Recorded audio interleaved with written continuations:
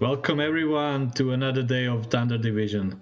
We are in the pre-show and today I have a very special guest, I would say. Again with me today is Sint, and for the special guests we have Nikki and Danzo. Hello guys. Hello. Guys, you're good? Yeah, no, doing fantastic. Like I'm so hyped for today. So I think we should get a little bit the feeling of last weekend, because last weekend was really a shocker. Like there was a lot of predictions I missed. And I think there are a lot of. I think a lot of people missed the predictions, Nish. That was not easy, predictable games. No. A lot of people expected Ake to lose. Obviously, they played draw again. Minerva Fury having kind of like a hard time as well against Revenant Order. So a lot of predictions are missed. I don't know. Interesting. And the people, I think that people don't really listen to our pre-show because we gave so many good tips, and usually everything we said that if you let Maku on his cockroach, he will definitely carry the game. And Stolen Angels just wanted to show us that we are wrong, and once again we were right. So I think today we are not going to see Hellcurt open for this match, but at the same time, since we have such a guest here, like guys, how do you see the happenings of Thunder Division so far? How do you like the new division we created? I think, to be fair, there's some really interesting teams. Like Ake, I really like them from the start. Like they have Mako, for example, he's so. His Hellcurt, like, is special. Like, you always need to ban it. You've seen from the last week, I think, when he played Hellcurt against not sure who, but he just dominated them with Hellcurt. Actually, last weekend, in both of the games, they let him play Hellcurt. They felt what it is, and then from that moment, he was banned.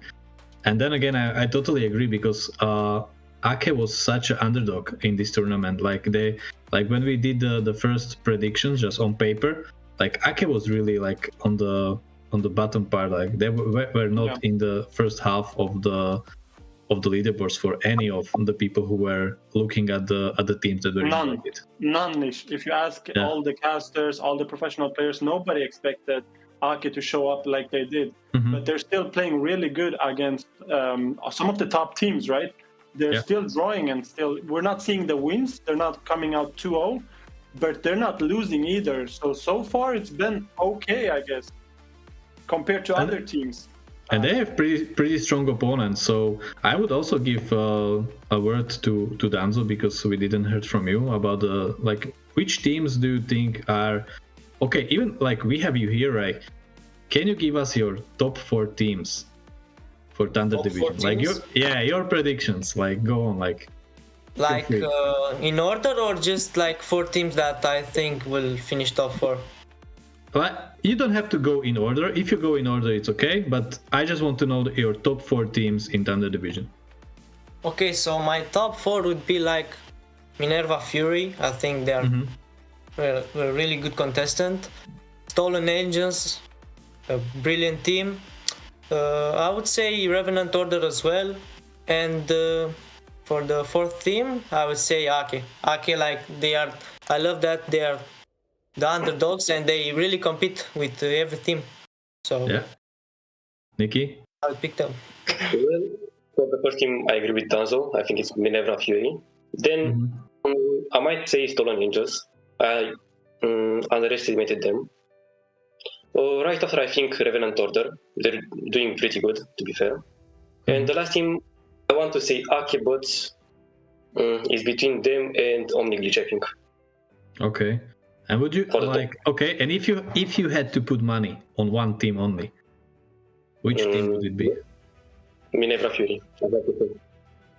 Okay. Nice. I think that since we have you here, I would just continue to a really, really interesting topic, and it's Rising Division, because you are a participant in Rising Division, and actually you were first last weekend, and right now you are in the second place of the leaderboard. So I think it's pretty safe to say that we will see you in the relegations promotions tournament. So what is your impression of Rising Division? Like, you are playing every weekend, so you already have 3 tournaments behind you. What are your feelings? Like, we changed the format. There's a lot of strong teams. What do you think about Rising Division?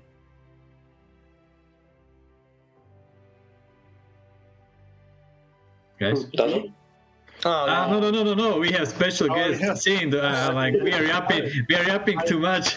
we have to let our guests talk a little bit. Yeah.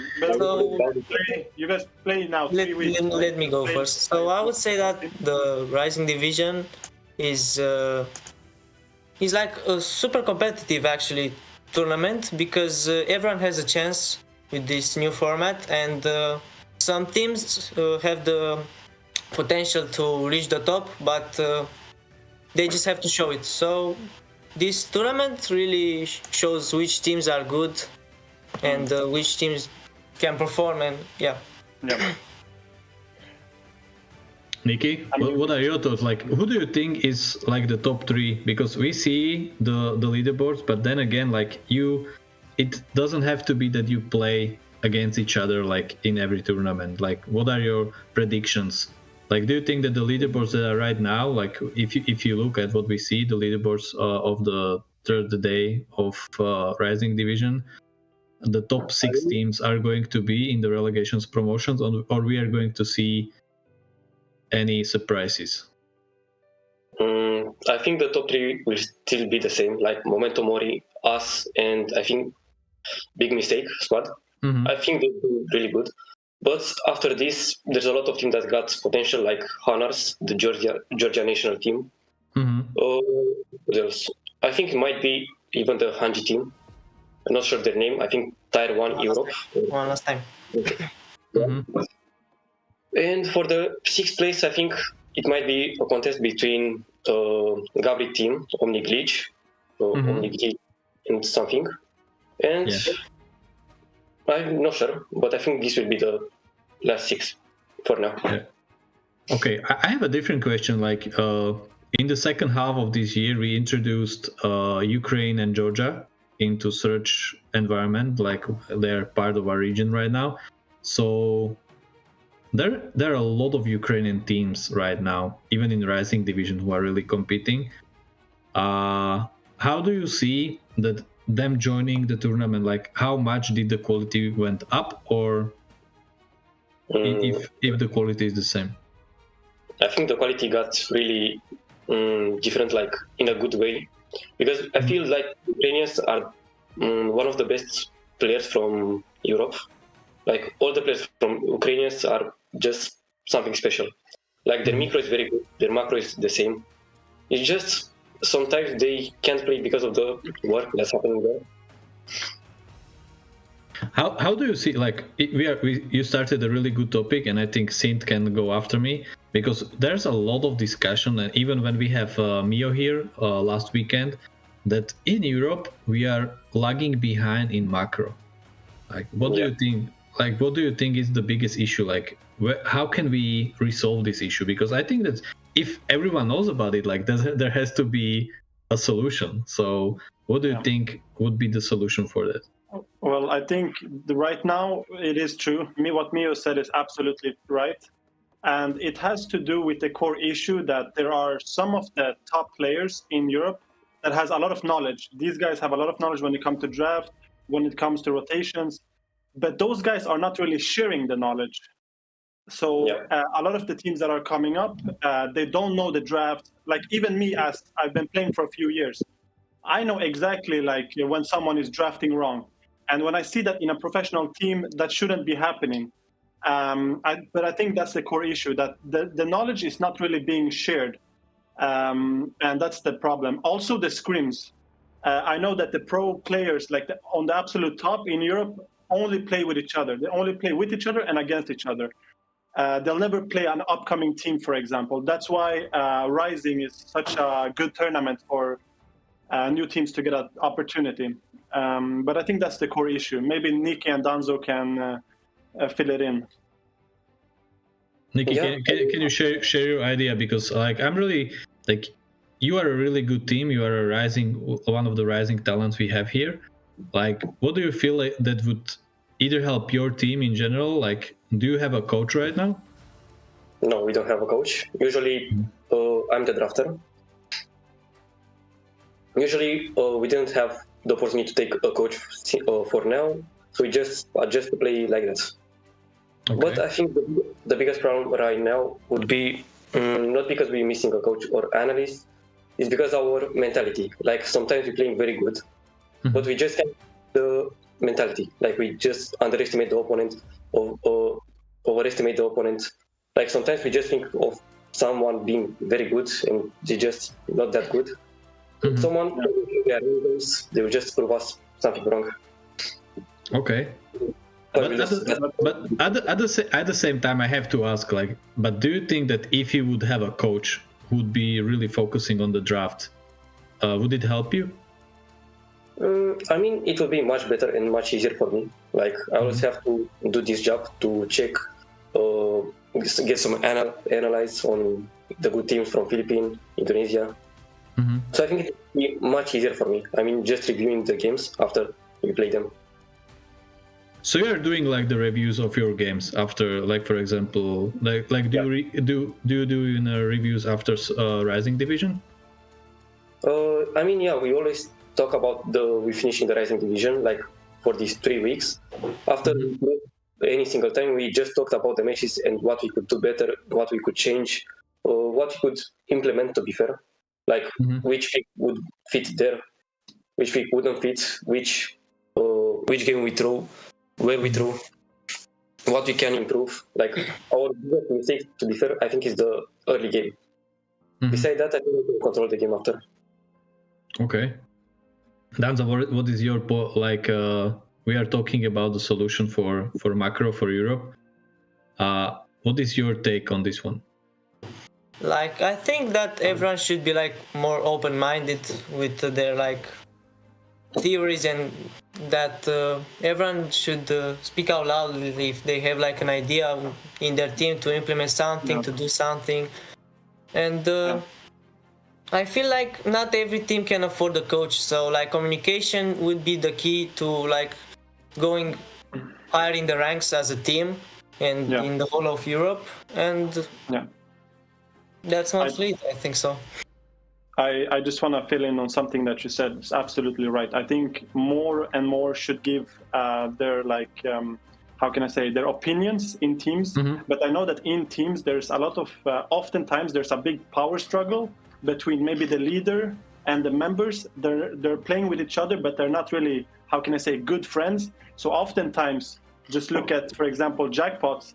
These guys, they're playing with each other. They're good players, but they're always tense, because those guys are not really best friends in that way, where they can both lift an opinion and say, hey, I'm playing marksman, but you on the roam, you should try to do this rotation. That might be a little bit off-putting. But I think what Danzo said is absolutely correct. I think if you reach a point with a team where you can kind of lift that opinion and work together to improve the gameplay, that's going to be much better. But again, it is that power struggle, like between the members and maybe the leaders, and so yeah, I think if more teams get the opportunity, absolutely they should kind of give their opinions about what to improve, because everybody's looking to win, right? So yeah, I just wanted to fill that in. Absolutely right here, Danzo. Yeah, let me ask a different question then. Like, I think that there's a lot of great players right now, and the meta is changing pretty fast in MLBB, I would say, because as you can see, like I would say that there's like what every 3 weeks, every 2 weeks, you have to look at the patch notes and see what changed, because like even right now, if you see Angela, like when I saw it for the first time, I was really shocked, and right now I would say that everyone is trying, everyone is playing it. So this is where I think the coach is a really good person to have in a team, or someone who may not be such a good player but has a lot of knowledge and has the time to check all the Philippines and Indonesia MPLs and bring this knowledge to the players. Like, this is something that, for example, I see that is missing, that we usually, when I talk to someone, it's usually like really good players, but I miss the component, like because in other sports, let's give a parallel. Like, for example, when you have hockey or something, usually the whole team that is working around hockey players are people who are super passionate about the sport or the field they are into, and they only bring the knowledge. They have the time to dissect and go in details and everything of all these small things. Like, maybe the solution doesn't have to be a coach, but it has to be a really passionate person who is friend with all the players, so the players know that what he's saying is like something he really is passionate about and is trying to help them as much as possible. And to have at least one person like that in your team, like, that's my take, if I can, of course. And yeah, I would leave this topic for now, because I have one last question for our special guest, and that is, since I know that from what I saw, if you are going to participate in the Rising Division and you will participate in the promotion relegations, which team are you most looking forward to play against? I think I'm pretty intentional with this, so I'm sorry about it.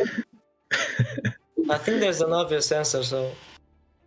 But yeah, everyone. I think everyone that saw my interview from ISF, if you remember about Zidel, my interview about Zidel, I think everyone wants to see the rematch between me and him. So I think Void Kids would be the one team that I would like playing against. And I think Zidel needs to take that rematch, because he's not been doing too good, right? He needs to repair some reputation. So maybe that could be the opportunity. I don't know. And actually, maybe it will be a bit of a motivation factor for him as well, and for the whole squad. Because I think whenever I was talking to them, I think they take even the losses pretty well, and they're always trying maybe to learn. Too well, though, Nish. Maybe too well. You shouldn't be taking losses and like that and be all good. You know, all good. The sun is out and it's happy day. Not when you're losing every game. Like, come on. Like, we still don't know what is happening. Maybe they are just really brave before all the rest, and they want to show the world that they still have the fighting spirit they should have, and that's the most important thing. But I think we should slowly move to predictions for today, because today we are really stacked with a lot of interesting games. And as I said, the first match, like, everyone wants to see, because we have the biggest underdogs, Team Ake against Minerva Fury, which everyone thinks are like really dominant. So I think this is a place for our special guest. Like, Nikki, what is your prediction for this one? I want to say 2-0 for Minerva, but Ake hero pool might be a bit different. They can adjust to some picks, like, they will just surprise them. It might be 1-1, but I think it would be 2-0, because I think Minerva can read them already after the 2 weeks. Yeah. Okay. Nardo?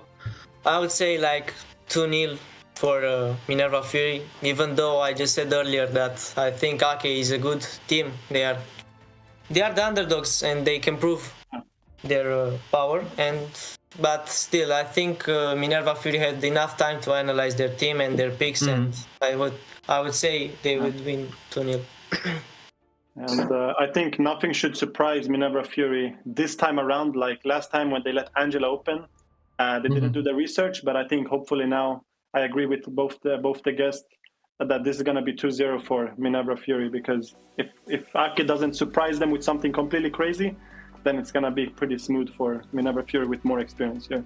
Yeah, actually, I have just one question for you guys. Do you think that there's enough ego in Minerva Fury that they will let because I think Stolen Angels did it purely because they want to show the dominance.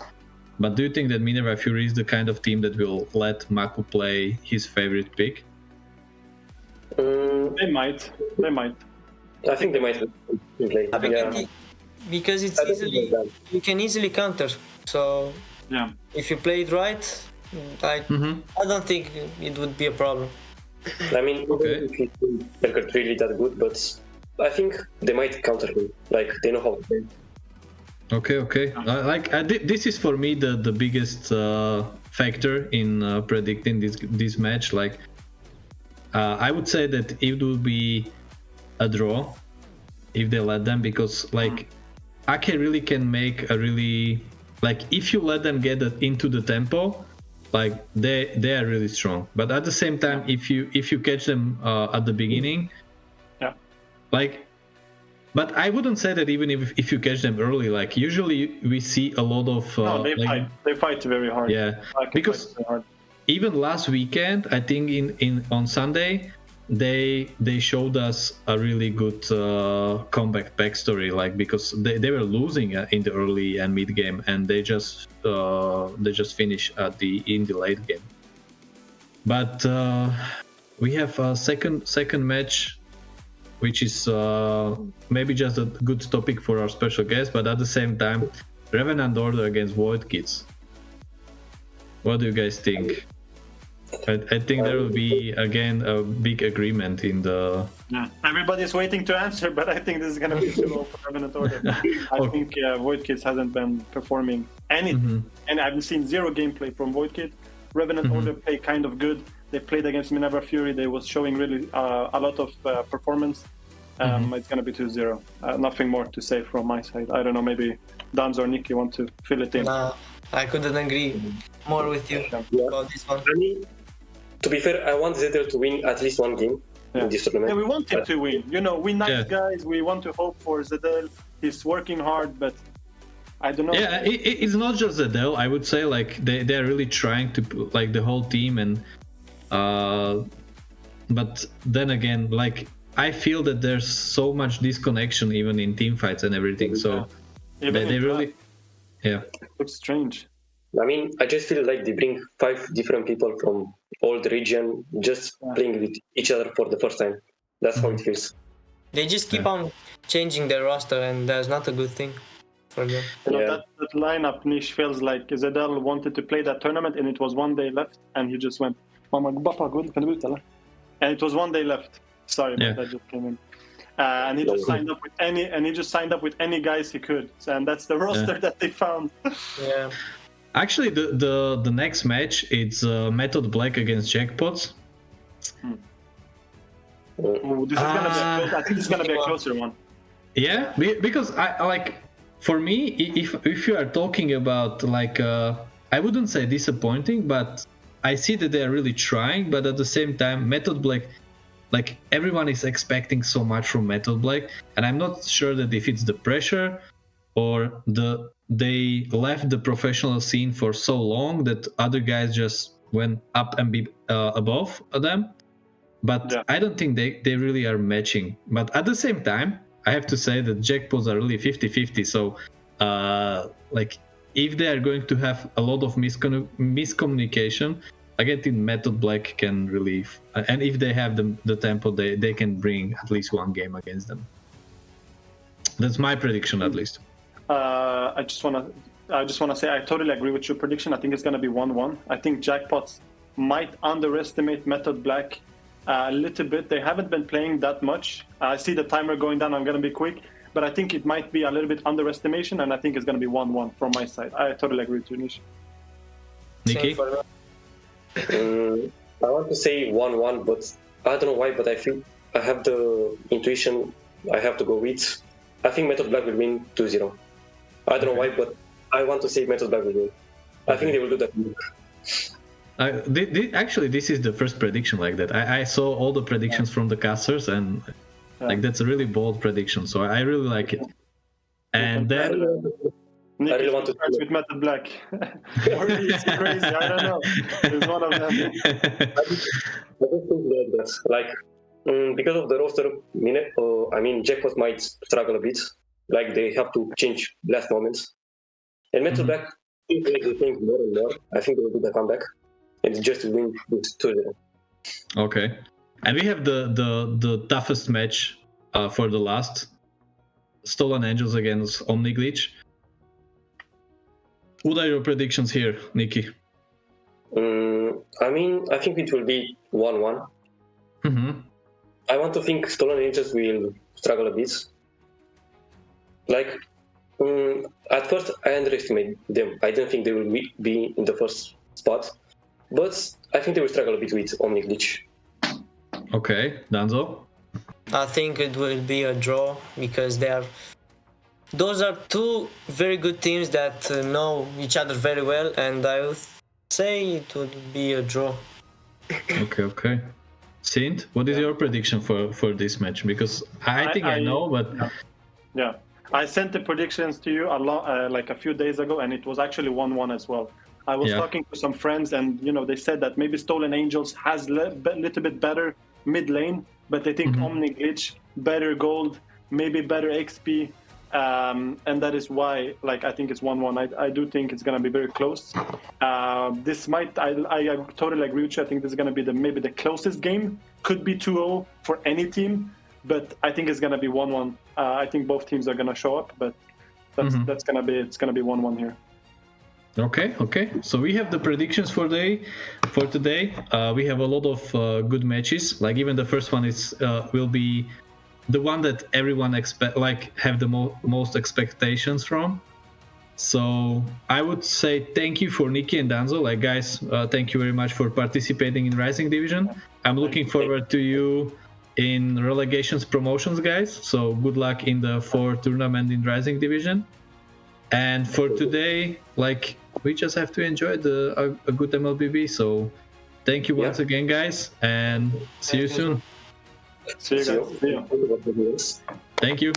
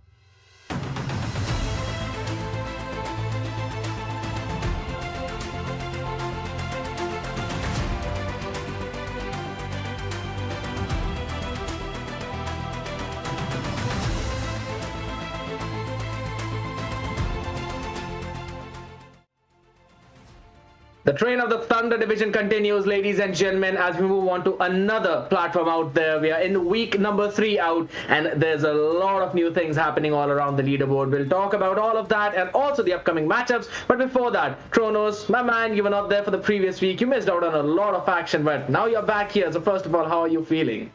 I'm doing great, Scared, and I think thank you so much for the warm welcome as well back. It's unfortunate that I wasn't able to see a couple of the games last week, but then hey, I did catch that savage from Yuichi for being the player of the week with that Granger as well, right? I mean, who really thinks you need stacks on that Granger and come late game you just need a couple of kills and next thing you know, you're weaving some magic? That's one of the surprising things that I eventually saw out there, because you really need those early few stacks with Granger to finally see that sort of damage. But Yuichi out there, man, he is doing God's work, and to be honest, that is also one of the reasons why we are finally seeing his team a little bit up out here. But ladies and gentlemen, it's going to be talked about in the latest segment out here. In the first match, it's going to be Ake taking on Minerva Fury. 2 games up in front of us. We've got an absolute new graphics out here, man. All the players out ready, out with their bands, with their picks, and we're seeing all those handsome dudes, one sitting right next to me. Yeah, man, thank you so much, Scared. But look at these handsome faces down there with those 10 players. Of course, we're talking about Ake versus Minerva Fury, our opening game for this week. Yeah. 3rd week we are in match number 1 right now. It's a best of 2, of course. You got Kyusen, Maku, Astra, Nandayo, Toby for Ake, as we all know. But on the other side for Minerva Fury, Primo Pancrat, Sensei, Bober, Rushik. That guy needs to be stopped. And of course, the Macaron as well. And looking at the bans so far, Scared, they don't want to give him that Hellcurt. You were talking about it behind the scenes as well. That Hellcurt is definitely a problem that they do not want to deal with. That's something you should simply just ban out now, because we've already seen how comfortable Maku is specifically on that Hellcurt. We've seen constantly and in multiple series now, right from the day 1 with Method Black and then following up in the next few series as well. I believe it even against Stolen Angels, Ake were able to steal that 1 game away. Now this is again an entirely new type of Ake that I want to see. Since the Hellcurt is now being banned out, you need to pull something out, because they have not been having success without it. Yeah, I think they need to find a way to work it out as well, right? They need to find different avenues to try and get the victory for themselves. Because I think Hellcurt, yes, he's great, but do you really want to be known as that team that's a one-trick Hellcurt, like Scaredy had said? Without the Hellcurt, they're not finding any possible ways of victory. They look like a lackluster team, if I may say so as well, right? Which kind of, to be honest, in the opposition, if you're their opponents, they're like, let's just ban the Hellcurt. After that, they're just a normal team. They do not want to be one of those. And you can see Astra as well, just staring into our souls the entire time. But the bans coming through, the Baxia, the Garok being taken off the table, so a lot of tankiness off the board. But right now, I feel like Ake might be looking to take away something that's super crucial in the current meta. Maybe the Isenshin, maybe the Lancelot, because those are the top 3 right now that are present. The Baxia is already taken away. Maybe the other 2 will wreak some havoc. I kind of agree as well, because we've constantly seen a lot of those bans coming in. It's going to be Zuxin. It's fair enough. It seems like they kind of want to prioritize the CC right now, considering we normally see her being banned out, at least on the red side. They want to try and make sure that that doesn't go through out there. But as you very well mentioned, even the Yi Sun Shin is one of the biggest priority picks out here right now. As soon as you pick Yi Sun Shin, yes, now you can very well go with a double fighter into both of your side lanes. And that adds a next level of layering into your composition, because mostly it's Ruby. Now, in order to deal with the Ruby, yeah, good luck trying to dive onto her, because that's exactly what she wants. Falling down on Minerva Fury side as well, right? We expected this team to pull off some miraculous games. We constantly expected them to maybe 2-0 their most of the matchups, specifically against Revenant Order, against Jackpots, but that hasn't really been the case. It's only Omni Glitch where they actually won a 2-0, and apart from that, this team has also been on that struggling end. Yeah, I think the struggle for Minerva Fury is just the fact that they're not able to pick themselves up after a loss, right? Because I feel like they're definitely one of those stronger teams out there. And I think Ake, I mean, man, right now, I don't really want to talk about the teams. I want to talk about the new patch. Did you even play that new patch, Scared? I've been grinding since morning, man, and I kid you not, it's been absolutely annoying the heck out of me. But I love how roamers are now finally getting what they really deserve, right? The more vision you give, the more EXP you finally gain. I love that segment. You know what? I don't think I think the roamers, as a roamer myself, I think roamers are right now getting paid to do their job. Yeah. Right, you're getting bonuses to do your job. So at my point, it's like, why are you really rewarding something that they should be doing in the first place? So that kind of changes the way you play the game and changes the approach that you're taking as well. And certain heroes that were good in the roam position, just because they could help get the jungler level 4 a bit faster, might not be as viable anymore. More invasive comps, a lot of mobility is being rewarded, and aggression as well at the same time. So if you're not playing aggressive, you're not playing the game right. That's what I feel like it's gonna be. And right now on the blue side though, however, Ake first pick locking onto that Kimmy. Ooh, might be a different story, might be difficult, but hey, I'm looking at that guy, Bobarushik. We've seen it before. That Arlott. Interesting thing on that Arlott is, yes, that's absolutely fine. It's all cool, fun and games. Though, but Pancrat locking in that Moscow is something that's pretty new for me. I wasn't really expecting them to. No, it's not even about not liking it. I mean, let's be brutally honest. It could have very well been picked up in the second phase of that first picking phase. So I think so that could have been the case. But them locking that Moscow very early on is pretty surprising for me, because now all Aki needs to do is just take a little bit of extra long range heroes, and Moscow is going to be struggling in through most of that game. Yeah, I think this Moskov maybe waiting for the Malefic gun, right? I think that's what they're waiting for, to try and get that extra bit of range and then be a problem. But also at the same time, it kind of prevents Ake from picking up an assassin, because you're looking to go for a 1v1, and then the Moskov is one of those marksmen that can actually be really great in a 1v1 phase, especially if you're a Joy, maybe even if you're a Lancelot, because hey, Lancelot's still not picked up, even the Eastern Shin at this point, just because you have that Spear of Misery, right? Just because you have that potential to try and outplay an opponent kind of plays into their mind. And of course you have that split pushing capability coming in from that SOD. So that's something I think Minerva Fury are looking at. That's why maybe locking it down a little too early. But I agree. I think you could have gone for it in the final pick in the first phase, right? While you're seeing Moskov and Arlott trying to go through the door in and out, of course, the assassin being picked up, the Hayabusa, looking to take away this Kimmy. And I think this Kimmy is definitely going to have a harder time now. But then, Scared, I know, I see that face you made. Is it because the Lunox gets picked up at the same time? Because now you're slotting the Kimmy in the gold lane, aren't you? Exactly, and I have absolutely no clue how well that's going to work. That's a very new way of the playing out this kind of composition for me from the side of Arcade, because yes, I understand Kimmy, you've kind of got that range as well, you've got that ultimate to get that extra bit of CC in, but I don't really like Kimmy into that goal lane. I've tried it, I don't think so it kind of works. And with Macaron now picking up on this Hayabusa early on in the first picking phase, I absolutely like that idea, because now you'd really need to send someone to help Kimmy out. Otherwise, Kimmy will be picked off multiple times, and you would not want that, because Hayabusa would want those early levels and individual fights until he turns level 12. So that's going to be an Arke not really being able to press onto that aggressive end, considering even in mid, they've got Lunox, who requires a lot of scaling. Yeah, I think scaling is the name of the game for Ake. Even in the EXP lane, right? Yu Zhong's not really that good until he reaches the level 4 mark. Yes, you have the potential to outplay in the early game, but again, you need to scale. You need to have some sort of items to dish out damage, or even trying to get that Shah residue back. So at this point, I feel like, yes, Ake, hopefully they don't lock in the Eastern Shin later on in the jungle, because then you're just like looking for trouble, right? At that point, you just really just want to scale, and I don't think Minerva Fury are one of those teams that are gonna just let you walk over all over them. So at this point, the Farsa being banned out, the Fredrin taken out on the other side.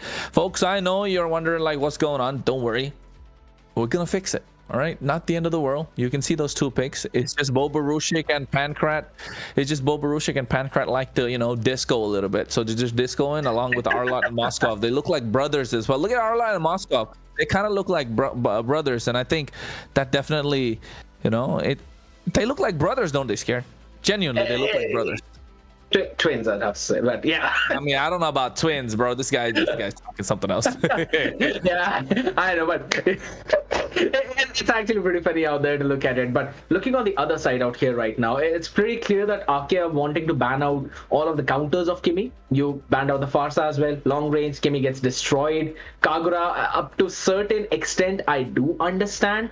But I still feel that there's a lot of options. If you're Minerva Fury out here right now, there's Asian as well. You can try and pick her up. You've got that mobility, a little bit of range. I don't think so an E would be a good choice because you've already got a Yuzhong on the other side, so that's another pick which Yuzhong directly counters. And I would also say the only reason why that Yuzhong has been picked up is to make sure that Moscow is kept in check. Yes, you've got a decent amount of mobility with the ultimate, and you can easily close in that gap as well with the Black Dragon form, and it becomes pretty difficult for Moscow to try and survive against a flying dragon. So that's the idea, but it seems like with that Kimi pick into that gold lane, you do need a front to back composition. So you need still one more pretty solid front line. I don't know about front line, man. Whatever front line they're picking, it's not going to be able to move for quite some time. Going against that Selena, the Arlott, the Moskov. I think Arlott's had enough time going to the disco. Moskov's still there. But yeah, I don't know. You're looking for someone that's really strong in the early game, right? For Ake right now, what can it be? You're looking for maybe a Tigreal, maybe. Oh no, they lock down the Lancelot. Yes, it makes sense. You need that early game prowess, but the Badang though, is that really someone that you want to be moving around? Yes, you have the fist crack that can kind. You have the CC immunity from that. But I'm not really sure. Scared, what are your thoughts? I mean, I don't like Ake's composition so far. I don't like either because I don't see any synergy between their picks. That's the main thing. Individually, I understand the idea that they're going for. They want Kyusen on that comfort pick of Lunox. Absolutely fine. Nandayo on that pick of Kimi. Or it could also be the case that it could be a very simple mid lane Kimi and gold lane Lunox. You can try and play around that fact though. It kind of slipped my mind. And fun fact, I was playing gold lane Lunox today, like in quite a few games. Yes, works out well, but you need a lot of scaling out there. So Kimi as well, if you really think about it, in mid lane, yes, needs a decent amount of scaling too. You don't really have a lot of early game presence. You can't do anything until you turn level 4. But the only good thing in their way is the fact that there's Macaron on Hayabusa, who himself requires that level 4, but Sensei on the Cillian is going to annoy the heck out of them. Now, considering Phoveus in the EXP, that's a lot of domination. They're winning out on some of the crucial matchups of the game. Yep, I agree, and I think that's going to be a slight bit of a, not slight, that's going to be the main difference maker as well, the big factor that kind of changes the game. That Phoveus is going to be a false engage. He's always going to be the false engage that tries to go in, and then all of a sudden, the Arlott is just going to wreak absolute havoc. I mean, and to be honest, man, Phoveus or Arlott, Boba Rushik is going to make it work. Because, ladies and gentlemen, as you can look at the graphics on your screen, it is the Alice. No, wait, you know what? I think this is not the right one. I definitely don't think that's what they picked up. Oh my goodness, that seems like there's been quite a few common picks coming in as well between Primo and Pancrat, but it's absolutely fine, people. Certain things like that happen as we move on into the game in the Land of Dawn. The first one of the evening, Ake on the blue taking on Minerva Fury on the red. Yeah, and I think so far you can take a look at the predictions of this series, folks. I call it a 1-1. Why? Just because I know how Ake are really good. They're resilient. Just hope that they find their footing. But of course, before I could complete the rest, feels like, Giratina didn't like me no more. Just took it off. But you can see right now, Toby taking a lot of damage as well at the same time. Scared, what was your prediction? Yeah, it was a 2-0 in favor of Minerva Fury. I thought that they're going to learn the lessons from what Stone Angel said. Oh, rather, never mind. You know what? Mine is 1-1. Mine is 1-1. It was Warren who actually went in for a 2-0. I'm also a believer, man, out here. Not just Warren, along with Zakota and Synth as well. They're looking for a 2-0 for Minerva Fury, so not giving anything for Ake whatsoever. No benefit of the doubt. They just think that this is a one-trick Hellcurt team that once that hero is taken away from the Land of Dawn, it's going to be difficult for them to come up. And I think you're right, Scared. It's that Lunox in the gold lane, Kimi in the mid lane as well. So something is working out for Ake. They're throwing in some doozies. Hopefully it just works out for them in the long run. Yeah, I agree out here. This is going to be something that you'd really want to focus down on in the early game right now, because Arke would not want to take aggressive fights. They would want to play it slow, play it safe. Apart from Maku on that Lancelot, there's nothing but look at bot. Oh, wait. First blood already in the hands of Maku. Able to go through, able to get that kill quite easily with the Phantom Execution also being used up. The turtle is up for grabs. And I think Primo is just looking for a level 4, man. Once Primo hits that power spike, it's going to be all hell breaks loose. It's going to be something that they would want to focus on. But the fun fact is out here, Primo's still level 3. He can't really do anything until he turns level 4, and Toby's constantly poking him out. So that could be very advantageous for Arke in this turtle, because either ways, Lancelot has a better execution line than a Hayabusa. Yep, the Lancelot definitely has those iframes to help him out, right? A lot better in terms of going against the assassin battle with the Hayabusa. I think Macaron came out on top of that one, able to steal that creep away. But here, the rotations wise scared, I'm not sure. I feel like Hayabusa is definitely lacking behind. He's not just lacking behind, he's way too far behind.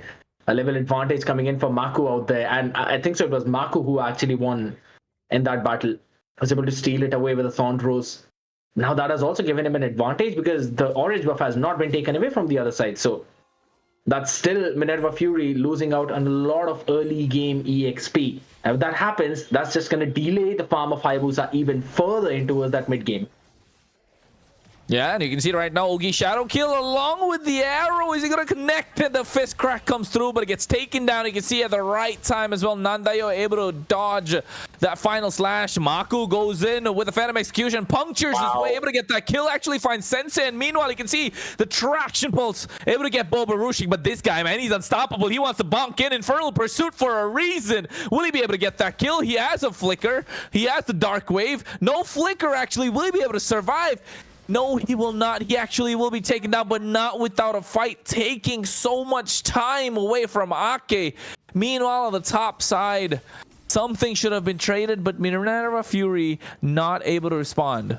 Yeah, that's a big factor now coming in out here, because I'll be brutally honest. Boba Rusik was able to buy a lot of time for his team. And they were able to get a good trade out there in mid, but not really enough. It's still Arke who've got a 1.4k gold lead coming in. And I'd have to say, Arke's gold lane scaling is actually pretty decent if I'd have to compare it to Pancrat. Yes, Pancrat will have a lot of advantage in terms of pushing out the lanes. And now you combine it with Macaron on that Hayabusa, that's a lot of lane clearing in the mid to late game that you'll have to worry about. But right now, it's going to be the turtle. Yeah, you can see these arrows are starting to be a little problematic. Phantom Execution, I think, able to get out of harm's way. Hayabusa, Macaron, he's not having a great time. Again, it's all thanks to the pressure that Sensei is creating for Minerva Fury that they're still able to hold on. Otherwise, this would have been a complete walkover coming in from Ake in the early game, at least.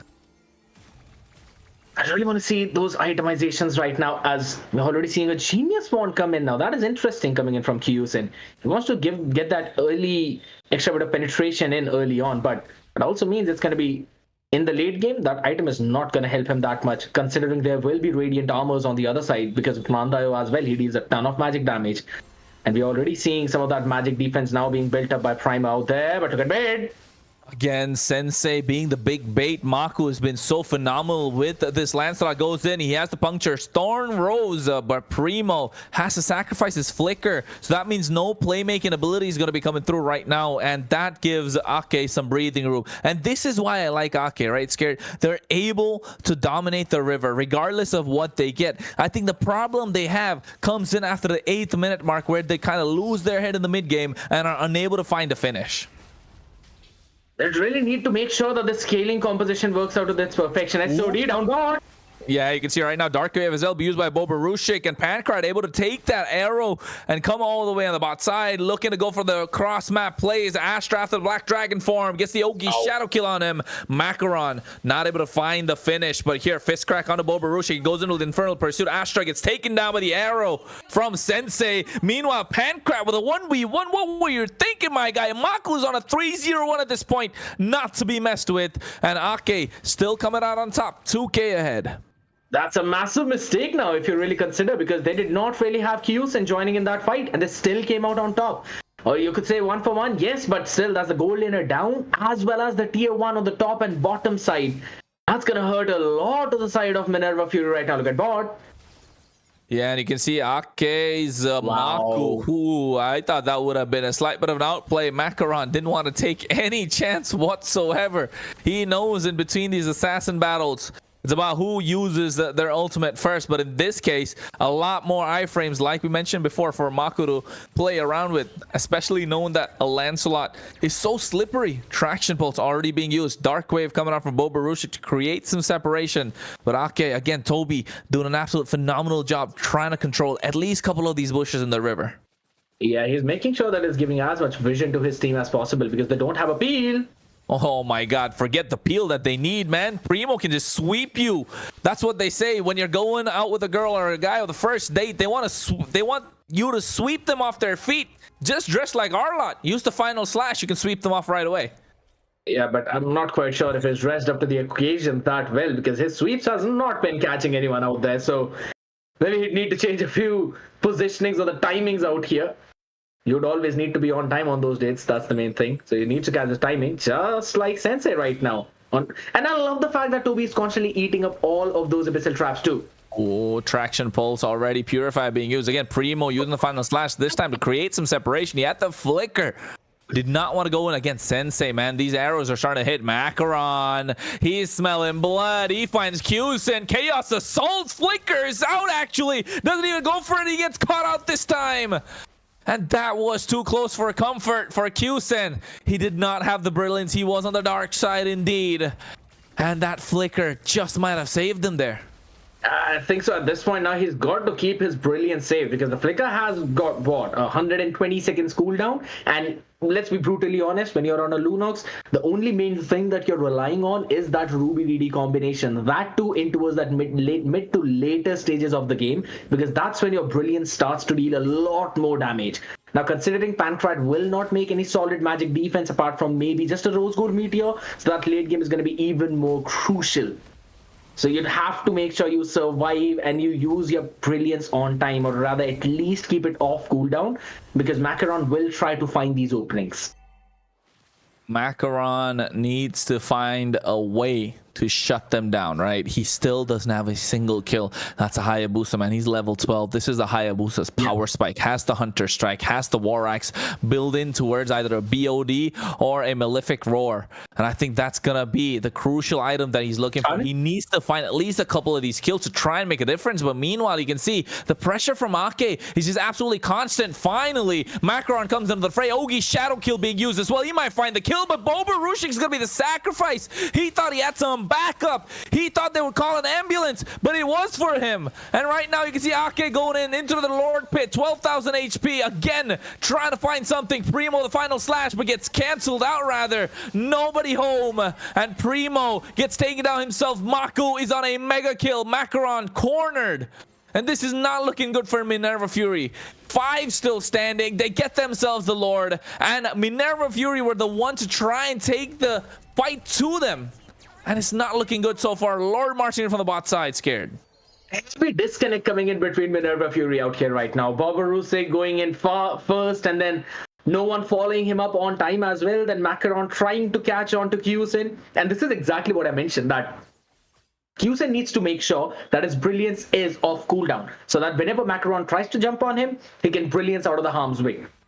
Really love that he was able to quickly do it and understand after that one big fight that happened now. But it's going to be the Lord. Tier 2s should fall considering the 4,000 farm difference in favor of Ake. But it's going to be those inhibitors which are going to be the main focus.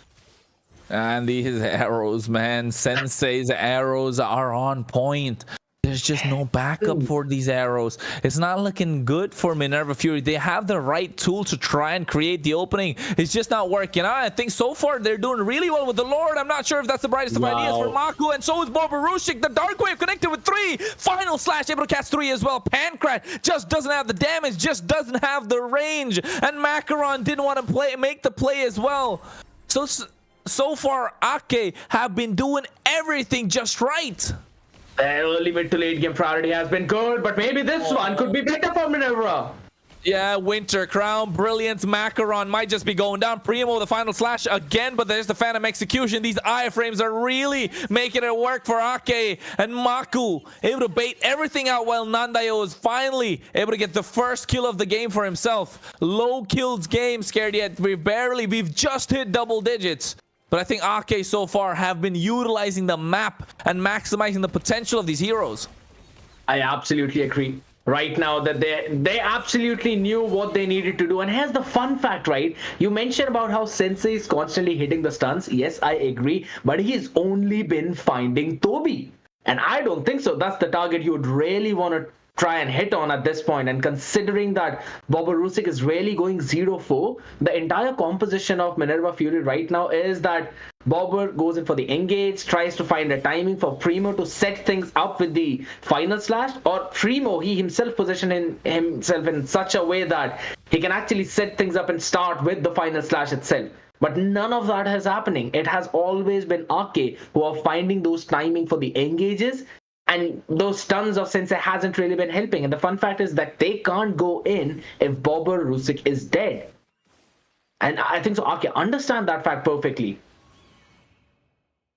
Yeah, I think Ake know that as well. That's why Toby's there, right? That's why Toby has been there the entire time. And that's why they picked up the Badang as well for that fist crack to get that CC immunity. They're kind of being a big difference maker. You can see right now they've got a brute force. They got themselves a blade armor. I mean, I even forgot the last item after looking at the fact that they got themselves the Lord, which is coming on the bot side.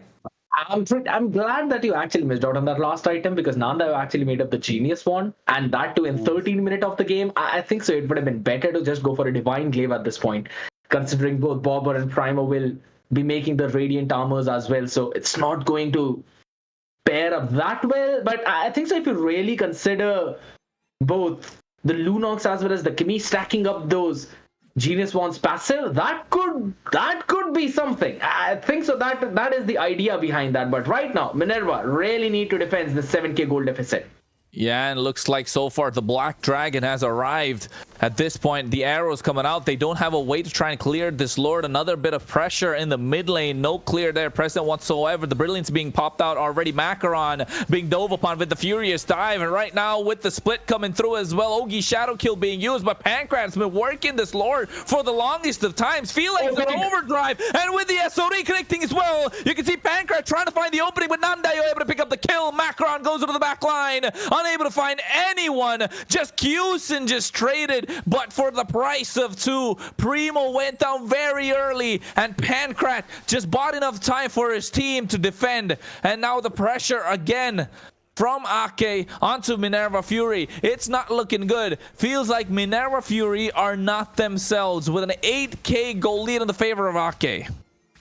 They've already reached the 46k gold mark. Is the 43 that you'd want to see, so that all of your main players have got their main power spike items.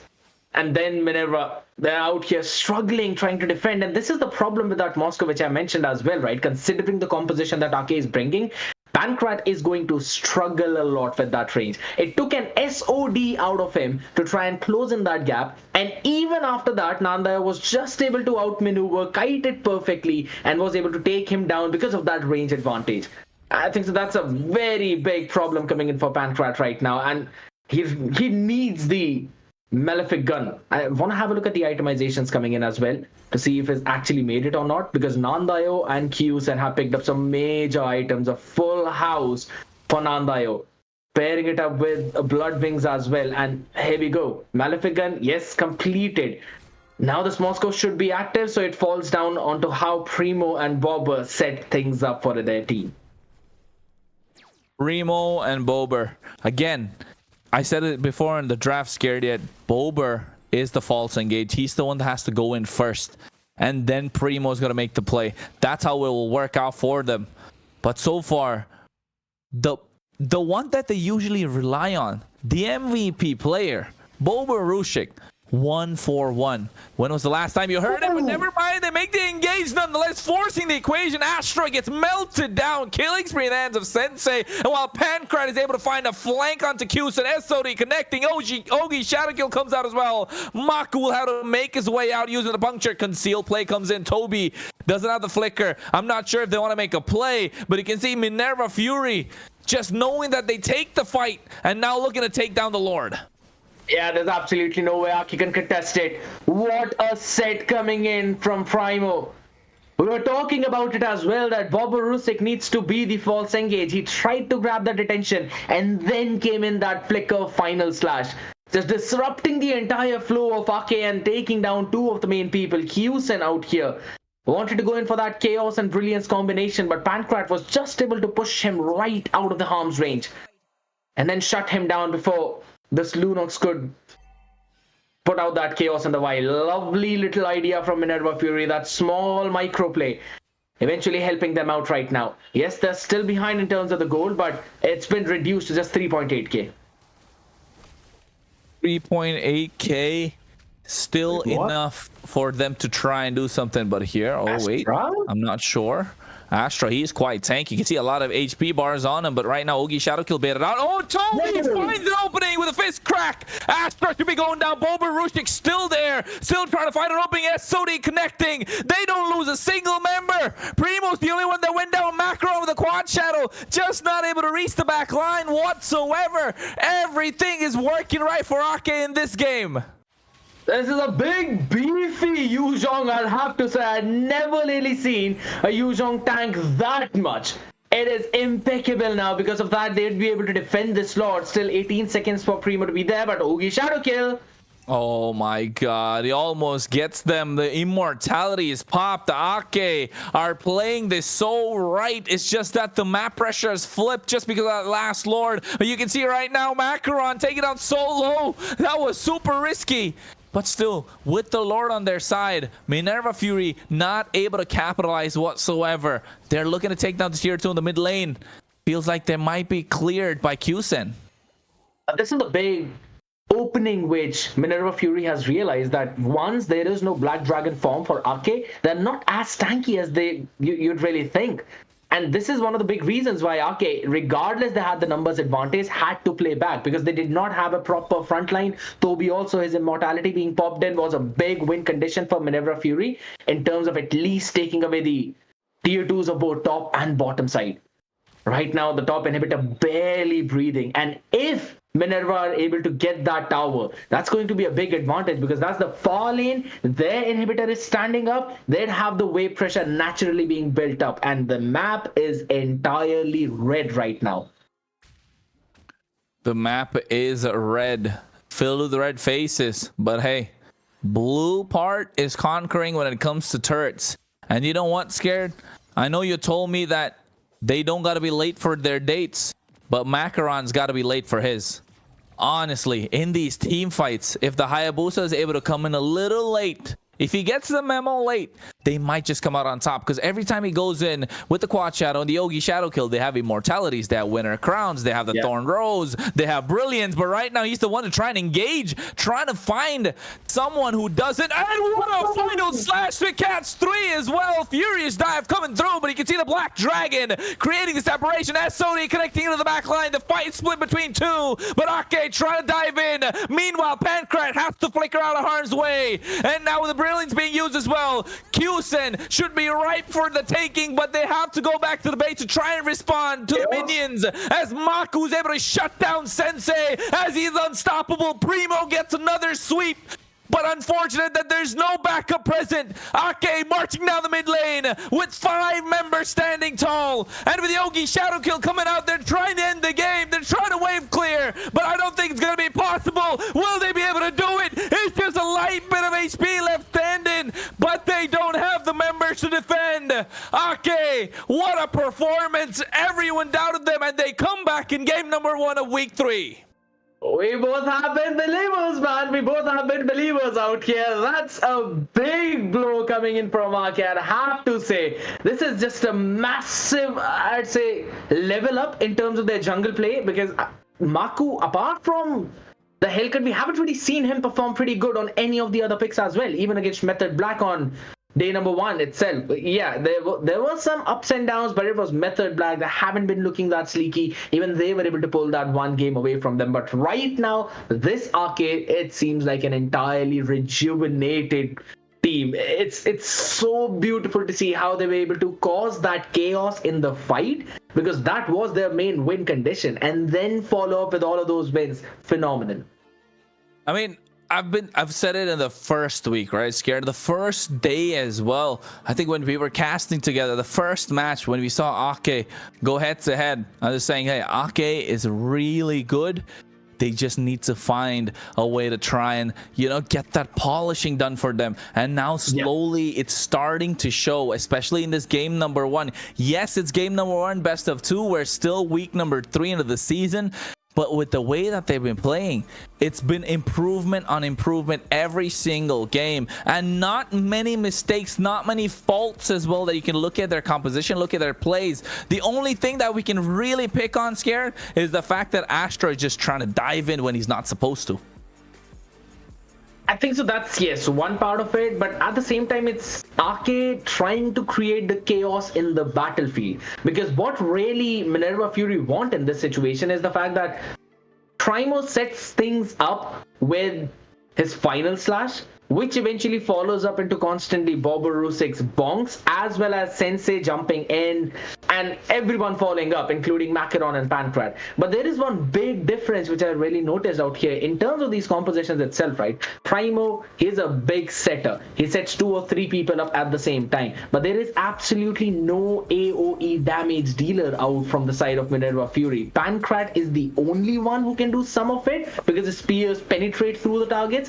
Macaron, if his Oogie Shadow Kill splits up into multiple people, that is the worst possible scenario for him. Sensei doesn't really have a lot of AoE damage with him, right? He's on a Selena, that's a single target pickoff. So they had a few heroes that were of pick-off composition, while they had their roamers setting some big chain CC up for the other side. I think so that was one of the big flaws coming in for the side of Minerva Fury, to which Ake was able to capitalize on super well. And I think so it was their idea of just creating the chaos in the field so that their players can find the openings on the backline, maybe on Pancrat, and that's exactly what Qsin was finding. Yeah, I think that opening is what they needed and finally somehow found it. But man, according to you, Scared, who do you think the MVP is? It's a good question, but I think so I'm still gonna give it to Maku. He was controlling the game since the first minute and did not really have a lot of support apart from Toby. I'm looking at the replay. I'm looking at the replay as well at the same time.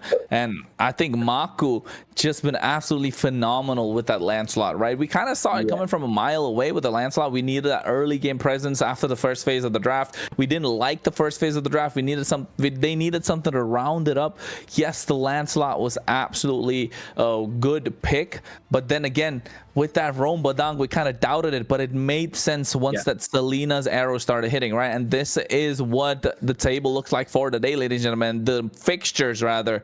Ake versus Minerva Fury for the first one. Revenant Order versus Void Kids. Method Black versus Jackpots. Stolen Angels and Omniglitch for the last one. But of course, the first one starting out with a banger. And right now, with that one win, feels like Minerva Fury have dropped a little bit and Ake are looking to climb. And if they win the next one, they just might end up on top of Minerva Fury. Absolutely. If anything, they'd end up in the top 2, equalizing the score with Stolen Angels. But yes, Stolen Angels are yet to play a game, ladies and gentlemen. So we'll be seeing some of the more toppling downs out here. But Minerva Fury being on that 4th position and Ake being on the 5th one. So it's going to be a very crucial game for both of these teams. The best that could happen for Minerva Fury right now is that they gain 1 point out of that by equalizing the scoreline with 1-1. And the best that could happen to Ake right now is that they topple down everyone that are on top of them apart from Stolen Angels. So I think so they'll be looking forward for it at this point because momentum is in their side. Now you banned out the Hellcat for the respect ban, and there have been scenarios where now you've got to take care of Maku's Lancelot too. So maybe there's going to be a deny pick coming in by Minerva Fury, considering they will be on the blue side now. Yep, it should be that they have swapped sides, but at the same time I feel like Boborushik, man, he was chained. He was a caged animal in the previous game. You know what happens to a caged animal when he's hungry. Gonna unleash the beast, the next one. So hopefully we get to see the Bobarushik that we all know.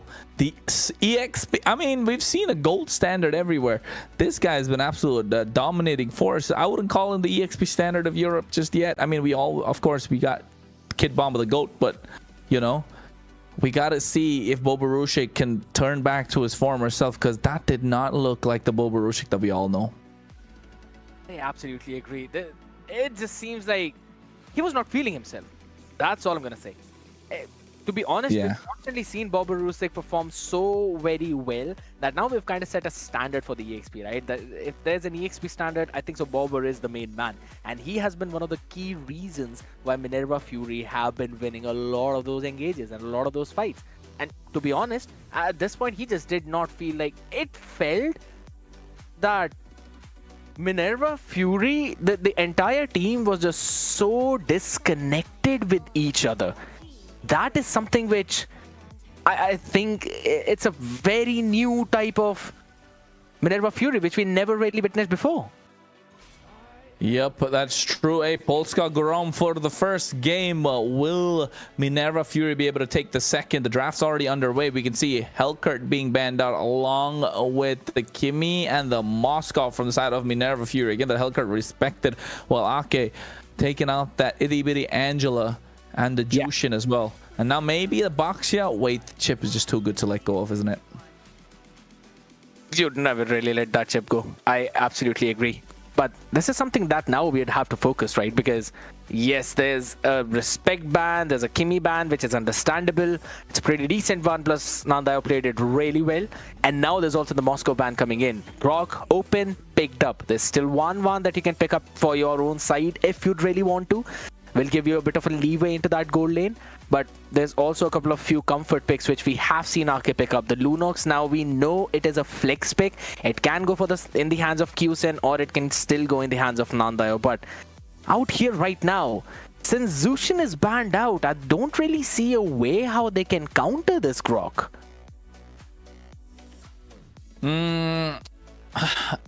Yes, Grok is great. I don't really think you need Jushin to counter the Grok, though. I mean, we can agree to disagree there. But again, the question still begs. Who's going to stop this Grok? Right? That question is still there. If Grok can be stopped at this point, especially in the roam position. So far, they're looking for tank shredders. With that Lunox already being revealed where it's going to be in the mid lane, along with Kyusen picking up that Harith in the gold. So they're just reveal their cards quite hard here. But Minerva Fury, they should respond with something strong. Oh my god. Bobarushik got a hand on the CC.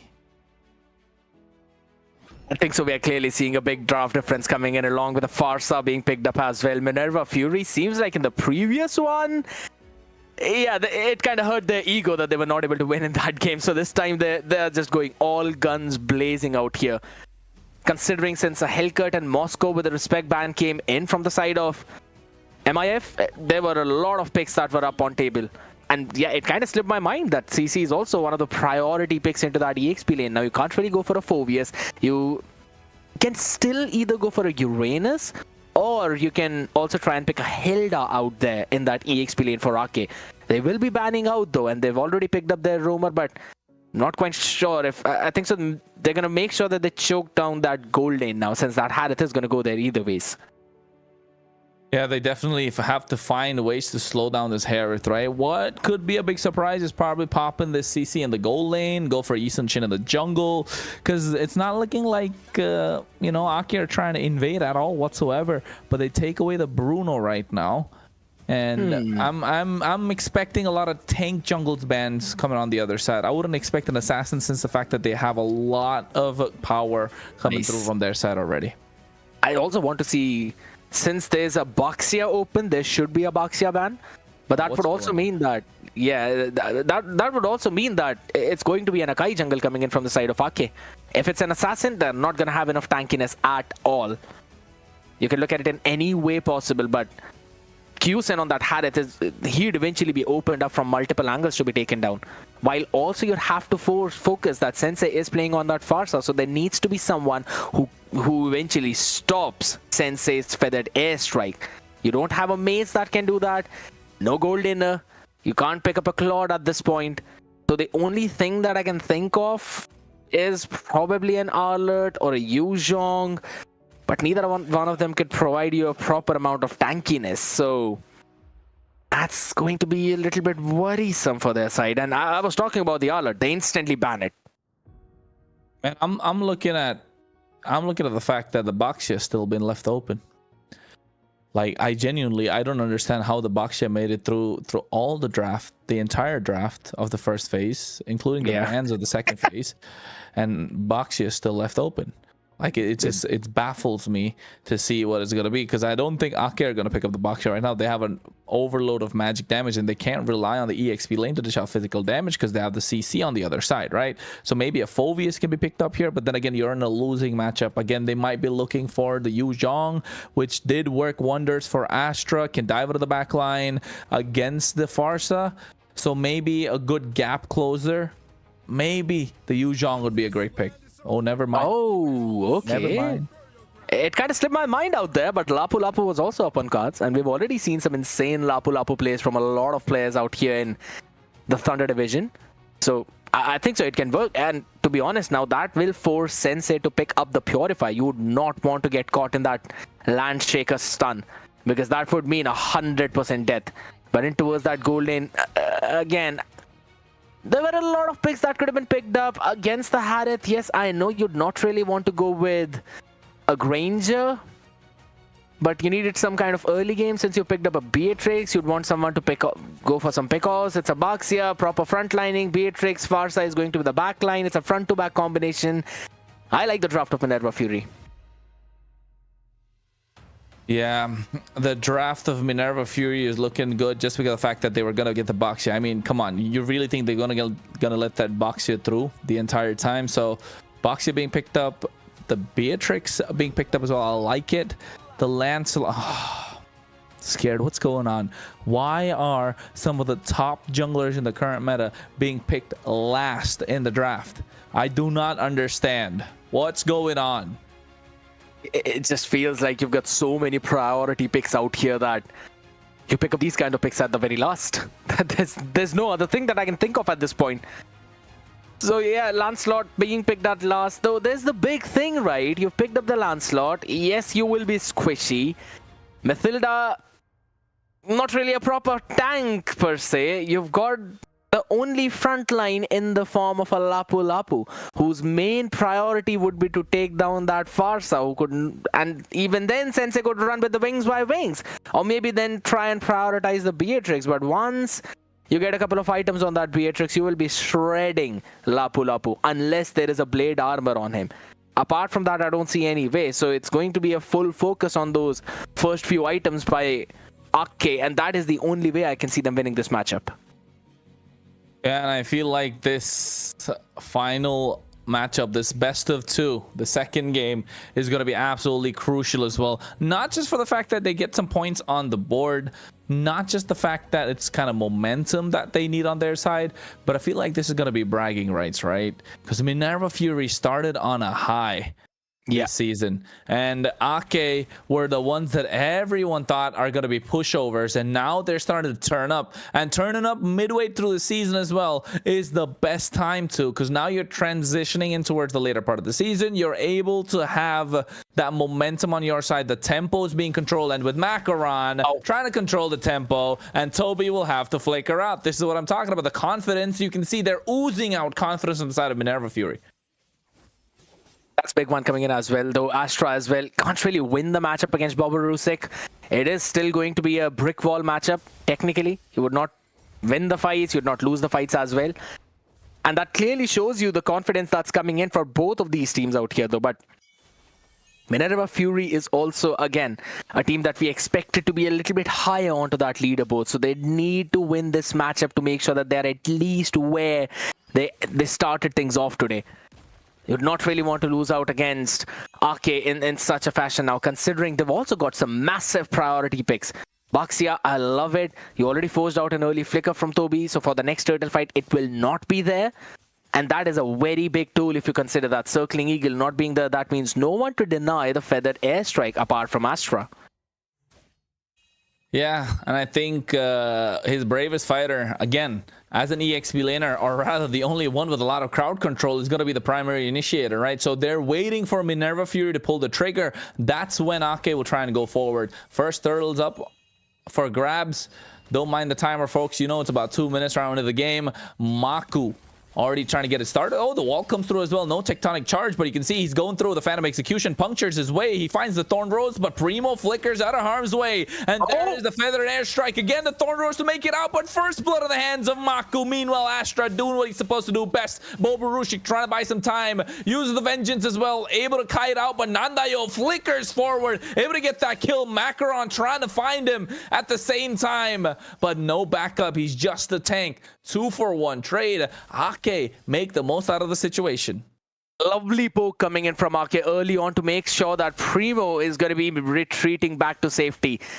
And only because of that now you can clearly see that since he was all the way back, there was no one to protect Sensei the Creator, because Bobarushik and Macaron dived onto the enemy backline. Now that left room open for Nandayo to go in for the quick Chaos Assault into the Feathered Airstrike to deny that. That is fantastic, but look at that again.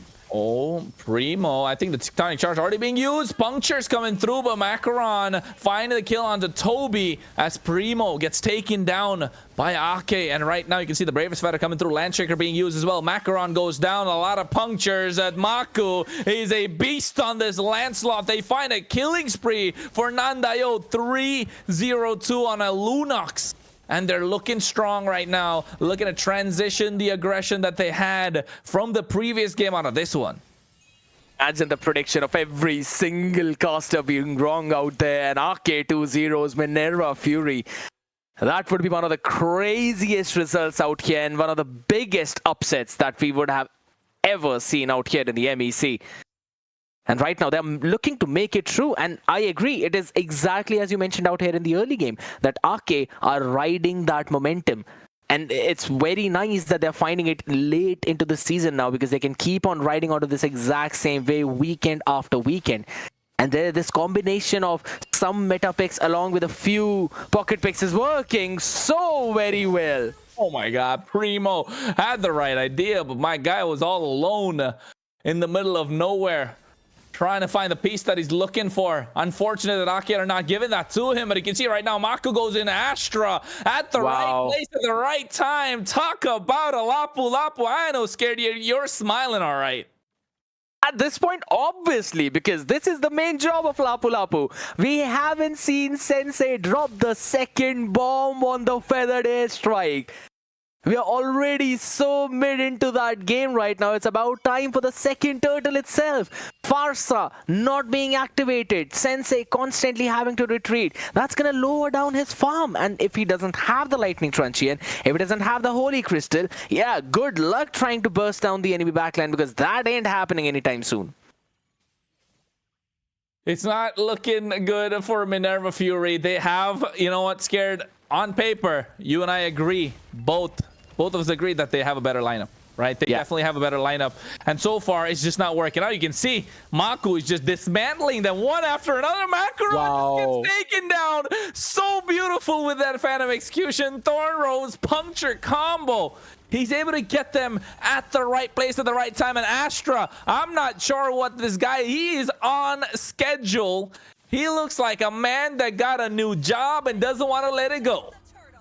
That's skill 2 after you use the Bravest Fighter. That gives you extra bit of tankiness by reducing the amount of damage you get taken. That's massive. Oh no, here comes Circling Eagle looking for the knockup, finds it. Sensei able to use the Feathered Airstrike. This time nobody there to take him. Never mind, Nandayo comes into the fray with the Chaos Assault and the Flicker. Able to make sure that Sensei does not have any breathing room. Takes down Primo and makes it out of harm's way.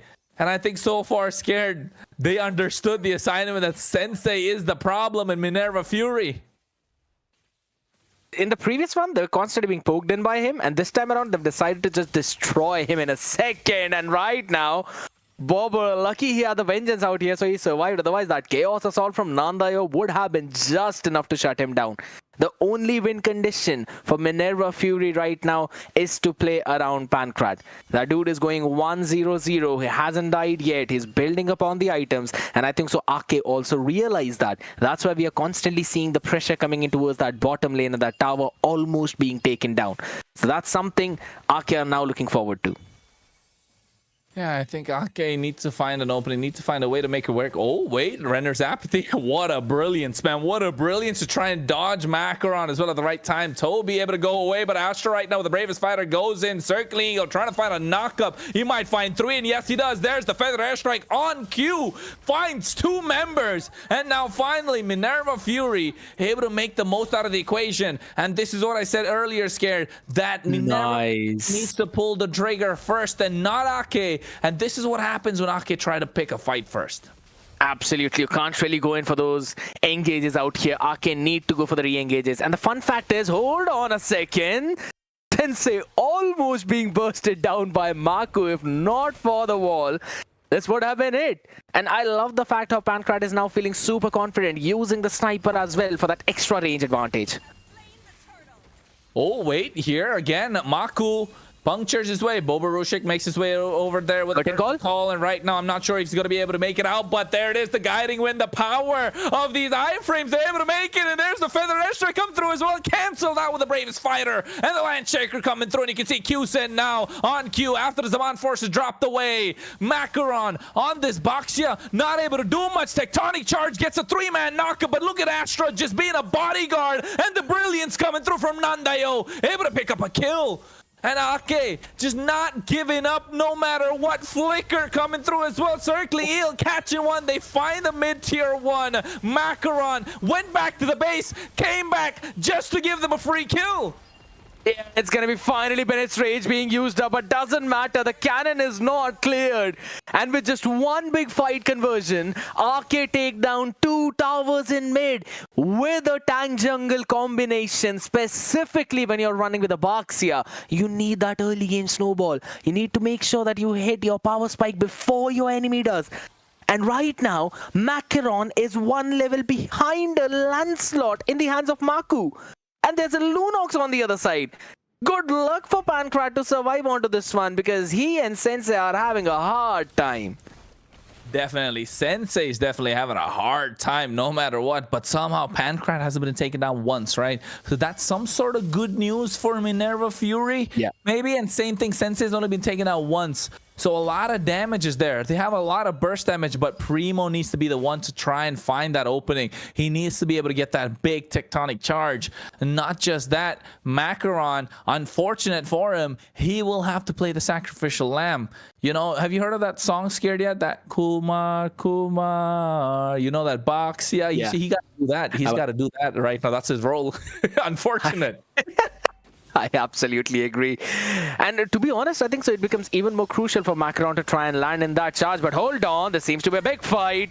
Nice retribution coming in from Mako, able to get the Lord, and he has the punctures trying to go in through as well. Zaman Force dropped down, Feather Airstrike, but it's immediately cancelled as you have Asher right on top of you. Mako gets taken down, but right now Primo should be next on the chopping block, and seem like he will be, as that's a clean kill for their side. Minerva Fury, yes, they lose one, and they trade one back as well, but the Lord in the favor of Ake marching down the mid lane. I'm not sure if this was worth it, because the Lord is rushed in, and without the help of their jungler and with the holy shields up, they should be able to clear quite easily. They should be able to do that though, but they will definitely lose out all the tier 2s out there, because it's still going to be a few more seconds before Primo hops in. So there's no way they're going to survive out there. And Bobber, you need to keep that distance. There's a lot of poke damage coming in from Nandayo. Want to have a look at the itemizations coming in right now, because Nandayo, he builds it a little bit differently from how Kyusen builds his own up out there. But hold on a second, Astra. Oh my god, Astra forced to use the bravest fighter. He doesn't have his flicker as well. This is a clean opening for Minerva Fury to go for it. And you can see right now they get the kill on the Toby, so not a lot of mobility present. And Kyusen has to use the Zaman Force just to create the separation. Nandayo Chaos Assault, but my god, he gets melted down with the help of Pancrat and Bober as well. Macaron able to provide the stun, and now they might just seize it at the mid-tier 1. You mentioned about a lot of magic damage coming in from the side of Ake, and I think so that is now hurting them a little bit, because some early radiant armors coming in from both Macaron as well as Primo. That has been kind of a nail for Arcade to deal with because they haven't really made any kind of penetration. No Divine Glaives coming in. Genius Wand becomes absolutely useless when there's a Radiant Armors on the other side or even the Athena Shield. So that's a big problem right now for Macaron to survive. Oh no, it's not looking good. The Feather Airstrike's already come out. Nice circling eel to catch Bobarushik. But Macaron, I'm not sure if he's the right place at the right time, because here is the rest that's coming through. They split them up. Macaron might be giving them a free kill. Maku goes into the Phantom Execution. Astra is there present. He has the Bravest Fighter, can go in at any point. Has the Flicker as well. Doesn't want to commit. Realizes on the top side, that's where the main damage dealer is, as Minerva Fury should be able to get that tier 2 on the top side quite easily. Oh, but it's still not over right now. Circling Eagle right on the face of Sensei. Oh, wait. Toby flickers out as well, but right on cue is Pancrat, and with that Tectonic Charge, they're able to take down Maku. A nice opening, but you can see here that with the Zaman Force onto Bobarushik, Nandayo might get sniped, and yes, he does. It's a triple kill in the hands of Pancrat. And Minerva Fury, after a long match, it felt like it took forever. They are back up on the scoreboard, 13-13. Oh, big one coming in. Oh, look at that flank from Bobarushik. Holy smokes, he went around the world towards the green bear crab and then went in towards the tier 2 to stop Q-Center from running away. Massive play coming in from Minerva Fury, and I'd have to say it was set up entirely over towards that orange buff of Minerva Fury out here, because that one big curtains call by Bobarushik onto Maku, onto a couple of more players, enabled Primo to go in for that big tectonic charge to get that knock-up. And combining it with the feathered airstrike coming in right from inside the tower, it was a massive misplay from Toby to commit fully with that circling eagle onto that far side. It enabled a massive comeback from Minerva Fury, and I think so that 1-1 could now be possible as the Lord marches down from mid. Yeah, Minerva Fury looking to end it all. And I think this is the first time throughout the entire game we are able to say that they are ahead.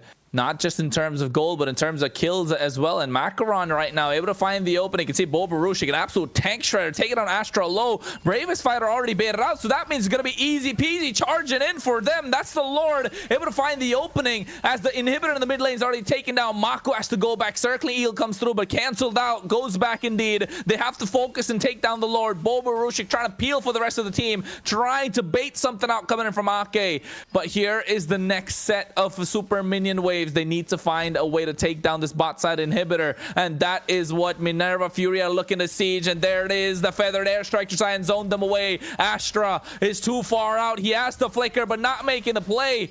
Ake will have to just hang on as they have only one inhibitor left on the top side. But here they forcing the re-engage, and here comes the Bravest Fighter. Nandayo goes forward with the flicker as well. Sensei the creator is down as the circling eagle connects, but Pancrat able to find one, and Bobarushik might be looking for another, but Q-Center with his Zaman Force is just dancing around and is able to pick up a kill. And if after all of that it was just a 2-for-1 trade, you could keep on looking at every single one of those HPs, and it was barely enough to keep them alive. But the boat's still floating out, and I have to say, Toby with the guiding winds has been massive, giving those extra shields to the players. Eventually, Kyusen, as you mentioned, in that Zaman Force, kiting out every single skill that came from the other side. Massive play by Arcade to try and save their own life, though, but they have already lost the inhibitor down bottom as well as in the mid lane. The only good thing is that their far lane is pushing over towards the side of Minerva Fury. But they have to find a way to shut down Pancrat on this Beatrix. Him staying alive for such a long time has been so problematic for them. Right before we move over towards the next slot in 25 seconds, I want to have a look at the itemization again. I want to see if Astra has made the blade armor or not, because you'd need that to try and sustain through the damage coming in. No, he's not made it yet. And that is why I could see Pancrat shredding him down when he was going in for the constant basic attack of Nibiru. This is pretty crucial now. He's actually making it up, but before that previous fight, he needs to complete it. So maybe going towards the bottom side to pick up that one wave, or maybe picking up the minions in mid, that should help him out. But he needs that blade armor before the next slot fight. They definitely need that item to make sure they're able to sustain, right? That's the big thing. If the sustain's not going to be present, wait, who needs that when they're able to burst down this Lord quite quickly as well from the side of Minerva Fury this time? But you can see at the back line, it goes Toby. Bobarushik, man. He wasn't afraid to use that curtain call. He had no flicker. He doesn't have a flicker, but he's so aggressive with the CC. I think it's looking good for Minerva Fury. That one of ours might come to fruition, Scared. It seems like Bobber, again, he realizes that his curtains call catching a couple of people is the most crucial tool out here for Minerva Fury to try and sustain through it. Oh, hold on. Maybe something cooking up out there in top, but I think so. It's just, again, the lane clearing. Circling Eagle, though. Yeah, looking to get onto Bobarushik, but Maku here, no Phantom Execution. He just has the puncture to make it out of harm's way. Thorn Rose being used as well. Nice Feather Airstrike coming through. And so far, Ake are not letting them through whatsoever. You can see the Mon Force drop down. Q-Sen dishing out the damage. And in the backline, Primo with a nice Tectonic Charge. And there it is. The Bennett Straits are trying to create the separation as well. Toby goes down. It's not looking good for Ake. The Lord is already at the base crystal. All the inhibitors gone. Nibiru's Passion comes out. And you can see they're looking to lock down the base crystal, but they want to wipe them out, and one after another they're able to get the kills. Nandayo the only one left standing as he watches Minerva Fury take their base. Big one for Minerva Fury, and it all started down towards that fight in that bottom lane towards that orange buff.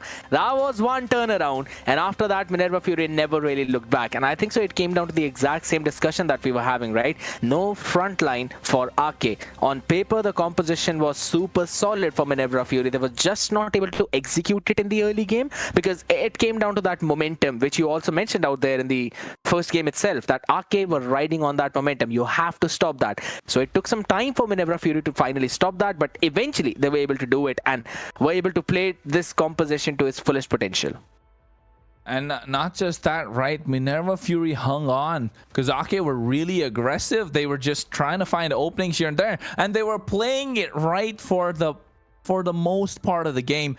The moment where they started fumbling was when they wanted to be the initiators themselves. And that's where Minerva Fury knew that, hey, you want to dive in on us? No problem. We'll wait.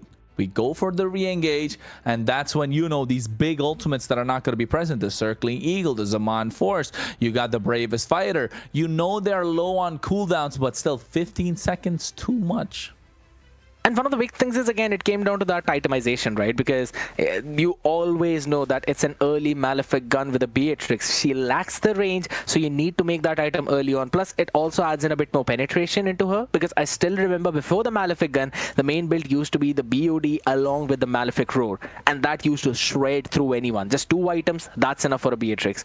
So it came down to the same thing. You knew the Malefic gun is going to be early on the other side. So I wanted to see, you know, an early priority of the blade armor from Astra, maybe the second item, maybe the third item, but it just did not happen, right? Because for whatever reason, they just did not cook it up, and that was one of the big downfalls as well, because they were trying to catch Pancrat, but they were not able to reach him. Then they were trying to catch Sensei on the far side. They were not really able to reach him because Lapu Lapu, yes, he engages, but once the Beatrix has got that penetration and you haven't had a chance to build the blade armor, you're going to be shredded regardless of how damage reduction you eventually acquire. And you know what, Scared? Not just that. I told you, Macron's got to play that Kumar gameplay, bro. And he did just that. He did just that. My God, what do you mean by that Kumar gameplay? You don't know what it is? Okay, let me give you a reminder. You know, M4, M6. Oh my God! Goes into the bush for face checking, then he just dies. Well, I remember. Unfortunately, that's what Macron had to do. But this time, it just, you know, he was just able to make it out alive. And hey, kudos to him. Somebody wants to clip that, make a Kumar video out of it. You know, tag Surge.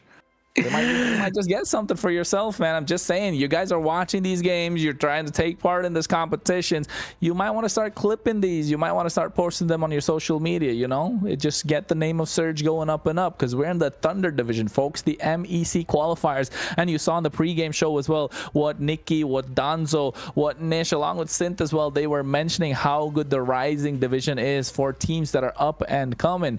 So hey, just do what you can to try and make sure Europe's name gets out there. But of course, with this game, 1-1 is the score, and Scared It and I, we can see the future. So, Zakota, Synth, you gotta learn something from us, man. I mean, I'd want to pick Warren off on this one, man. This dude has been getting all of his predictions right. Finally, we're able to pull one back on him. And fun fact is, we both have got only 2 predictions correct till now in total of 3 weeks. So, yeah, I know. Yeah, we both only have 2 predictions correct till now. But it's okay. It's all cool. We'll get more. Yeah, we'll get more out there. Today's the day. Finally, they're having a look at the accurate. I'm not last. I have absolutely no clue why I'm put at the last. That too, and we both have the same level of predictions. Oh my goodness. Probably. Alphabetical order for the win, man. And so far, though, you can see the accuracy coming in from all the talents, of course. We're talking about Nish leading the charge, 55.6%. Synth with the same. Warren as well. They're eyeing for the top 3 spot. But then, remontada, folks. Remontada. That's what we're talking about here. The comeback is still on. Here's the thing. We're both Real Madrid fans out here, right? We know that comeback is going to come in at the 90+ minute mark. Don't worry about it. Exactly. Absolutely. We're going to hop back in out here, though. But yes, I would have to say a massive comeback coming in from the side of Minerva Fury out there, since we're bringing it all the way back in. And since we've been constantly talking about Minerva Fury out here, we've got something lined up for you guys, Kronos. You want to try and let the people know what that is? I mean, I thought it was going to be a surprise to me, but folks, you know what? We got some surprises for you indeed. We got the one and only gold laner from Minerva Fury, Pancrat, up here for an interview. And I think, Pancrat, thanks for coming in. Thanks for joining us. It is an absolute pleasure to have you over. My name is Kronos, and alongside me is Scared Yet. Okay, great. Hello, nice to meet you guys. How are you doing? Good. How are you doing, my friend? I cannot say I'm doing well. It was not the best games, but 1-1 is not too bad, I think. We're trying to do 2-0, but it's a bit unlucky because we just play not much. But that's all right. We will fix it. We will try to do better, 100%. I mean, that's absolutely fair. I mean, fair, considering how that first game went, right? It was a big surprise for all of us as well out here. Could you please talk me through as to what was the reason behind the Moscow first pick? Because we normally see gold laners being picked up later in the drafting phases, but it was picked up first along with the Arlord. So what was the idea behind that? Okay, actually we have the drafter, the guys who make draft. It's Rusik. And when Rusik said to pick something, we have no chance like pick something another one. So it's like all questions to Rusik. Because if he said Moscow, I have to pick it. Okay, so see, this way Pancrat doesn't have to answer the crucial questions when it comes to the draft. Right? Bro just shrugged it off. Like, you want draft answers? Go to Bob Rushik. He's the one who actually gives all that. But it's nice to know that Rushik is the one that provides the, the last call, the final call when it comes to the draft, right, Pancrat? But you know what? Talk to me about game number 2, right? Game number 1 didn't go well. Okay. What happened game number 2? Early game. You guys fumbled, man. What was that? Actually, I didn't see what's happened on early game because I stay on my lane. I try to win my lane. I have to take my gold crabs and last hit minions. That's not for me. What's going on Turtle, and all what I can say. First game we just play passive. We don't try to make some fights. We just defensive gameplay. I don't know why. Actually, question to Primo and Macaron, or I don't know these guys. I don't know why they give everything to enemy and don't try to make fight, because we could have amazing early game, peak in first game, and we just give to enemy everything what they want. I don't know why. Man, Pancrat is dodging every single question. You know what? You got questions regarding round? Go to Bob or Rusik. You want to question regarding what happened in that game too? You go to the other players out here. All right, Pancrat. You know what? I'm gonna send a question right your way. When you saw that your team was losing that early game and you were the only member of the team who had not died, what was going through your mind at that point? Because you were the only and the last win condition left for your team, and your survival was crucial. So how did you handle that? That was, I don't think about it in the game, I just try to make better. I try to do more shot calls because, sometimes if we start losing, sometimes do some shot calls, and I have to do this, and I try to speak with people more, and then everything will be fine. So That's all what I can say. We just try to do better. All right. One last question from me, Pancrat. Great. You cannot dodge this one. All right. When laning phase against Kusin. What do you think about his laning phase? You think he's good, average, S tier, or like is he just skip? What is it? He's good. 100%. He's good. Yeah, he's good. I will say he's good. So who according to you is someone that you want to face right in the goal lane? Who you want to go against 1v1 at least in the laning phase? Who do you think is like a really good goal laner? You're like, you know what? I want to beat this guy in the goal lane. There's got to be someone, right? You want to beef with someone. There's somebody there. No, everything good. It is everyone. No beefs there. I think everyone playing well, but I can do better than all of them.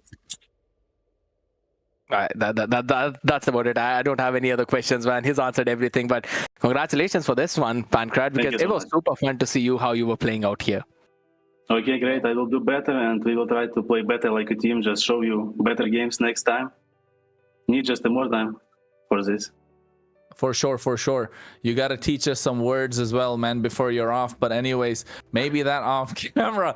Thank you so much, Pancrat, for coming here for the interview. It was an absolute pleasure to have you over. Give us some more of those highlight moments, man. We want to see a Savage come out from you as well, not just Luigi. Next time for sure. Time. Yeah. Yes, thank just you give so me much. Granger. Yeah. I will do. Perfect. Got it. Any words for your fans? Anyone you want to give a shout out to? All you. No words for today. I think it's like not the best game for words. Next time. All right, folks. Okay, so there you have it. Thank you so much, Pancrat. Thank you so much. Have a good time. Bye-bye. Good luck with the rest of your games for the rest of the season. Thank you. Scared. Wow. What do you think? Bro's too nice, man. Bro's too nice. I mean, a humble guy, absolutely amazing. But I was like, he gotta have someone he wants to go against.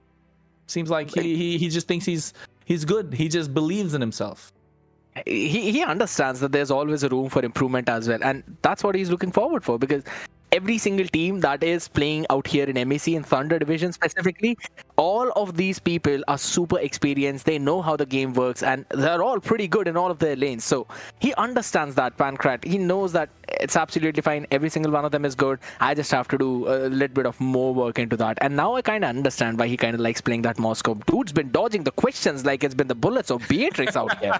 I mean, that's why I use the Moscow, right? Uses the SOD to dodge out of every situation as well. Yeah. So, but hey, Minerva Fury absolutely putting up a fight. They're one of the strongest teams out there. Actually, people mark them as one of the favorites to take it all the way as well. Maybe come out on top. But so far, they've lost their footing. And I think you can see they're not really happy with what they've performed and where they are in terms of the table. But I think they're definitely going to be bringing in a lot more heat later on. Right, Scared? Absolutely. Looking forward to it as well, because they'll be playing tomorrow too. But ladies and gentlemen, we've got a lot of games lined up for today. It's Revenant Order as well taking on Void Kids in the next one. Will Revenant Order finally find their first 2-0, or will it be Void Kids finding their first win in the MEC Thunder Division? We'll find that out after the short break. Don't go anywhere. Peace.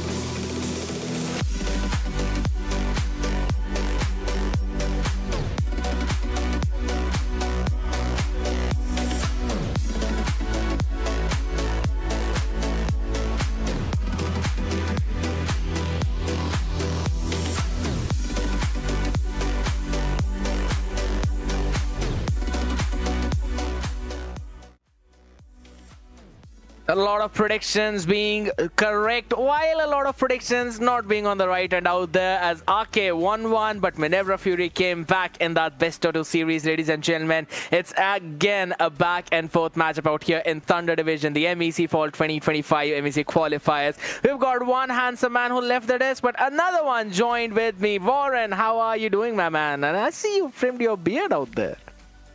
Oh, a little bit. It wasn't really by falling into a land mover, luckily. It was by my own design, so yeah, good on that part as well. But I lost my hair when I was at that already, so I did both. But the thing is, today is all about the teams, right? We already saw Ake against Minerva Fury, and the predictions, oh man, the predictions. You were cooking with yours, Scared, because if I'm not wrong, you got it correct. You had 1-1, and it was exactly that, but I have to talk a little bit about it before we hop into the second series, because oh my lord, what happened there? Ake looked reborn.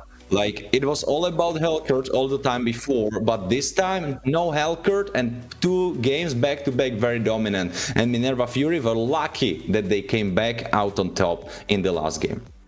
It seemed like that they were not able to stop this wave of tsunami which was in the form of Ake out there in game number 2. Even though Minerva Fury's draft looked a little bit better on the paper, their combinations looked a little bit better. So yeah, there were certain things that were not happening in that way. But ladies and gentlemen, there's a lot of things that are not happening in the way of Void Kid out there right now. Xenox, Mr. Loverman, Zedel Ackerman, My Lobby, Aisho, Isaac, all of these players are very experienced out in EU. But even after that, they're struggling to find the first win in the MEC Thunder Division. Would today be the day when they steal 1 game away from Revenant Order? Because this team is yet to win an entire series in a 2-0 fashion. One of those things will eventually come true. We'll find that out which one that is going to be as we move into the draft of the first game itself. CC and Uranus being banned out by Revenant Order on the blue side.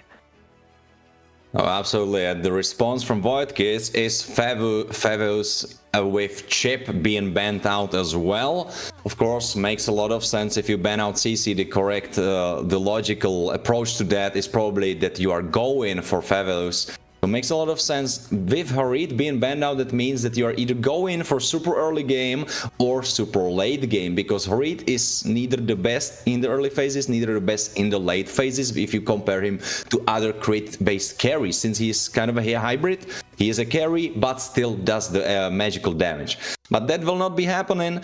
And what I want to pinpoint is that my lobby is finally in the roster that's playing, because he was nowhere to be seen all time long since the start of Thunder Division, and this on 4th day he came back like when Gandalf came back to Helm's Deep with the horse army, and he is right here, right back in the thick of it with the rest of Void Kids. And I'm feeling that something will change. I'm not saying it will change for better, I'm not saying it will change for worse. I don't know, but something's going to change, because my lobby now locked in with that roster again. Like, he was still there, but he was subbed out for their other option, their other XP laner. And that might have been the issue, because they weren't doing so hot, even though they have some of very soundy names. I agree. And I think so it also brings in that synergy between the players. If you've been practicing with a certain roster for quite a long time, then you have that synergy set up with those players, and it becomes very difficult for some new substitutes to try and fit into that rotation. So that's something which I believe Void Kids were going through, but it's absolutely fine now. They finally brought their main band back in, My Lobby, and he instantly picks up the Arlet as well early on into this drafting phase, along with the Yi Sun Shin in the hands of Zedel. I do like the idea. There's still quite a few picks opened up on the other side, and one of them being the Angela, locked in early on by Revenant Order, along with the Joy as well into an early pick by Shay. So that's something which you're actually looking at. But now the Zushin pick coming in, there's a lot of crowd control to try and stop this Joy. Oh, absolutely. But the thing is, can you keep her for long enough in the hitbox so you can actually pull her?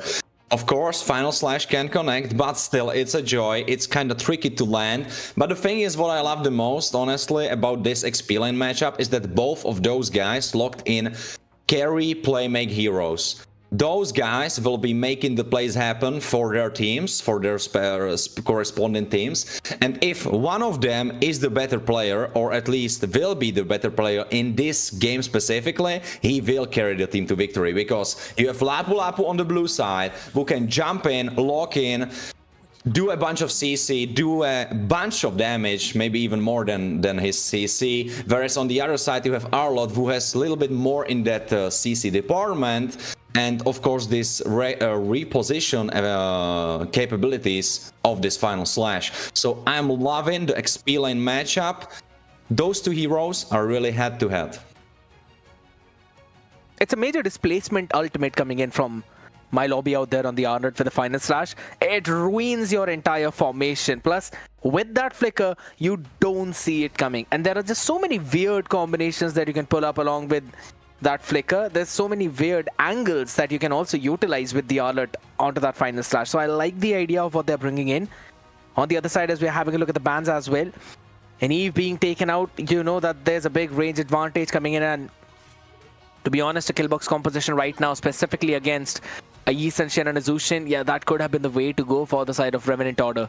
So just panning it out and also taking care of 1-1 into that gold lane, just to give some more room to their gold laner to try and play around with. That's going to be crucial, because it's not just Joy that you have to survive from, it's also the Lapu Lapu who will jump on you every single time. Now with Mr. Loverman, you have your ultimate, the Crimson Beacon, you also have your flicker to try and create that gap back in. But for the gold lane, you'd really want someone with high mobility. Oh, absolutely. But who's that going to be? Because Harit is off the board. 1-1, she cannot do that crossbow thing, she cannot hop on, be invincible for a bit. Kalia makes a lot of sense because she can make the life hard for Lapu Lapu so much by just taking him in the right moment or going for Joy. There is two targets right now which Kalia can go for, and now with this approach you are leaving your last pick for your gold laner, so you are securing him a good matchup. So he will be fine, because he will be your last piece into the puzzle, where you have Ji Sun-Shin to dish out the damage, the rest of the team to make the utility, and then the gold laner will be the second damage dealer.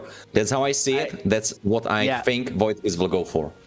I think so. A Ruby pick right here in gold lane, it's gonna do the job instantly. Shay cannot jump in his own funny way out there to try and take care of anyone in that lane. You also have Kenshin, who wants to dive in. Yes, he'll be immune to CC, but then Reborn TZ, he's not going to be immune to any of that CC unless he's got that Purify up. So I think so. Ruby pick locks down this entire draft along with Zedel on the Yi Sun-Shen in that marksman assassin position. You will have a lot of damage. A poke that will be coming in from Mr. Loverman. You've got that pick off coming in from Isaac Scalia. Also my lobby, who's going to set things up for your team. This could be a massive draft advantage for Voidkiss right now, if only they can stop the snowball from Revenant Order. But I think so they still want to go with that conventional marksman pick out here in that gold lane, and Claude is actually a pretty nice pick against the Erethiel. You've got that mobility with the battle mirror image, and then you also have that big ultimate to try and chunk down all those beefy boys with the Trinity build. Honestly, I quite like it, because if you look at the composition, of course you could go for Ruby, as you have said, but if you look at the comp, there are really just two targets, and that's of course Zedel and Xenox. That's of course Claude and Ji Sun-Shin. Those two are the targets for their opponents. So you have three guys that will be standing in front of you, making space, checking those bushes, making plays happen for you, and you can firmly hold yourself onto them and let them carry you through the rough stages of early to mid game, and then you can give them the reward in the form of carrying the late game. So I quite like it. Though I must say, the composition on the other side is also very decent. I think neither of the teams, at least from my opinion, didn't come out from draft with an advantage. I feel like both compositions are very decent. I think so, just because of the fact that you have a Joy along with that Angela combination and into a Grok, you have a lot of early game advantage out here right now. So Revenant Order will have that priority. And just as you mentioned, Void Kids are looking for that mid to late game scenario. Now with the Zushin, they can definitely stop the early advances of Revenant Order. But again, both of their main damage dealers being in a very late game type situation is something that I don't know, man. I think so it's going to be difficult to pull off, but it is very well possible. And if they reach that 8-minute mark without any major goal deficit of around 7k, 8k, I think so Void Kid will be able to steal this game away. But the Revenant Order, they've got a straightforward win condition. 10cc the enemy into oblivion. You've got the Lapu Lapu, you've got the Grog, and that's all you need. Absolutely, but the thing is, as we have established, they have strong early game, but if the early game falls on its head, then you don't have that much in late game security, whereas on the other side, you have Jisun Chin, one of the strongest heroes in the late game, and then you have Claude, who built in, at least in his build path right now, is the on-hit, something very similar to Moscow's build nowadays. Yeah. So he will be super strong in the later phases as well. So if those two carries, that your Irrital will be basically alone to handle, because in the later phases it will all be about Irrital for the blue side, and the rest will just try to give her support. Because Joy, absolutely, if she gets hit, she gets immediately kidnapped by Kalia, and of course so many Winter Crowns can be on the opposing side, and Immortalities, the Joy will really lose her power. I agree. Out here right now, though, Kenshin, he wanted to try and get something up on target. Though ZL with the ultimate, almost taking him down out here. It's going to be surviving out, burning up the flicker as well. Some early game aggression being shown in from Revenant Order, and I think so that's exactly what they needed to do. Making sure that they're the ones who are pressing constantly on Void Kids, not allowing them to free farm. But at the same time, right, because Kriv was a little late in terms of getting that mid lane, it was Kenshin who could not provide a proper amount of pressure out there early on. Right now, my lobby already level 4 now. That is interesting. He can be super important in this turtle fight. I like the idea of giving away that EXP crap to him. Oh, absolutely, my lobby with that final slash available can really turn the tide of the fight. And let's focus on that, because CC Immune Grok is coming in, forcing Isaac right away, and Revenant Order look like they want to collapse. Shy goes for my lobby. Now there is this big ultimate combination. Kalia with a kidnap, but she could be triggered. She tries to flicker out. Zettel picks up the turtle. Shy is still alive. There is Angela that is shielding his players, but she is looking on the wrong side because the rest of the team is already dead. Absolutely, you gave an advantage to Shay out there. Isaac was the only one who was the casualty for Void Kids. And throughout that fight, if you really have a look, bottom gold is gone. It's Xenox who's level 5, a level ahead of Reborn TZ. And they've got a massive gold advantage of 2,000 right now. Void Kids are looking impeccable in this game, at least in the starting. And this is a scaling composition. So the more they scale, the better it's going to become for them. And if Xenox come alive early, yeah, that's going to be it for Revenant Order. And immediately you see the change in the body language. Void Kid suddenly much more confident, the plays much more flawless. Maybe I'm making it up, but they feel like a different team today. I love the idea of what's happening out here. My lobby as well, constantly providing that EXP advantage. Look at Shay, pretty low in that HP now. He's going to jump in along with the bravest fighter. Lance Shaker being put in. Raging slashes, not really being allowed to use up out here. My lobby stunned up because of the immobilize coming in from Angela. Should be taken down. The vengeance comes in along with the flicker. He jumps back in. And the final slash to go for the outplay. My lobby is destroying Revenant Order up on top. A play from a god of hell. Where did this guy come from? I mean, he came from the Void Kids because he's right there with them. 3-0-1, almost 100% kill participation in the 4th minute of the first game, and I've been telling you, Scared, and there is no questions asked right now because my lobby, he is the difference maker, and he's right here to make the plays happen as the next turtle will be spawning onto the map. Oh my god, this series looks already done right now. A 3.3k goal lead in 4.5 minutes of the match. ZL stealing away the purple buff of Allen as well. That's a lot of gold going in for this Esunshin now. 3 levels advantage from the enemy jungler. I think so. I think so you can call the quits already on this one. My Lobby leaving his lane, quickly running in. There we go. Kalia with a knock-up as well. Crimson Beacon used up aggressively by Mr. Loverman. They're still going to go down bottom. They know that Reborn TZ needs to be stopped. And as you said, he goes in out there in mid as well. Creeve survives with the skin of his teeth. But it's still no possibility for Allen to run away. This Joy is not having any joy in the jungle.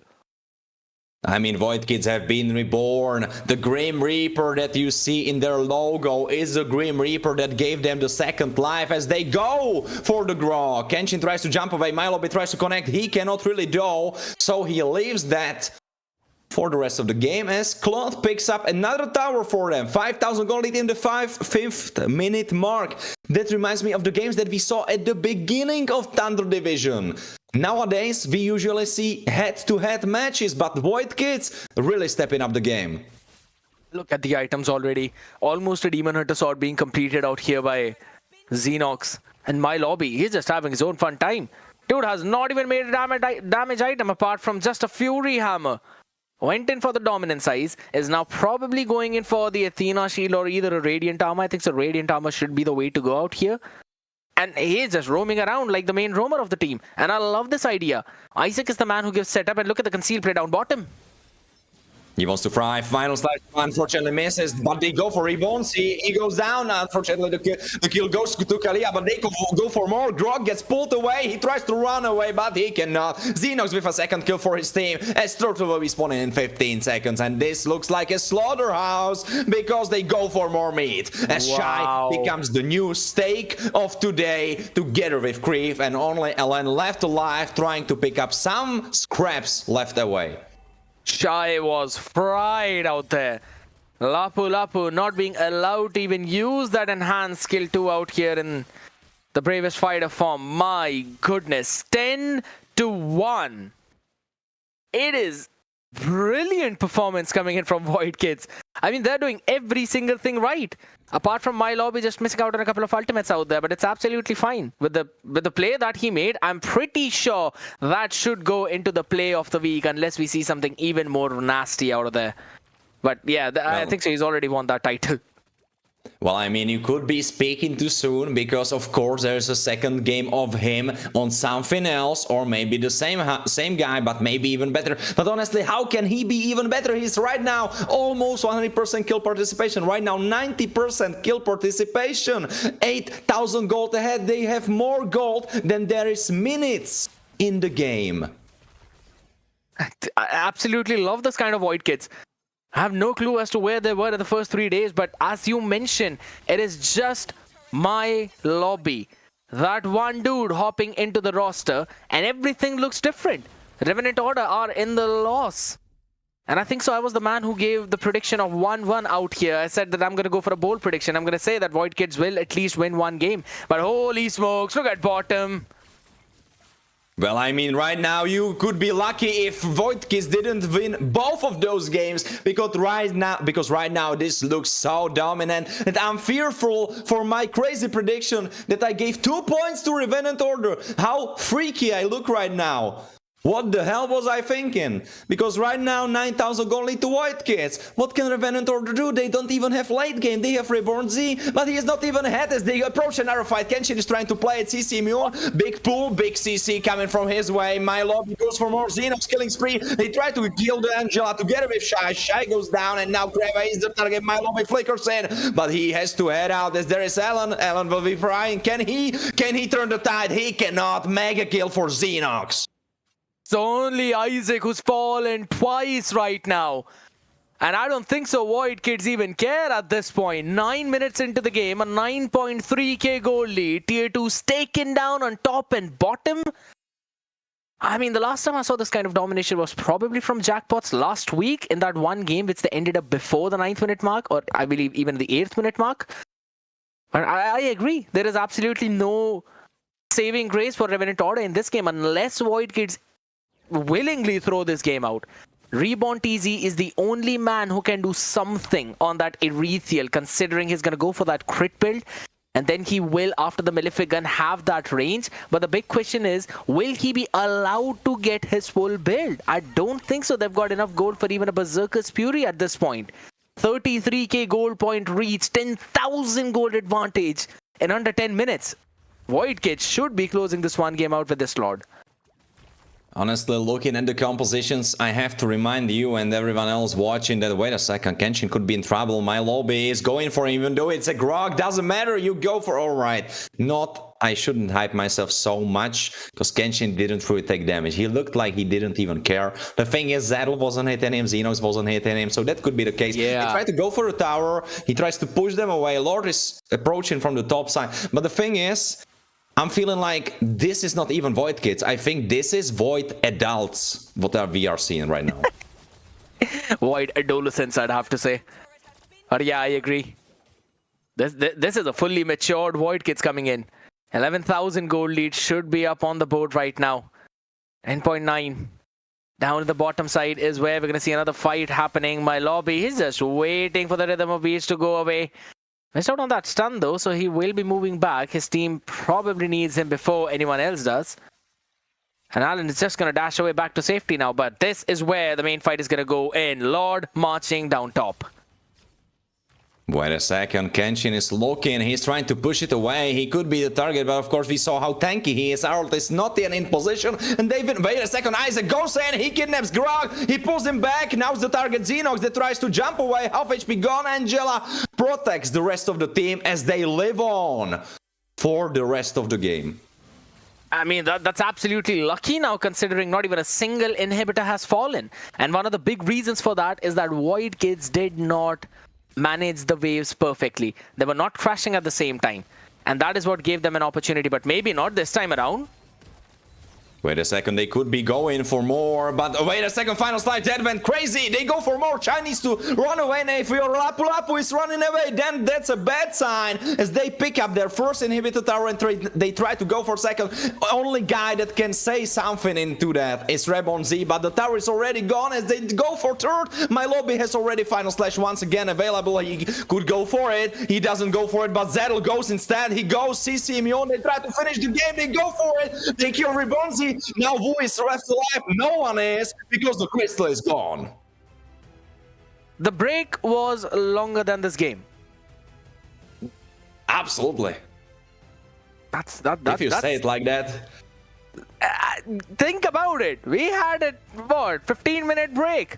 This game lasted for over, around 10 minutes, 11-minute mark maybe? That's about it. And the fun fact is, the moment I mentioned that it was a good defense coming in from Revenant Order, considering not a single inhibitor had fallen, that was the point when all three waves were managed in so perfection that once the bottom crashed, the bottom inhibitor was taken down, then the mid, eventually the top, and then the game. What a massive play coming in from Void Kids, and I'm pretty sure most of the predictions of most of the casters out here are going down in drain at this point, because no one predicted Void Kids to eventually pick their first win, but my lobby being brought back, man made insane plays with a final slash.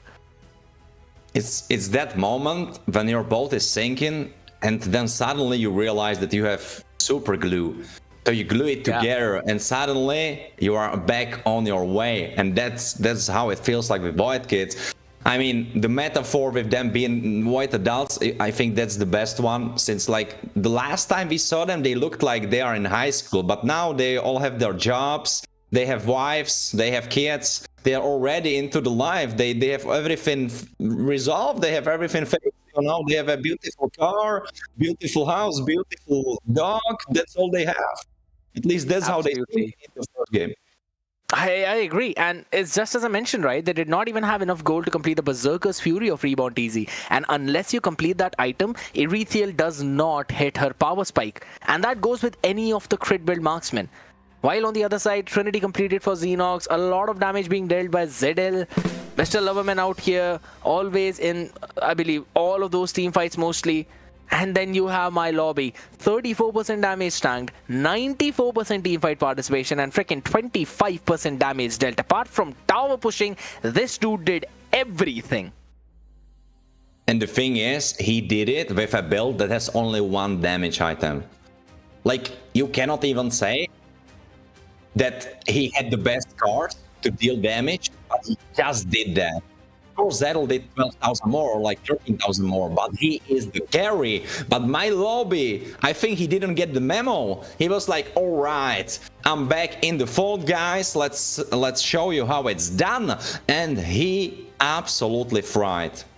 Yeah, and I think so at this point, if this is the kind of cooking Void Kids is doing, I'd rather they call them Void Kings at this point with the way how they played. So this kind of composition, this kind of play, yeah, I'm pretty sure they'd finally be locking in maybe their first series win in the MEC Thunder division. They look super confident. It just felt like there was absolutely no way Revenant Order could win out on anything.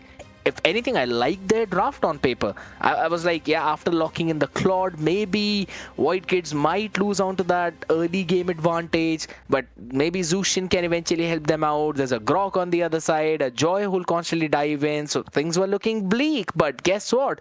They weren't bleak for Void Kids, but they were bleak for Revenant Order. And now we're going to be changing the sides, right? Void Kids were on the red side, which hasn't seen that much of the success in the entire Thunder division. It's been the blue side which has been winning, and now they will be on the favored side too. So I have no clue what they're going to pull out from the hat. We will see what they will pull out from the hat in the second game. But what I have to remind us all is that if you take the series 1-1, then of course you get 1 point. But if you take the series 2-0, you are awarded 3 points actually. And that means a lot in this case, because Revenant Order are firmly sitting after 6 games on 3 points. So if Void Kids take this away, then their head-to-head is better, and they also have the 3 points. So by this nature, they go up ahead of them, of that one spot on top of Revenant Order. So it's such a big thing that MLBB stepped up right in this exact moment, because there was no other series that could have meant so much for Void Kids. Absolutely, and I agree with what you just mentioned because of the entire leaderboard. I really wish we could have had a look at that right now as well, so that we could tell more of that story to every single person out there. But yes, Void Kids, important matchup, very crucial one to be honest. But here's the thing, right? We've never known Revenant Order to win out an entire series. They always pull themselves back up. This is something that has been known since day number 1 itself. We've constantly seen them through all of those matches. On day 1, it was Jackpots. On day 2, it was Ake. On day 3, it was Minerva Fury. That was also one of the surprising days coming in. And now it is Void Kids. Even though the biggest surprise is Void Kids showing so much domination, but now it's chance for Revenant Order to try and pull themselves back.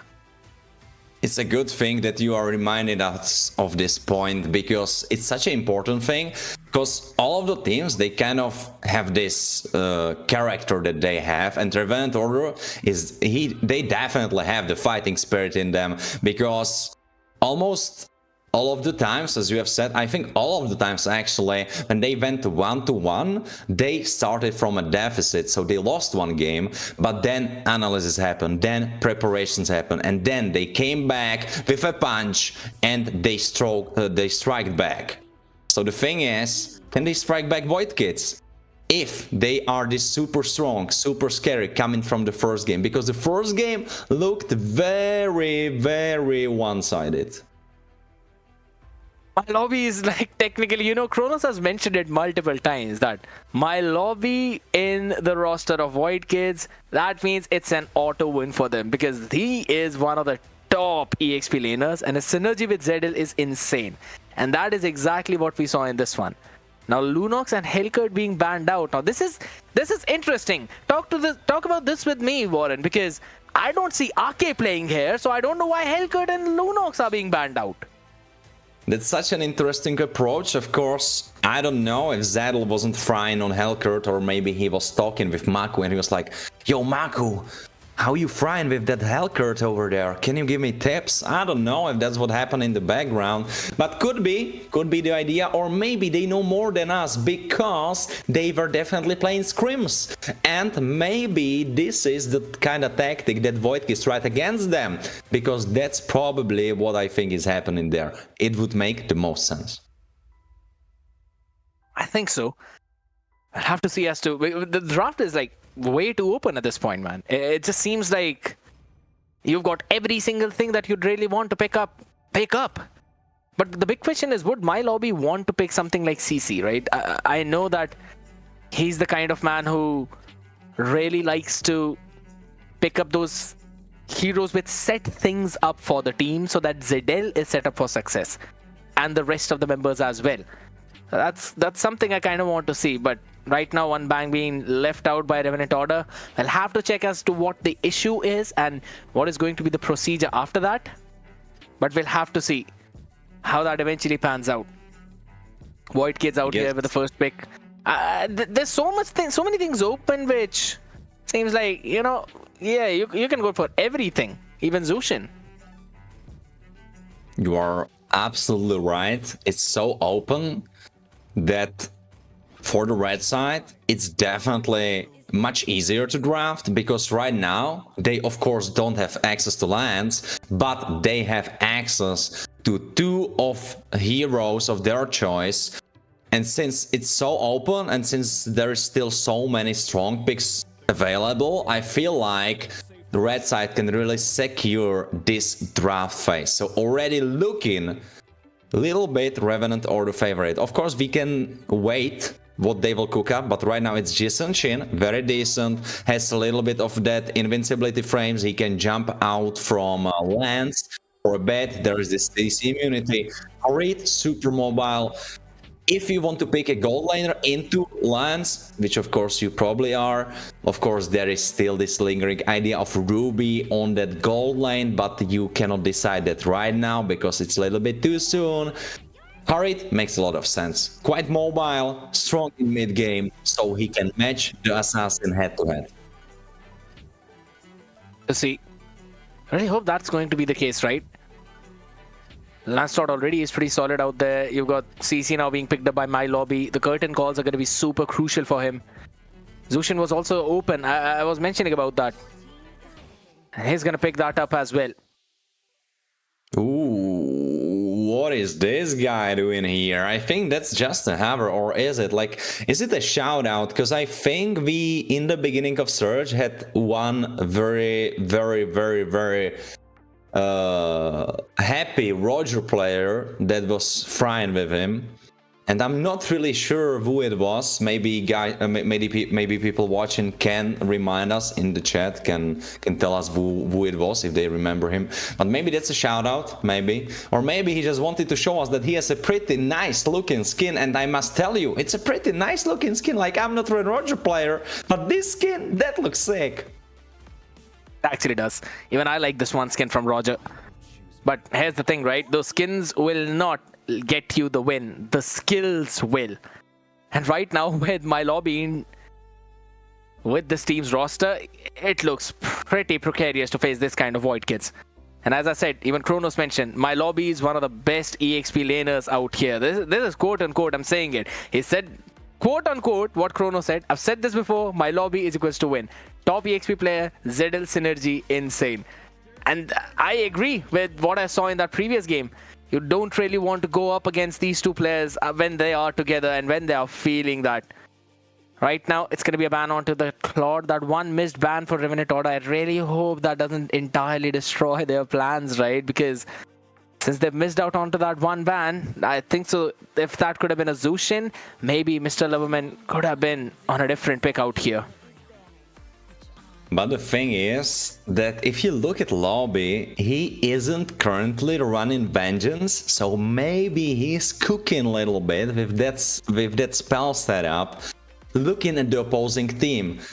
I mostly saw CCs with Vengeance, some of times I believe I saw them with flicker, but this is a new for me. This is news for me. But if someone can pull it off, and if someone I trust to pull it off, it's definitely my lobby based on the last game and from what I saw before. Yeah, I think so. When CC came out initially and when it was started to be picked up, I think so this was the spell which most of the people use, sprint, just to try and chase down the others and maybe to try and create a certain amount of gap, because CC is one of those best kiting heroes out in the entire pool. So finally looking at it now being brought to fruition out here, but focusing on the next few bans, Kalia being banned out, so Isaac is not going to be able to pull that one off. And I think so that gives enough leeway to both Alan and Reborn TZ to keep the immunities up for a longer duration, considering if Curtain Call is used up, that's when you can pop off that Purify. But focusing on that final ban, it's going to be a Kimmy, but that leaves room open for a Selena and instantly being picked up by Revenant Order, not even wasting a single second. Now, to close out the draft, you need a roamer, you need a gold laner, someone that can match up well against the Harith. I think so it could be the Erethiel. That's a very solid pick, considering you also have Alan on the East and Shin on the other side.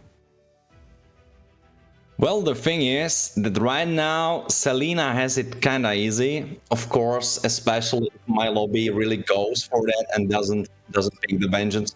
Because Erethiel, super squishy, Loverman on that Zhuxin, of course super squishy as well. Lance a little bit trickier to catch, but if you catch him, he's dying.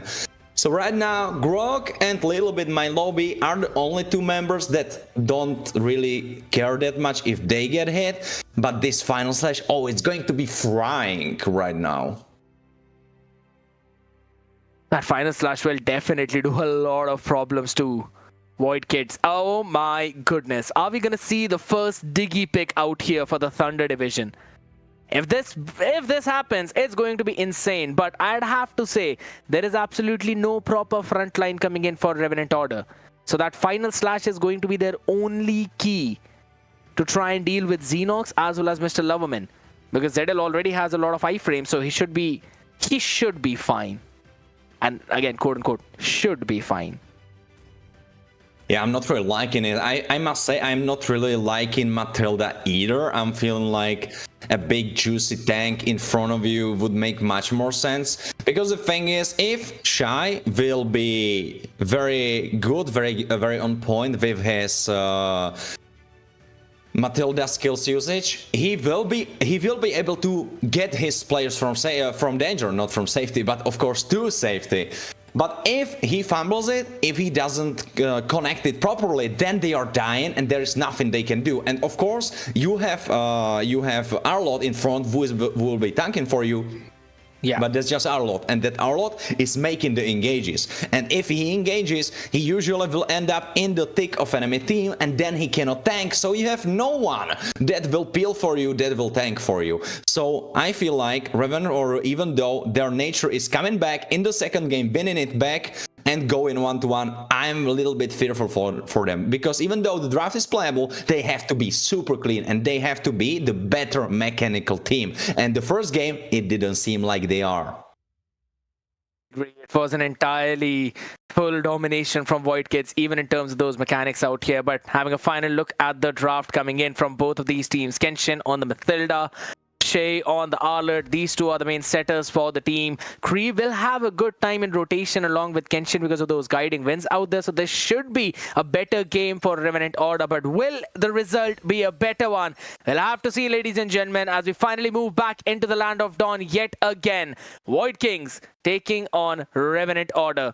Don't get confused out here. Everything's going to be fixed up as it instantly is, though. But first blood, though, yeah, that's something that's not happened. Don't worry about it, boys. Please ignore that. On the other side, though, early game presence is being shown by the side of Void Kids right now, even though there's a Selena and a Mathilda on the other side. Oh, lovely stun. But Mr. Loverman instantly going in for the Purify as well. Those constant growths coming in from Creve. He's pretty low in that HP. But a major spell being baited out from the other side.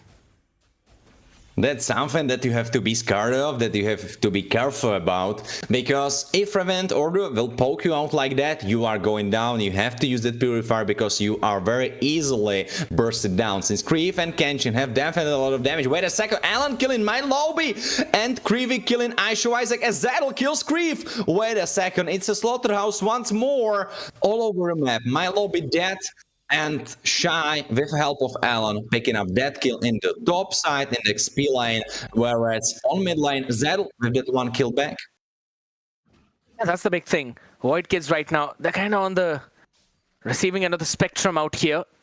Eventually losing 2 out. Zettel is the only man who had something out, but over towards the bottom side, Alan gets the vision out there from the other end. Zettel pretty low in that HP. Now vision is being given by Isaac, but he is nowhere close to that level 4. So that ultimate's not going to come into fruition. But look at the top side. Shay taking down my lobby in that matchup. Massive play coming in. And on the other side, even Revenant Order decided not to go for the turtle. And now since they've got the advantage, they will go for it. Let me ask you a question. Was it really my lobby's skill, or was it really that Arlott is busted? Because from the looks of it, it was that Arlott is busted, because right now my lobby looks completely handless, complete opposite to the first game. It's flipped, it has been flipped on its head. It looks like his phone didn't charge up. I guess his screen broke or something, because this is not my lobby that we saw in the first one. Very different fun, I agree. And this is the fact that I mentioned as well, that I feel my lobby, he looks very good on the heroes which actually can set your team up for success, who've got that big CC skills, who can make those plays. He's a playmaker of the team. And that's how eventually this team runs onto. So right now, being on that CC, it takes some time for my lobby to actually get a few items early on and then be that nuisance. And also considering that he's not running with the vengeance, it should be Isaac to open things up for the team. He needs to be the man who starts everything out here, though. Eventually he gets stunned out, and holy smokes, look at that damage. Isaac is really trying to open it up, but he might be the one opening himself up to be taken out, because Isaac, half his HP gone, as he tries to hover on the bot side to maybe help a little bit. Oh, wait a second, Loverman with a quick save, living through the usage of his ultimate. He is alive for now, but my lobby with a 1v1 against Arlott in the XP lane, and he dies again as Shy picks him up once more. 0-3 my lobby. Did he give his phone to someone else? What's going on here? It just seems an entirely different ball game, and I think so. You pointed it out perfectly that Arlott is technically busted out there, and that's one of the big reasons why we're seeing this kind of domination coming in from the side of Revenant Order right now. Shay is making that play. 2-0 and 1 already. Now it's not just that, it's enabled every single one on the other side, and my lobby is just being utterly destroyed in this game. They don't care about what happens in that gold lane by Xenox. They just want to shut this man down. 0-4-0. I mean, this is personal at this moment. I think they were talking about in draft that they have to shut him down. They have to put him down. They have to make his life so miserable. Now, right now they are trying to go for Isaac, but Isaac flickers out, so he's alive for now. And Reborn tries to go for more, but Loverman lives through the usage of his ultimate once more. Kenshin in complete control of the opposing side jungle as they kill Isaac for the second time, and they make 7 kills for them already in the 7th minute mark. As Void Kids try to make a play, cross-map play happen on the top side. I need this Erethiel to farm up right now. Again, it's one of the same storylines which we were talking about in the previous game. Revenant Order, they were the ones on the receiving end, and they only had Erethiel to play around with. And right now, that's the same thing on the other end, though. But again, Lancelot stunned up perfectly, eye-framing through the Thornrose. Not really helping them out on the other end, though. It's still lovely final slash coming in from Shay as this man lands in a massive one, and with the vengeance, thanks to the stun coming in from Kriv, he survives. My lobby finally gets one on the other side, though, but an instant trade coming in by Kriv as he shuts down my lobby. A massive play by Revenant Order, and man, the amount of montages we can make by the final slashes of Arlott, it's amazing.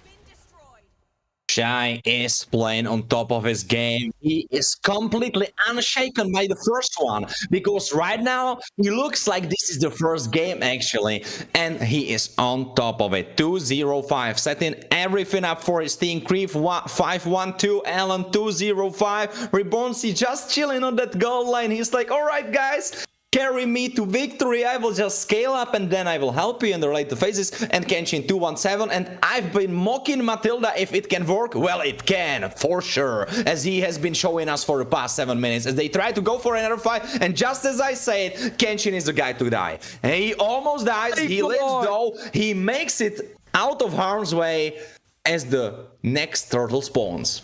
Flask of Oasis along with the shield from Guiding Winds. Holy smokes, the heal coming in from the passive of the favor boots too. All of that adding up. This is absolutely disastrous for Void Kids, as my lobby is going to be taking down another chance.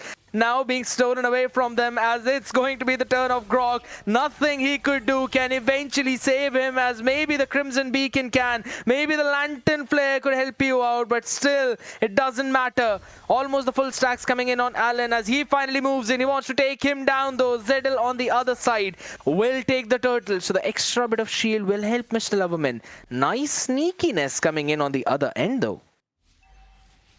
I mean, right now, what we're looking at, wait a second, they are connecting on Zedel. Zedel will try to play it out. Creeve is trying to go for him. Zedel still alive, final slash connects, and unstoppable Jay. But as I was saying, this looks like you got that evolved Pokemon, and that was from Void Kids to Void Kings, but right now it looks like they morphed back into their first stage, because they are Void Kids again. They are little kids trying to run around, trying to play the game, but Revenant Order are just spanking them around. It was a Super Saiyan, but only for a little while. They didn't really have enough stamina to continue that for a longer run though. We had a look at the predictions a couple of seconds ago. I want to have a look at them again so that we can really talk about it for a second. But Revenant Order looking in to bring this one back out there. Every single human being went in for 2-0 apart from me and Kronos, man. This, either we both make horrible predictions or we predict every single thing correctly out here though. My lobby is trying to predict the move coming in. We talked about how well you can kite with a CC, but it doesn't matter if you've already died 6 times now. Combine it with this one, it's 7, and you're using the tectonic charge to run back to safety. It clearly shows you the dominance coming in by Revenant Order. I mean, does someone really need to show you? Because if you look at the screen, you see 8,000 in their favor. It's almost same as minutes, same 1,000 gold ahead as minutes of the game. Kenshin could be the target. He's playing with fire right now. CC Immune tries to run away, Purify. Great usage of that. Rebornsy forces them back away from his lovely utility lady. And he's like, alright, don't touch her. She's my friend. He pushes them away. More towers for Revenant Order as First Lord of the game will be spawning onto the map. Wait a second, CC Immune Allen runs away because Isaac could be the target. He tries to flicker out. He survives for now, but Revenant Order look like they forgot about Lord as my lobby tries to flank. Can he do it? I don't think he can, because this is Tissin without vengeance, so she isn't that tanky. He goes down, Loverman as well, Xenox as well, triple kill for Allen, and this looks like this could be the end of this game. Absolutely looks like that, as right now there's still some plays being made by Zedel as he tries to run back to safety. They don't care about Isaac. They're treating him like an NPC out in this game. They don't care about what this Grok is doing. It's a massive dominance from Revenant Order, and they took the previous game personally as Zedel now tries to survive out with the Thornrose as well, has to use the dash to run away, but the Curtain's Call finally catching on to a couple of players as double kill comes in for Xenox. This could have been that overextension which we were talking about, as Shay is left on an island alone out here. Alone he stands, and alone he uses the vengeance to try and survive, only to be shut down while giving a killing spree away to the other side. Reborn TZ will finally trade Zedel off. Tectonic charge used up, no wall to try and stun them down with a knock up though, but a big mountain shocker from Allen. 6-0 and 10 on this Yi Sun Shin, and Revenant Order survive.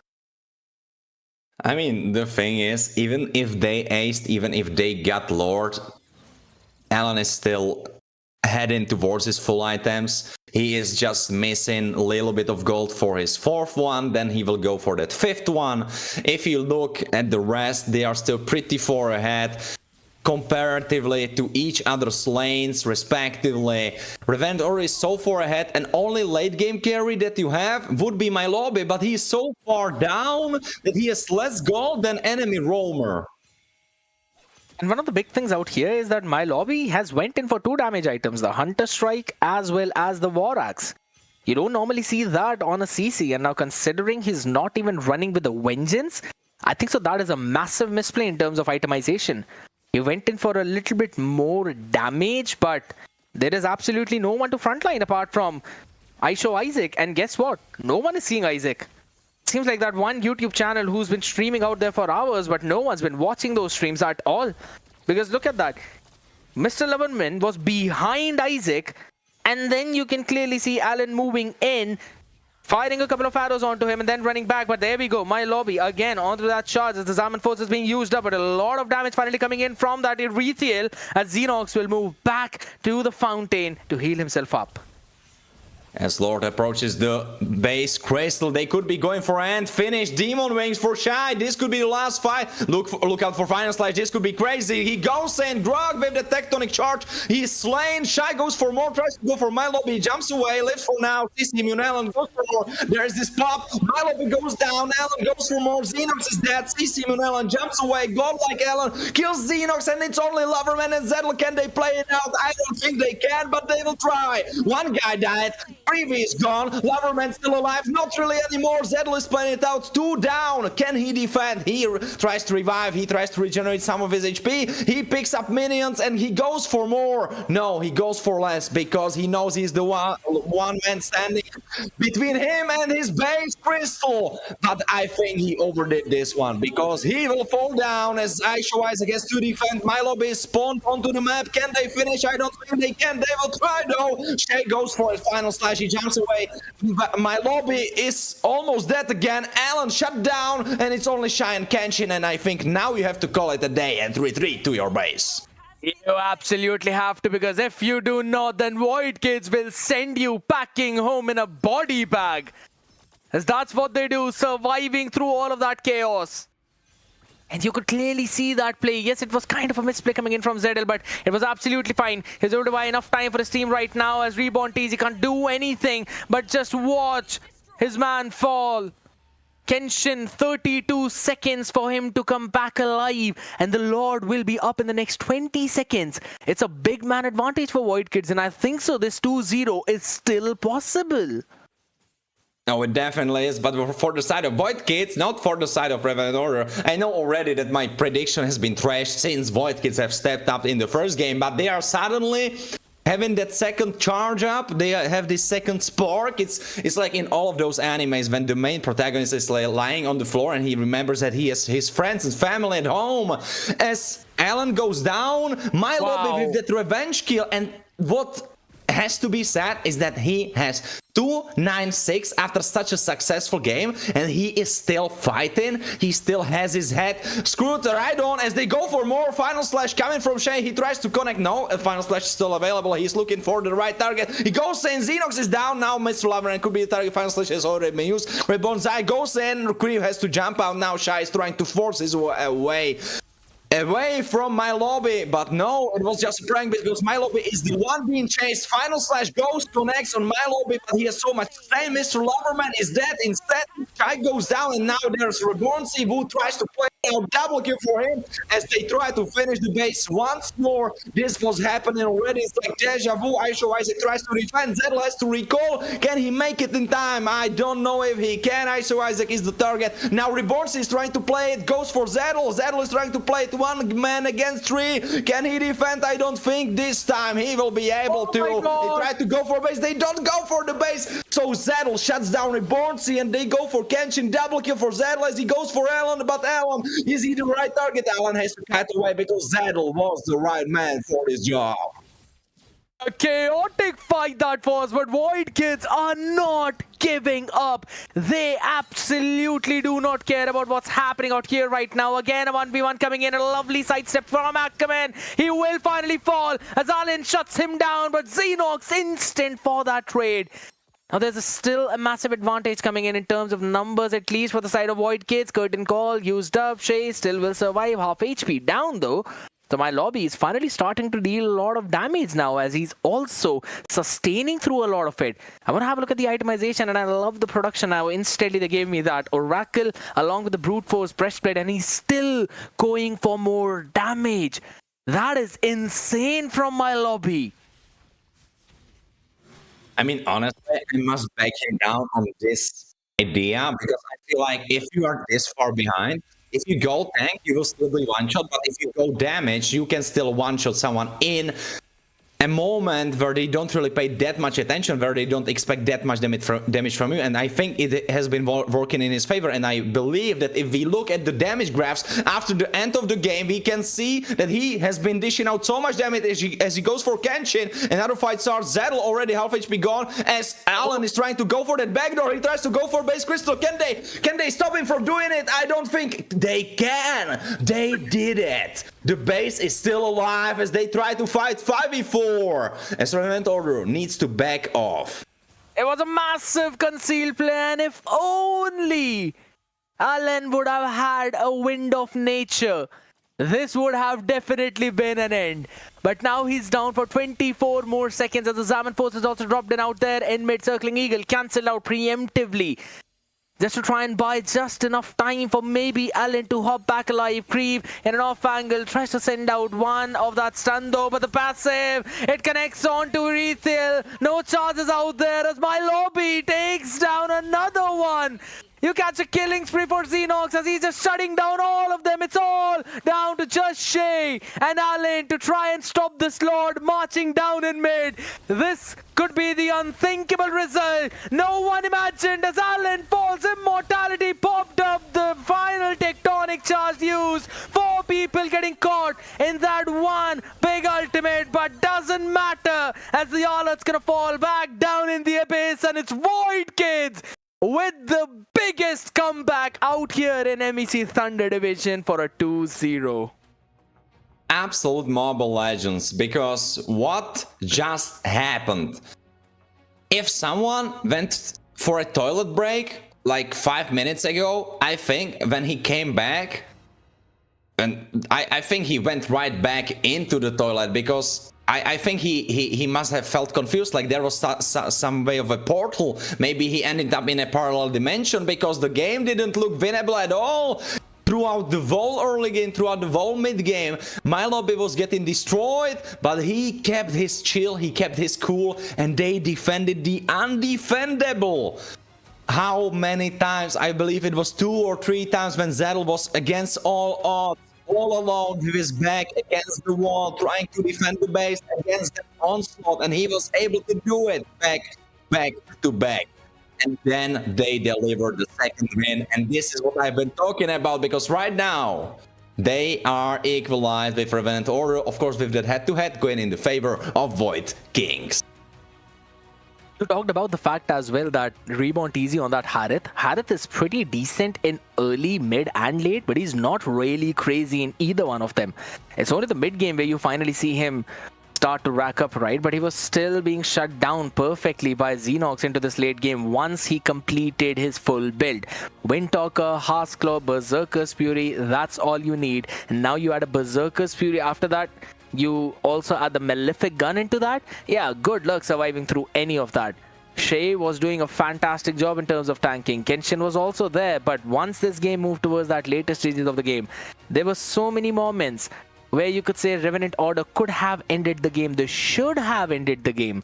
But it was just that sheer tenacity of Void Kids to defend. When Zedel in so many moments was there, moving around, clearing those minions, buying just enough time for Xenox to arrive. A backdoor chance that was created when Alan was going in, pushing all the way forward. Alone he was there. Just one more basic attack is all he needed on that crystal to close this game out. But Void Kids, they just decided that today they're going to win. What an absolute banger, and as you can see, my lobby with the 29%, the highest damage percent of his whole team, 73,106 damage, and even though his score doesn't look like it, don't judge the book by its cover, but judge the book by its win rate. And right now, my lobby has 100% win rate since he joined back in, because this guy is just winning no matter the games. Because the first one, of course, anyone could have predicted in the 4th minute that they could be taking this one home. But the second, who could have thought? And they made it. I mean, the MVP is torn for me between Zedel and my lobby. Because my lobby was a glorious first game, but for the second, I don't know if it's Zedel for his crazy defense, or my lobby for, even with that rough patch of a game, still doing so much damage. I'm gonna give it to ZL, no doubt about that at all. Yes, there were many moments when you could clearly see Xerox going in for those heavy crossbows as well. Multiple moments where he got quite a few picks, a lot of damage being dealt. But if it was not for ZL's defense, none of that would be happening right now. So, and it was literally an individual defense. He was alone, cleared out while dashing around through those minions, using the Phantom Execution, using the Thorn Rose. He was able to buy enough time, and the fun fact is, Moran, he did not die during all of that. He was still alive. So that once Xerox came back and he was dishing out the damage, he could dash back in and get those finishes on the other side. I absolutely loved what he was able to pull off, and to be honest, the entire team of Void Kids, my goodness, if this is how they're going to show us and their kind of game, I'm really on for the next few days, right? Because this is now going to ruin a lot of predictions against Void Kids specifically for tomorrow. Oh, absolutely. Because if you've told me before I made my predictions that my lobby is back in the game, I mean, I probably wouldn't make 2-0 for the Venator, but it's anyone's game now, and even though I did 2-0, you were closer, people were wrong in the end. So let's hope that for the next series, we will be right once more. Can you tell us what's your prediction for the next one? I mean, you ask me for what's going to happen in the next game? Method Black, Jackpots. I don't know, man. I think so. I went 1-1 for that game because I was not really anticipating. I'd be honest, I thought Jackpots will play very good in one game, and then there would be a few things that might not really go in their favor in the second one. But that's something that will happen a little bit later, right? There's something that's happening right now, ladies and gentlemen, and that's going to be the interview with none other than the jungler from Void Kids. So let's call upon the stage, Zedel. Can we? Hello? Yeah, we can hear you, Zedel. We can hear you, man. Hi, how are you doing, boy? I'm good. Can we see us? Can I see? Can they see me? Yeah, we can. Yeah. They can absolutely see that lovely anime hairstyle, which you finally calmed down after going super sane in that game, bro. What was happening in the comms? Tell me about it in that second game. That second game was so ass, to be honest.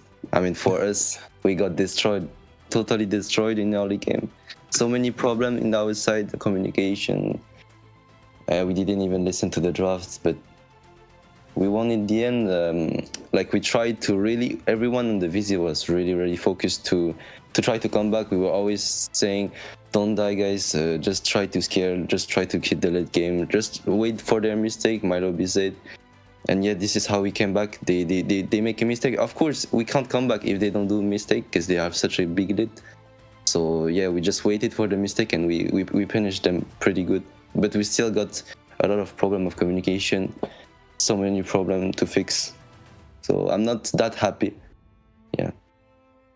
Makes a lot of sense after that second game. It looked super rough for you, but you came out on top in the end. Quite a lot of tenacity we've been talking about, but I have to say, your two games against Reventor looked so different, even though the second one was still rough for you for the most part, but the first one especially, it looks so different. Do you feel yourself being in a different headspace now with my lobby back in the playing squad? I think, yeah, he's really good. He's a very good player, very big player, but what made the biggest difference is probably the draft. We got a drafter, a very good drafter, and yeah, I think it's make the major difference. Not like the player himself, you know. All right. I see. But he's a good leader. Yes. I mean, I agree. So tell tell me about what was happening when my lobby was going 1-6-1-7. What was happening at that time? Because in the first game, we were just we were just, Go ahead. we were just trading. Like my lobby knows. Like sometimes, he didn't expect to die so much, but in the end, he was just trying to buy time. It was just like all the mentality of the team was good. We were just trying to come back. We didn't tilt in the second game, even if he died a lot. I didn't see him get tilted or what. So I really want to thank him for this, because the atmosphere of the team was still good, even if we get totally destroyed. All right. So how you feel about you getting called on the stream by us that you are now Void Kings? Do you feel like that's a title you can keep for tomorrow games? Who are we facing tomorrow? Minerva Fury. Okay. Yeah, a little bit of a tough matchup for you.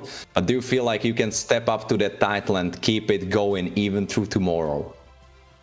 We will see. But it's not guaranteed that we win. It's not guaranteed that we lose. We have a lot of problem, but every team has a lot of problem. So to manage, but we are trying to improve, and we will see tomorrow. All right. Now, before we let you go, just one last question out here, Zadel. Any message for your fans out there? Because Void Kids did not just register the first game win in Thunder Division, but a first match win. So it's 3 points for you, and you're not at the bottom anymore. So any message for your fans? I guess, thank you for watching. Even if we will keep losing, it's we couldn't do worse. So it was it was very hard time for us, but thank you for keep supporting the Surge, keep watching us. Beautiful. Thank you so much for that, Zadel, and congratulations for this win, and good luck for your game tomorrow against Minerva Fury. We'll see you tomorrow. Thank you. See you. Well. My man was like, even though we won, there's a lot of things that we need to fix. And to be honest, I agree with him, Warren. Oh, absolutely. But the part that I love the most is getting the insight about the drafter, because now it all connects. Since if you have 50% of the games, I would say even 60% of the game is being already won or lost in the draft.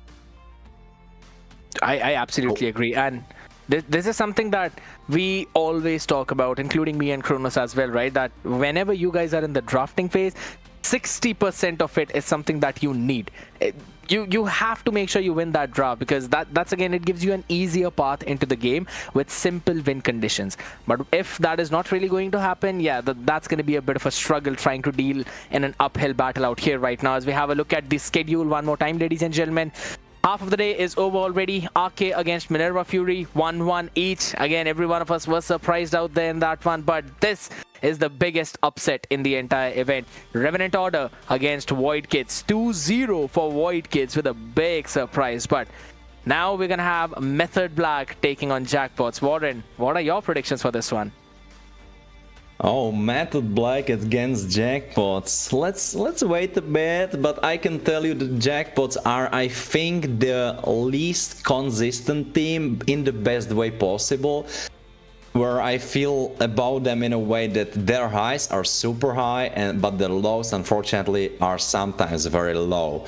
So this team can, on the good day, take out Stolen Angels, and on the worst day, they will get 2-0'd by Method Black. That's how I feel about them, and I am so happy that we will be casting together the next series. Absolutely. I'll be looking forward to that as well, as we have a look at the leaderboard itself, ladies and gentlemen. We all had that quick look now. Void Kids finally not at the bottom. They're a little bit ahead now. Yes, still in that danger zone, but at least they equalize with Revenant Order, who they just played. So there's no game differences happening out there. It's just the number of wins that are eventually registered for Revenant Order. They won 3 games individually, not an entire series. So that's the only reason why they're ahead of Void Kids. But what's going to happen in the next one? I know everyone is really hungry for that next game, people, but don't worry, don't go anywhere. We've got Method Black taking on Jackpots right after this short break.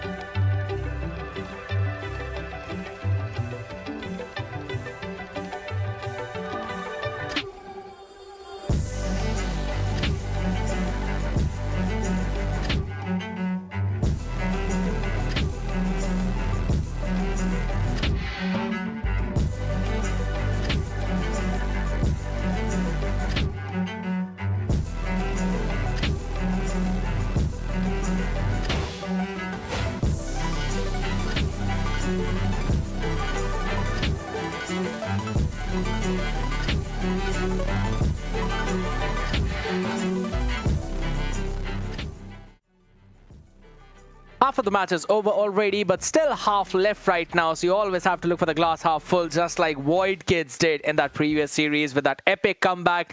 Finally, they have also registered a match win, but now, will it be Method Black or will it be Jackpots to finally find their own match win? We will find that out in this one, ladies and gentlemen. My name is Idiot, and alongside me, we've got the handsome Warren out here. Man, all of our predictions went down in drain in the previous game. Oh, it absolutely did. So I'm hoping that my prediction for this one will at least come to fruition, because, oh man, I was so wrong.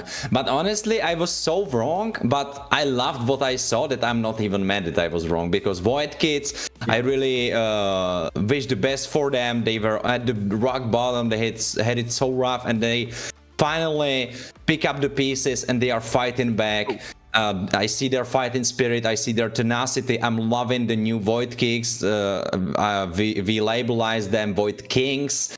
So I'm looking so much forward to tomorrow to see this new era, this new approach that they have. They were talking about the drafter being a big part, so I am really looking forward to that. I must re-watch actually and really look down on those drafts if I can notice that the difference by myself as well.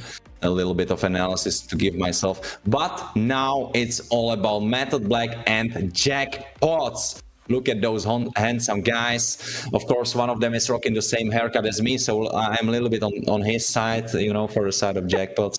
I'm feeling him. But, well, jokes aside, right now we are going for Method Black against Jackpots. Well, what can you say about those teams? I've been talking a big part about Jackpots, that they are crazy, they are either super strong, or they fumble it, they overplay it, and they are not really on top of their game.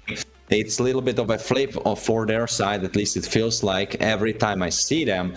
Whereas Method Black, right now, they are not doing the best. Void Kids were able to catapult themselves from the rock bottom, and the only team that's right now on the rock bottom with so low points, I believe they are still sitting on 0. Let me recheck that, but I think, yeah, no, not really with a 0, with a 1. So that's a 1 point for Method Black. They were able to steal away 1 game. So at least 1 point for them. But Jackpots, they are sitting very firmly on 5 points for themselves. 4 wins, 2 losses. So this is not so significant in a way that Method Black, if they win, can jump into the same spot as Jackpots, because they still will be sitting at 4 points, even though if they win very dominantly by 2-0. But it's a first step. It's a first step to coming from that bottom place of the leaderboard and trying to take it back. Method Black going into a draft with a strong statement ban, and that's Baxia. Even though I feel like he is a little bit better on the blue side, so I don't know if they didn't hit themselves in the leg. What do you think, Scared? And that's the thing, right? Method Black is, again, a team which we really thought would be pulling their socks up out here right now, but that hasn't really been happening in the past few series. The first one on day one against, if I'm not wrong, it was Ake. It was a draw, 1-1. And then against Stolen Angels 2-0'd them. Omni Glitch 2-0'd them. And that was one of the biggest surprises as well for a lot of us out there. Not really expecting Method Black to drop the ball in that one. And that is one of the big reasons why they're at down bottom, which you also mentioned out here. While for the other side, yeah, Jackpots, we know that in one game, they look they can take over the world. In the other game, they look like, yeah, rather not. So it seems like they are right now trying to find that consistency, and they've been lacking that. Quite a lot of it, to be honest. But in at least that one game where they look solid, they look very solid. I really hope that we're going to see that version of Jackpots right now, considering the predictions have been 1-1, at least from my side. Now, coming back onto this draft, because that's 60% of the game, Warren, which you previously mentioned too, and I doubled down on it as well. Baxia, Phobius taken out along with Zushin and Angela, so a chip is still up for grabs. I don't know if I'm liking that Faveus ban, you know, because I'm feeling like he's a little bit more of an answer into a composition, so he should be banned in the second phases of the ban phase. Maybe Metal Black have something specific in mind which could really enable Faveus. So in that case, of course, that is probably the case. Why else would they ban him? They probably are not over there being like, oh yeah, I feel like he's looking at me wrongly, I'm banning him out. So of course they have a plan, but right now I don't see the plan. But maybe it will be shown to me later into the draft, as Urek will pick up their first hero, because right now we are in the first part of the hero pickup phase. Urek, thinking about it, what do you think will be right now a strong pickup for the side of Metal Black, Scared? Could be the Yi Sunshin, it could be the chip, CC out here open as well, so she's going to be locked in instantly as the first pick from the other side. Now, yeah, you can let your EXP stay a little bit more longer though, but it's going to be that Sakura pickup. Kalia logged in instantly by Kingsta. And we know that this dude is actually pretty fire on that, right? Because we have seen his Cho. Kalia also follows a similar play style as well. So I really like it. Kingsta locking this one early on out along with Walkie with the Joy. I think so. Joy is again a pretty early pick. Maybe they could have gone and leaned a little bit more towards that mid lane. Maybe the Farsas, maybe, you know, locking in since the Zushin has been bad, or something else which they feel comfortable with. But it's absolutely fine. Right now, it's going to be Method Black who need to answer. Now, there's a pick-off composition on the other side. They kind of need the chain crowd control, but they lock in the Yi Sunshin. They lock in the Bane as well. And I really hope it is probably not either the gold lane Bane or maybe the mid lane Bane. I think so it is going to be the gold lane Bane. Oh, alright, with that Bane pickup, it's gonna be a spicy one, of course. He is a little bit on the tanky side, so he will not be the target that will be going down in the hands of Joy that can jump on top of him. Of course, Jisunshin is a little bit more on the trouble side, where he can be really bursted by Joy if he doesn't care about his positioning, if he doesn't pay enough attention. He could be getting caught up, and also he could be getting picked up by Kingsta, because this Flicker Kalia is going to be big danger for you. And right now you are the only focus for the side of Jackpots. Of course, you probably are going for a carry in gold lane, so you will not be the solo carry, but in the end you will be basically just two carries. Well, we will see. Well, we will see. Maybe they will be cooking and Bane will actually be on roam. So that would open us up with mid lane carry pick. I absolutely hope that's not really the case. I don't want a Bane roam in this game at all. Out here though, looking at all the bans coming in, the 1-1, Moscow, Kagura as well as the Matilda. Few other lanes being banned out here. And in the mid one, we're finally going to see Damsky on the Kimi out coming in. Fair enough answer, but the Farsa I was about to say is open, so it could be locked in now. Mid locked up, you need your roam. And I think so few of the best cases out there. Grog has been banned out. Arlet could be a pick. Or, you know what? Maybe go for a Franco.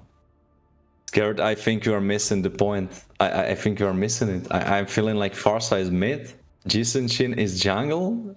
Oh, Yeah, wait a it's a good second. lane Is this? Ah, that's it. I was It's a thinking gold like, lane. are they... Ah, I see. So here's the thing.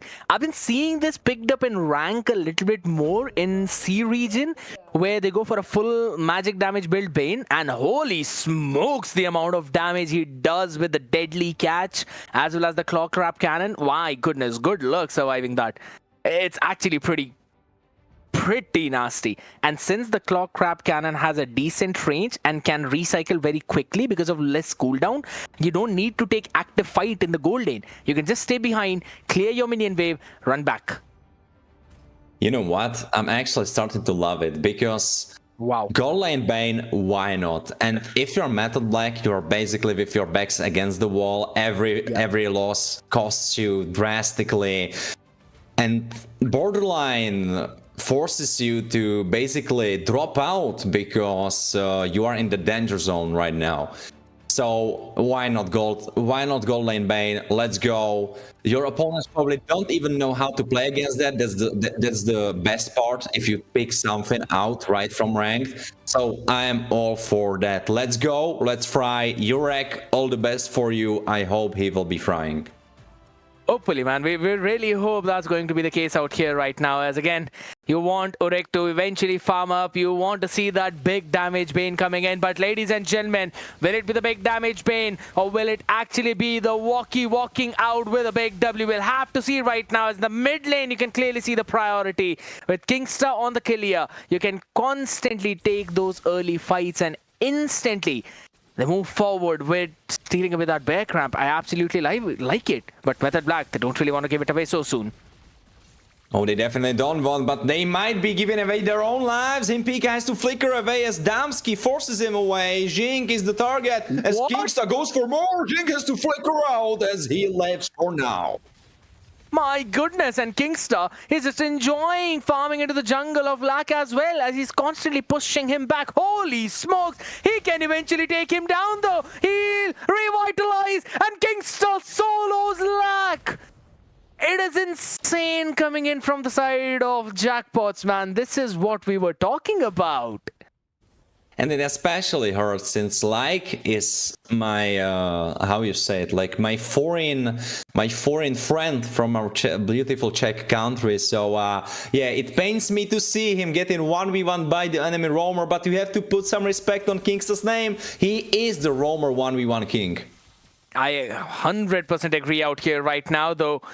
A little bit of mismatch coming in. Jing eventually survives with a slither of HP. The electrifying beats coming in from Walkie, almost catching him off guard out here, but we finally got the turtle being brought in. But because Lack is still level 3, I'm pretty sure he is not going in for the fights out here, as the fight was in the prediction as well, ladies and gentlemen. Chronos, Zakota and Synth going in for 1-1 for both of these teams. Me, Warren as well as Nish, all of us going in for a 2-0. And out here we can clearly see that happening, because Himpika was caught up in that tsunami slam. Eventually Laito getting that pick as the turtle was picked up by Jackpot. It's already a 1.4k goal lead coming in for them. But let's not jump too much, because Method Black still have that super solid late game in form of Jink, in form of Himpika kidnapping someone, with Kaja, and in form of Like, of course, and of course that gold lane Bane that I've talked about as well. And Alex is still super good scaling on his part, so Method Black have super good late game. The only problem is their early game, because Kingsta and Kalia super good early game, together with Damsky, who of course has that mid lane priority over Zetian, unfortunately, especially now when he has 1 level advantage. And Laito with Uranus is honestly the only one that's gonna outscale Method Black on that XP line. But right now Alex is going for spicy 1v1 against Laito. Laito forcing his ultimate away. Now Alexis is on the chase actually, but doesn't really look like he wants to be finishing the chase, because Laito bursting him down. Like the fact that Laito is just bullying the CC into that lane, right? There are only a couple of picks that actually win the lane actively against CC. One of them is Hilda, the second one is Uranus. And with the way how the amount of crowd control Jackpots already have in terms of Damski, in terms of Kingstar, I love the pick of Uranus coming into that EXP lane because all you need is sustain. All you need is someone to survive through all of that burst. And I don't think so the Feathered Airstrike or even the Mountain Shocker would be enough to burst him down. You still need him Pika Suppression. And it's going to be another steal onto that purple buff coming in as well. So Jackpots are working on the macro level. And they're making sure that the mid-game power spike is arriving down. And the bottom side is actually seeing that 1v1, but the team fight finally coming into fruition as the curtain call connecting along with the Mountain Stalker. Kingstar should be taken down though. Flickers in an awkward position though with the conceal. He will survive. The only one that they lost was Pelmetronio all the way down bottom as that 1v1 was turned into a 2v1. That's a big thing, right? Because you have Bane, and he is not really... Wait a second, Himpika could be in trouble. He still has Flicker, suppresses, forces under the tower as Jackpot has to run back into the fight. Jumping for Jink. Jink almost half HP gone. Jurek is trying to play it out. Oh, that deadly catch going into Kingstar. Right into his face as Jink unfortunately goes down together with Alexis, and now Like is all alone. Super kill, Jackpot Walkie finishes the turtle as Pelmetronio chases them down to the tower. Jurek trying to live, but he cannot. Pelmetronio with a double. And Method Black really need to slow down the game because early game is not in their favor, but late game, that's where they will shine. But only if you're able to stop that snowballing effect of Jackpots. And guess what? They're stealing every single buff away though. The orange also now going in for Elixirs. Not really for your jungler out there in the open as Jing catches one. Laito answered back instantly. Kingstar pretty low in that HP will finally fall to the Yo-Yo Blades as the electrifying beats go into the tower, but it doesn't matter.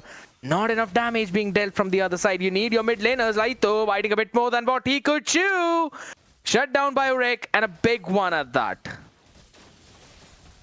Oh, it is indeed. Suppress coming from Hippika as Jackpot Walkie goes down. The staple player, the one that the team has been named after, is being killed for the first time in this game.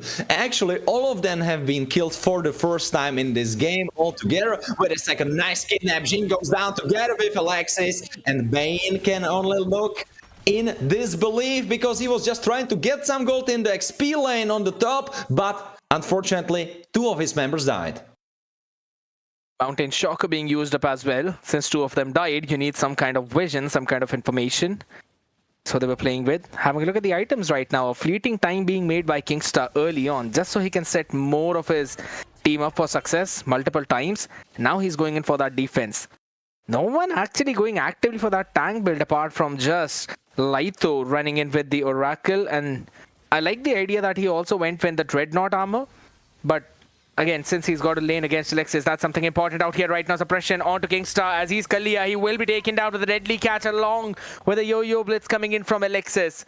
A lot of utility is used up just to shut down this one man, but Lack is not farming happily in his jungle. Every single thing is being stolen away and he cannot catch a break. Oh, he cannot, but I can tell you who can catch, and that's Himpika, because he has been catching people on and off non-stop since the game started, since he got his ult, and when he has Flicker available, oh, he is doing so much done for his team. And right now, 6-10, the gold has been not really equalized, but it has been slowed down. The approach, the creeping approach of Jackpots at gold advantage has been slowed down. Of course, late game super strong Pelmetronio and Jackpot walking a little bit of the joy. But the thing is that the fight starts on the top side. Big kidnap coming for Jurek as he goes down. He couldn't even flicker out, and the big crab boy is dead. Big conceal play coming in as well. With that flicker which you mentioned, Kingstar pulling up Urek into that Tsunami Slam. They realize that Urek has been a problem out here. Lack cannot do anything, getting caught in that 1v1 down bottom. Just absolutely destroyed. Level 9 to a level 12 walkie in that jungle. That is not coming alive. 4,000 gold lead right now, and to be honest, how are you able to come back in this one? Because you need Jing to farm up his items, and none of that is happening right now. Alex is forced to use his vengeance just to stay alive. I think maybe it was a little bit premature, because if you look at his HP, he didn't really lose that much. Of course, it reduces 30% of damage done to you, but if you look at his HP bar, he would probably still live, so maybe he could have kept it for a little bit longer. Of course, Lighto jumps on top of him, doesn't even have care in the ward. Oh, big distraction field forces him Pika back under the tower. But the thing is, every time Jackpot Walkie meets Like is going down. He has no tools in his pockets to make it out alive. Considering he does not even have the farm at this point. So yeah, even that tool of damage is not here for him now. It's every single tower being taken down apart from those inhibitors. The tier 2 in the mid and bottom are still standing. So that's one thing. But on the other side now, no, it's going to be targeted out. I don't think so there's anything that Method Black can do right now from stopping Jackpots for taking the slot. They're going to try and farm towards that bottom side. Playing in the opposite lane is what they could do. And Lighto, he's going to do everything possible just to try and be a nuisance in front of them. Just facing 4 people out here. Traction Pearl, Scott, and Alexis is absolutely destroyed in that Tsunami Slam. Alright, I believe that this time Alexis took notes from what I was saying, and he was like, alright, I don't need to use the vengeance, but this time he unfortunately died. So, tips for you players, don't take tips from us casters, we are just yapping most of the times. Well, let's look back at the game, because 10-minute mark approaches, and right now 7,000 goalie for Jackpots. What do I have to tell you? Scared. I have to tell you that just before this is, wait a second, Kalia with a big kidnap going for Jurek. Jurek goes down, he goes for more Jackpot. He's trying to live through that onslaught. He is still alive. This Joy is just jumping around on these electrifying beats. Triple kill, and Alexis is the one man standing, and just as I was about to say, don't make their coffin just yet. They finished the game, and Jackpots with a turbulent first game. And unfortunately, Method Black couldn't make it back as Void Kids did in the series before. Big one, big play coming in from Jackpots. There was a moment when I thought that maybe they're throwing the game again. You know, we've known Jackpot for making those kinds of plays as well. Risky, overextending. So it was happening in the mid one when the lead that they had of around 4,000 gold was reduced to 2, and there were a couple of good suppression plays coming in from the other side, but it was just an early snowball. We talked about it. Early game advantage, Jackpots. If they snowball early, yeah, it's all going to be done. So that's exactly what happened. Priority in the draft is what held them out with that Kalia pick, and Kingstar looked super confident on that. Oh, he did indeed, and that's the thing with Kingstar. I've known him, of course, just like formally, not really that I went to a beer with him, but I known him in his MLBB career under Surge as this big playmaker guy. If you put him at Tigreal, if you put him at Kalia, if you put him at Cho, that's where he fries. And unfortunately for the blue team, unfortunately for Metal Black, you left him on Kalia and you let him fry. And even though Pika was trying to over-fry him, Kingstar's fries were just better. He made the better burger, he made better bacon, he had the better buns. And unfortunately, in the end, his restaurant went off better, at least in this first contest. Jurek, he seemed decent, but I felt like he felt to not really misbehaving, but like misplays of his team, where draft was super late game oriented, and Jurek couldn't really stand up with someone because everyone was just late game, so he was just getting harassed. He couldn't really do much, even though through laning phase he was getting some harass on Polymetronio. He even got that 2v1 off, and he was looking pretty decent. I was so excited about seeing more of that Bane, because in the fights that we saw him, that deadly catch, oh, so much damage. Agree, and this is what I mentioned as well, right? Magic build Bane in that gold lane, you bring the Holy Crystal, you make the Lightning Truncheon. That's how you delete the gold laners, or at least the squishies out there. But I think so the game was decided in the first minute itself. In the very first minion rotation in mid lane, you could clearly see the amount of damage that Damsky and Kingstar were able to dish out on the Farsa as well as the Kaja on the other side. Once that happened, they pivoted over towards the bear camp. They stole that bear camp, they kept on pushing forward, and Kingstar was able to 1v1 lack in his jungle. And the big reason for that was because everyone in mid lane was just super low in that HP that no one could provide the support to Lack. So even though he took the buff, he could not survive there. And that was the point which set up Jackpots for success, because from that point onwards, all they needed to do was just farm more than Lack, and they were able to do that. So no scaling whatsoever, no damage being dealt by the jungler, so it was all down to just the mid lane as well as the gold lane, and even your mid laner, that is a Farsa, is a late game hero. So none of that worked out for Method Black. I think so their draft was decent, they just needed something else instead of a Kaja in the mid lane to try and at least stop that constant suppression from Kalia as well as the Kimi. I'm feeling like Matilda could have been a big pickup. I'm not sure if she was banned. I'm feeling like Tigreal could have been a decent pickup as well, because every time Kalia kidnaps you, you can always go with Flicker into ultimate, into the rest of the combo. So you kinda make it harder for the kidnapping moment to be the right moment where they can just jump onto the target that Kalia takes and just punch him until he is gone. Whereas with Tigreal, or like anyone really who could make this stuff happen, you could give a little bit of space to your carry that's being taken away, and through this little bit of time that you make for them, they might be able to play the fight. But that's of course all in the past. Of course, everyone's a general after the draft has been done, after the game has been done. But right now, what has to be said for Method Black is, I believe, you cannot go against Jackpots with super heavy late game composition like you did last time. I think you need some early game security. I'm telling, mix it up, go at least 2 early game heroes, or you are setting up yourself for failure, because I feel like Jackpots will just jump at your throat and don't let you breathe. And maybe don't let Kingstar pick up the Kalia. Maybe ban her out in the first banning phase. Because if that happens, because Kingstar, he's just so comfortable on that Kalia. He was setting his team up so very well. You just always love whenever Kingstar plays like that, right? There are moments when sometimes you can see the overextension from him, but then most of the times he's just able to take this one away. So it is absolutely fine right now. CC being banned out, a lot of picks up for grabs. There is the Kalia still left open. So maybe if Jackpots won, they can actually lock in, and instantly they give that one to Kingstar. Alright, that speaks volumes about the way how Jackpots trust Kingstar on this pick, how much he himself trusts himself on that pick, because you immediately go in with so many hot picks on board still available, you immediately go for Kingstar's Kalia. Like there was almost no second to decide otherwise, because it was instant Kalia pickup.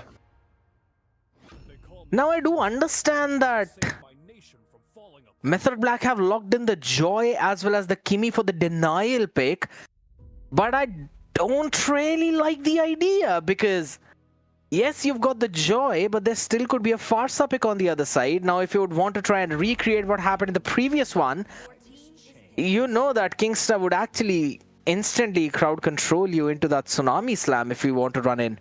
And that is a big problem that Lack would have to deal with, considering now CC is banned out, so Laito locks in the Phoveus. That is a big priority in the EXP lane as well. Oh, it is indeed, but with him Pika locking in Grog, I'm actually liking this draft, because look at it. Every time when you see the teams play, you hate the most when it's not evolving anywhere, when you clearly see the mistakes and it doesn't seem like the players are doing something about it. It doesn't matter the result of the second game, of course it matters for both of the teams, but in my eyes it doesn't really matter, because already Method Black have earned my respect by switching the draft up. They have an idea, they have a thought in their head, and they are like, alright, let's switch it up, let's get mid lane prio, let's have Grog for even more mid lane prio, and let's try to play it like that. Let's take away Lito, not Litos, but Jackpot Walkies, Joy. Let's switch this up. It's also interesting to see that after all those switch ups, they haven't really banned out the Farsa. And I think so, I do understand the idea, because if in case Jackpots pick that Farsa up, then they don't have any early game priority. Yes, they can clear out the mid. Kingstar is there, Concussive Blast and Farsa clearing that wave out, but Himpika and Jing will actually have that priority with the Grok as well as the Kimi out there in mid lane. And I love the double down coming in from Method Black along with the Lapu Lapu. I'm super big fan, I must say. Of course, I'm very well known for loving Favos already. I've been yapping about that for so long, but Lapu Lapu is my definitely second favorite, together with Arlott probably. But the thing is, they have Lapu, and I love how he can play the matchup against Favos, because he doesn't really need to play the matchup, he just needs to wait for level 4, doesn't need to play the lane, wait for level 4, and then join fights, go for backline. Oh my goodness. You can try and go for backline, but which one are you going to try and target? There's Pelmetronio with the Erythiel in the gold lane. There's Walkie with the Yi Sun Shin.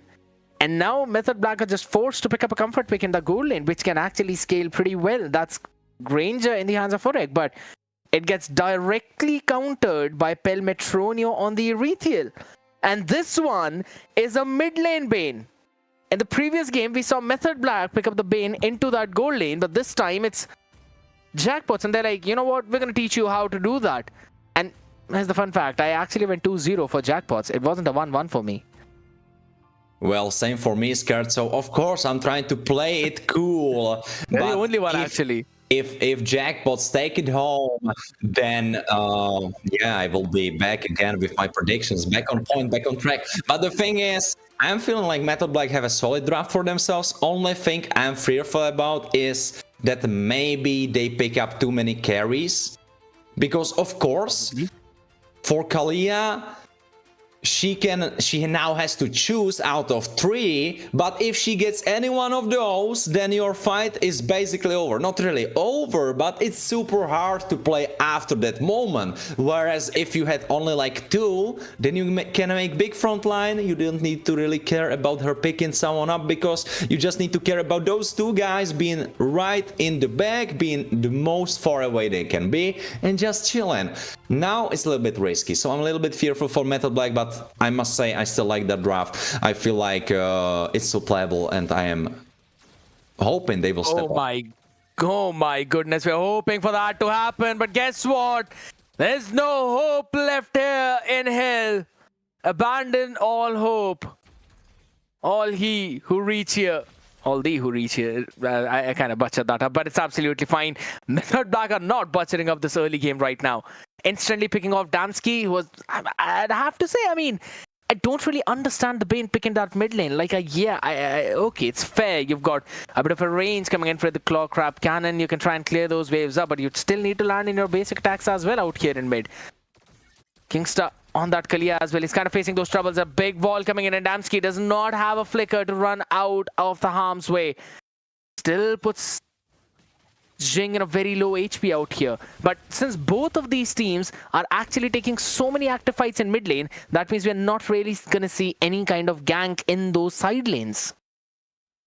Oh, definitely. So even though you could have had that priority for Method Black, wait a second, Alexis could be the one getting targeted. Himpika is now trying to cover for him. Dansky trying to force them away. Laito almost with level 4, but it looks like he will refocus on the turtle as Jackpot Walkie. Wait a second, he hits level 4, goes for Himpika, pokes him down, half HP gone. Alexis almost level 4 for himself. Actually, we'll be hitting it pretty soon to Light. Oh, wait a second. Light goes in. He tries to steal it away. He tries to put down those electrifying bees. Those tunes, funky tunes. Oh, they are just enough because he read his way to the turtle as the rest of his fight, the fight continues. Light goes down. Himpika has slain him himself. 2 kills on Grok. Of course, you won it on someone else. But for Method Black, this is such a big pickup of morale.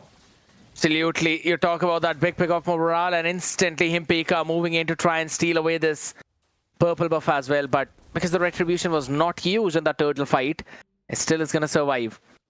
A lot of aggression coming in from Method Black, and it's again the Skimmy and Grog mid lane, the duo working out. Damsky not really feeling comfortable out here on the Bane in the mid lane, and this is exactly what I mentioned, right? I was like on point with the Bane in the goal lane. That's kind of fair.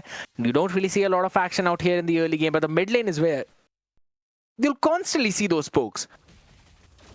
And that's exactly what's happening out here right now. Kingstar will have to actively help Damsky clear that mid lane.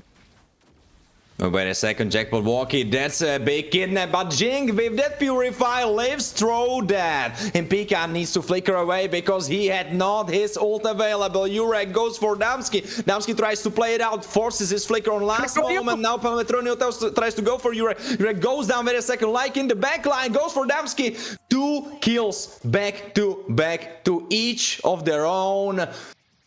Damski gone together with Like and Jurek. This is the big thing, right? Yeah, it's Damski who eventually fell down, but on the other side, Lak and Urek were the ones who were taken down. And guess what? It was Pelmetronio who got a kill on that as well as an assist.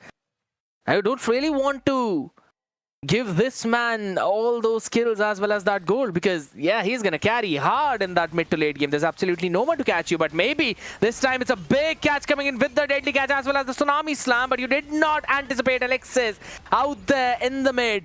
1-for-1 trade as mid laner gets taken down for both of these teams with a big shutdown on Jing because that is what was needed by Jackpots. Jackpots look like they are jumping back into the game. They got those cherries on those Jackpots. As we approach the 4th minute mark, next turtle is spawned on the map. Let's see who gets it, if Method Black or Jackpot.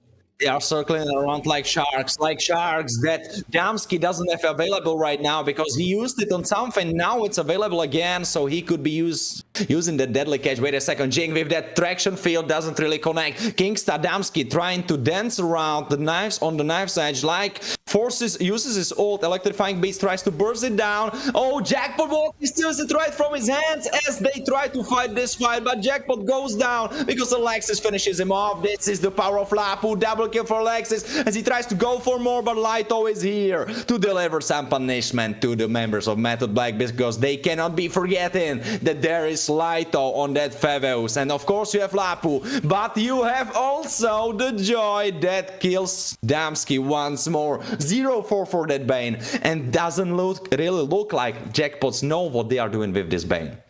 Reminds me of my lobby in that EXP lane with the 0-4 start, and we were like, what's happening to this man?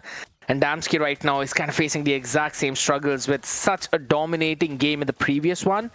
He's absolutely dropping the ball right now, but the man who's absolutely not dropping is going to be Lak with 3 stacks onto that dash. He's now going to be taken down though. It's going to be Kalia picking him up. Instant delete coming in, and Pelmetronio moving a little bit too far forward. The Purify comes in, but a lot of bite for Walkie and nothing that he could chew on that point. Instant overextension punishment by Himpika with that tectonic charge.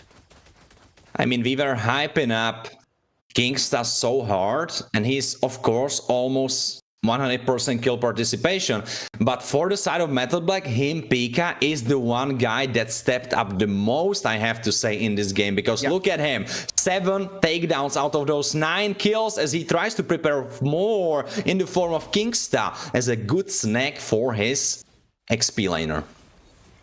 I absolutely agree. He's been setting things up so very well and also making sure that Jing eventually has that advantage so that he can constantly going for that poke and it's not really facing any kind of problems. Pelmetronio completing the Windtalker now. It's going to be even more difficult to catch this man.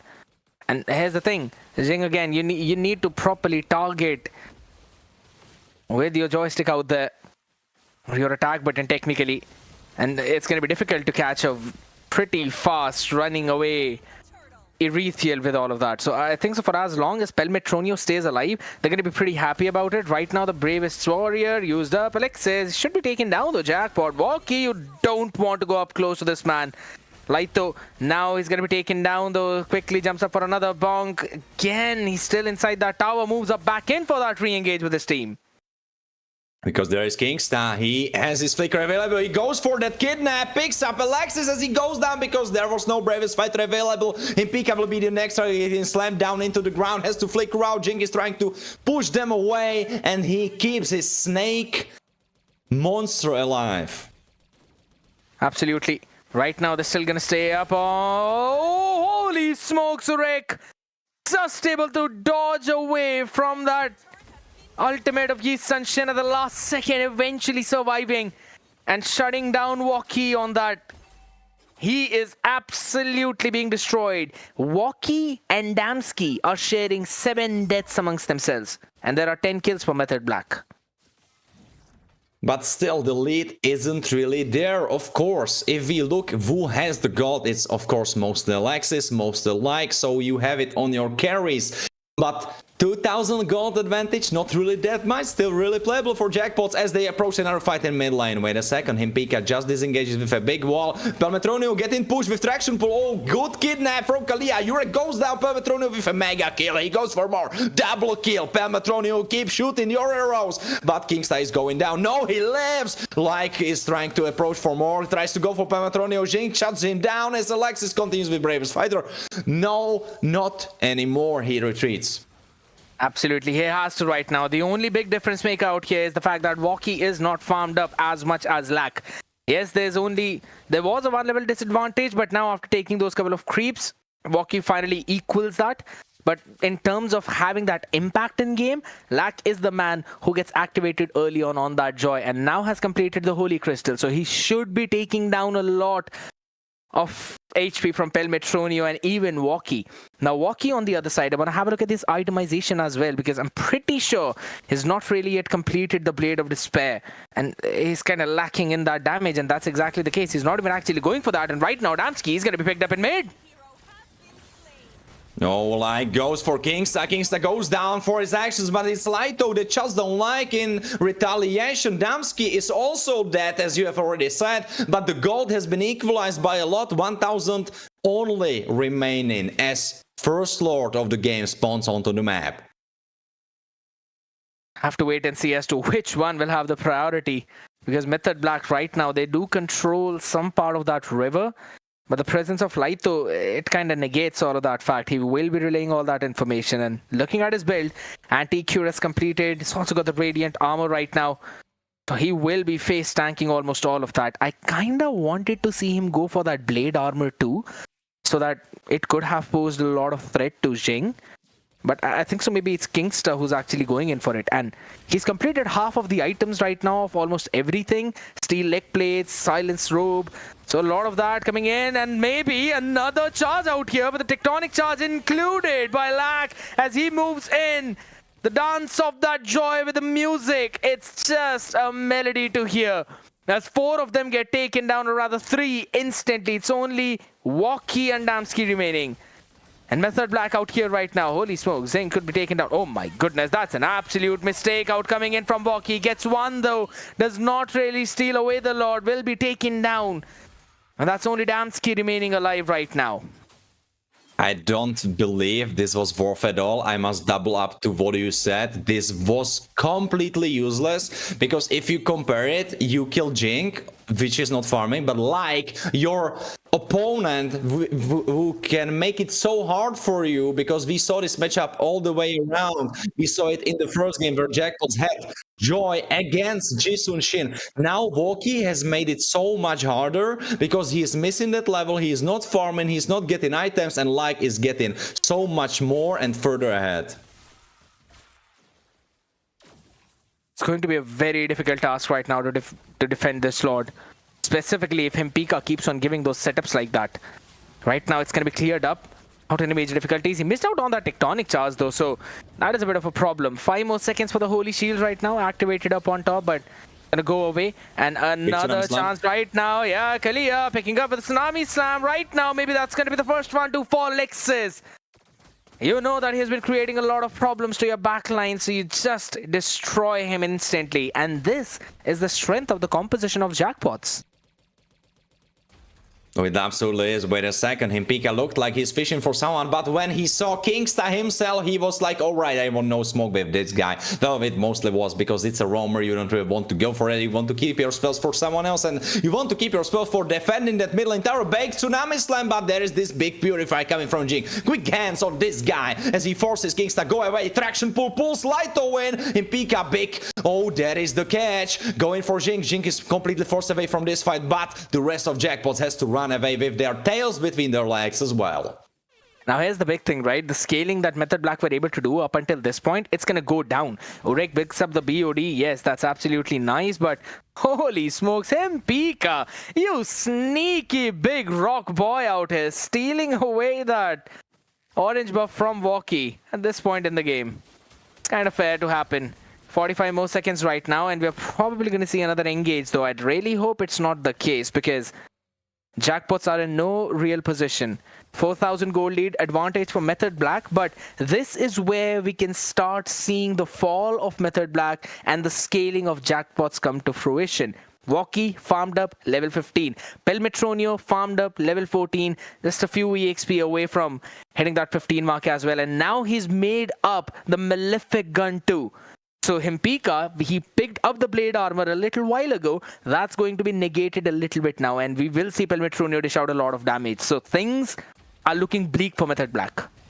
Wait a second, Kingstar could be in trouble. Doesn't look like it because Himpika will just push him away from the bush. Where now Lord spawned onto map. Himpika could be the target, but it's still a roamer. You probably don't want to go for. Oh, unfortunately, light goes for Jackpot. He doesn't really care because he goes just in. Tsunami Slam picks up. God.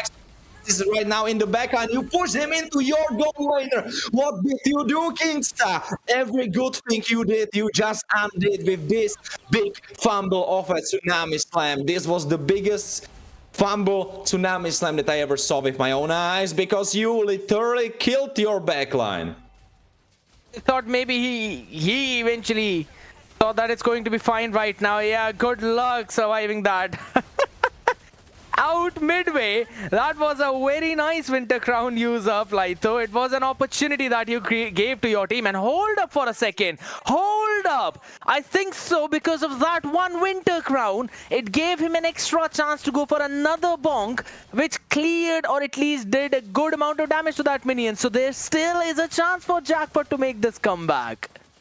Oh, absolutely. You could have been laughing. I was laughing a little bit together with Scared, but he knew what he was doing. Laito, the man, the myth, the legend, he just solo defended the base, at least for now. But we will see if they can defend more. We see that Himpika is slowing down Lord, so they can get into better position using that wall, because they are trying to sync it up with waves on bot lane. If you look at Lapu, he's trying to sync it up, but it didn't really work out the best way. Wait a second, Himpika could be walling them off. He didn't really do that. But now Lord is in mid lane. This could be the final fight of the game, of the series. Himpika is trying to push his way through. Lord still half HP, but he's getting bursted very quickly. Now they have to retreat, I believe.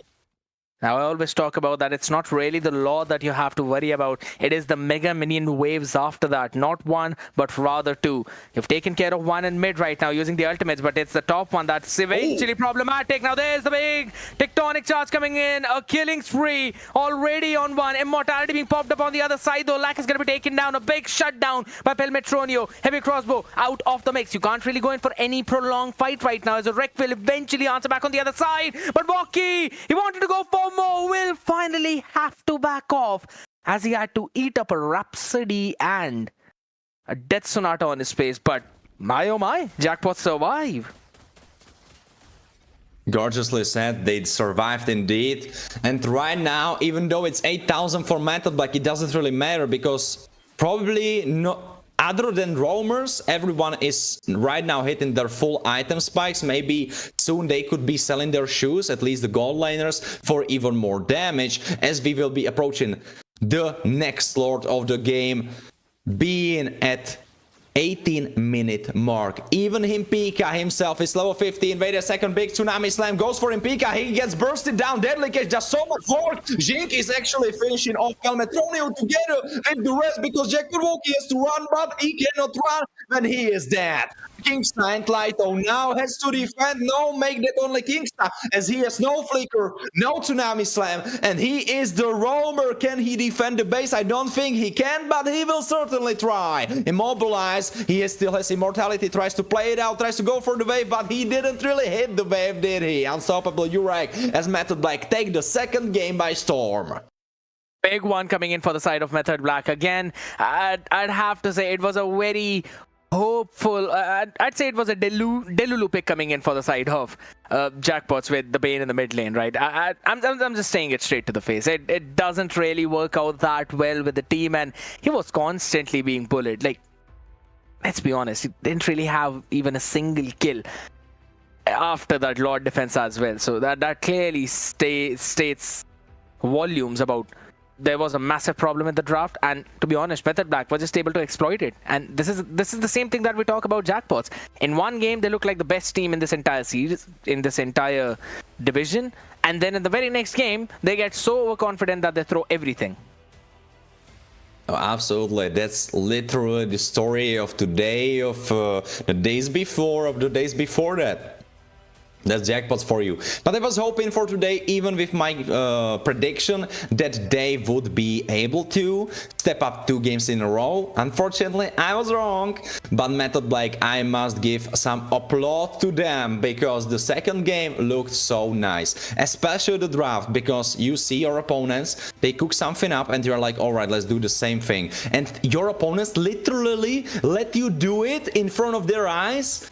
And then they tried to spit in your face with picking up Bane, but it backfired so horrendously for them, and you took the game off of them. So second point for Method Black. It's like they slipped on the same peel of banana which they threw out for Method Black to slip up on. But I absolutely agree. Massive mess up though, but it's also not just in terms of the Bane pick, right? I could see it working in towards the end of the game where you were actually dishing out a decent amount of damage, but there is just so much ability for Method Black to kite around the deadly catch, because that ultimate is absurdly slow. You could like see it coming from miles away, and your flicker will be off of a cooldown while those sharks reach you. So there was just a lot of chances for Method Black to move out of that way and then keep on firing. Now every single thing was used up on him Pika in that very last fight, like including the heavy crossbow, including the mountain shocker, and you picked him up initially with the tsunami slam. So now if you use all of your tools for that one big man, that means Jing is absolutely free, Lak is absolutely free, Urek is absolutely free. Good luck trying to survive through all of that burst damage coming in from them. So that was, again, the priority of target is where I think Jackpots lost the game. Indeed. But I must say that as you made the metaphor with the banana peel, I feel like if you play a composition and you counter your opponents with that, talking about game 1, then you should really be ready about your opponents copying it. Or maybe you're not even letting them copy it. Maybe with picking up Kimi as a first pick instead of Jisunchin, because then they could go for Jisunchin or they could go for Joy. You can answer with Fredrin. You know, there's still so much you can do. But I feel like the Kimi pickup would be making so much more sense as a first pick. I agree as well. That would be pretty solid though, because even if a Farsabi is picked up on the other side, you've got many more chances and many more tools to deal with Farsa. You could pick up a Joy, you could go for a late Kalia pick as well. If you want, you can also still keep the Yeats and Shin while also picking something that can actually dive in the enemy backline. Maybe a Phoveus. It's still a nice choice. I do like that Phoveus. If not, go for the Lapu Lapu. Works out in every scenario. I know that we both absolutely love it, but on the other side of the spectrum, yes, it was a pretty solid game coming in from both of these teams, but Method Black pulling it all the way back was pretty good. I really hope that I could use the same kind of strategy to pull myself back up in that prediction chart. I'm all the way down on the 6th spot with 18.2, man. I know you're still in top 3, Warren. You missed out on a couple of predictions out there, but it's still absolutely fine. I know you'll pull back. Well, maybe I am losing out. Maybe I'm losing out my charm.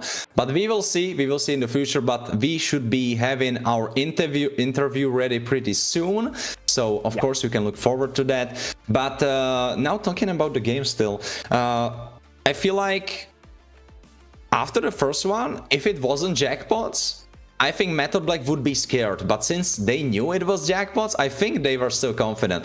I am hoping we will hear something like that on the interview, because I'm expecting that we are probably getting the winner of the second game. That's how it was before. Don't really know. Maybe the technical department will correct me. So sorry for spreading misinformation if that's the case. Yeah, I know you're pretty excited about that interview as well, but you know there's a lot of guessing games happening out there. So people out there in the comment section, I know you're pretty active out. Who do you think is going to be coming on the interview? You have to send out your predictions, you know, because we'll be starting that pretty soon. So make sure you type down who do you think is actually coming in for this interview. You may never know. Subscribe to Surge. You might win something. I'm not saying what, but You don't take my word for it, but Kronos was the one who eventually announced it. But coming back onto that same discussion, right? I do agree. Pretty solid matches that we've seen till now. A lot of surprises coming in. But the next one is going to be between Stolen Angels and Omniglitch. Now, one part of comparison for both of these teams is against Method Black. Both of them have 2-0'd Method Black. So, my big question is as to what's going to happen out there in that next game, because it is crucial for both of these teams technically.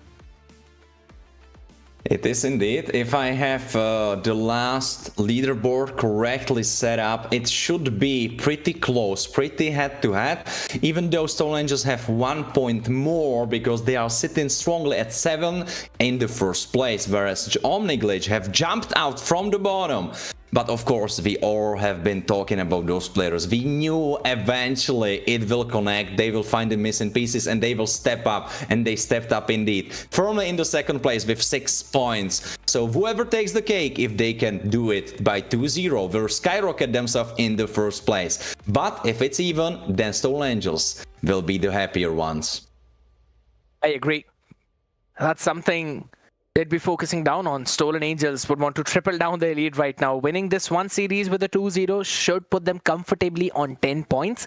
While for all the other teams out here, right, Method Black, again, they needed the big win in the previous one to try and topple down Void Kids, but that is not happening today. And Void Kids finally, after the first 3 days, on the 4th day, they'll be on the second last spot. Still equaling the number of points with Revenant Order, but since the fact that they've only won 2 games, that is where they eventually brought down in that 7th spot. So there's going to be some changes out there as well. It's a pretty close leaderboard if you really look at it, right? In the bottom 4, the maximum point difference is 2. It's 4, 3, 3, 2. While if you look at the top 4, 3 of them are on 6 points, and then it's Stolen Angels with 7 points. And by the way, Omniglitch is yet to play this entire game, including Stolen Angels. So we will see some toppling down here and there as well. But after today, Warren, my question is, do you still see Stolen Angels as one of the undefeated teams, or can Omniglitch actually take this one away?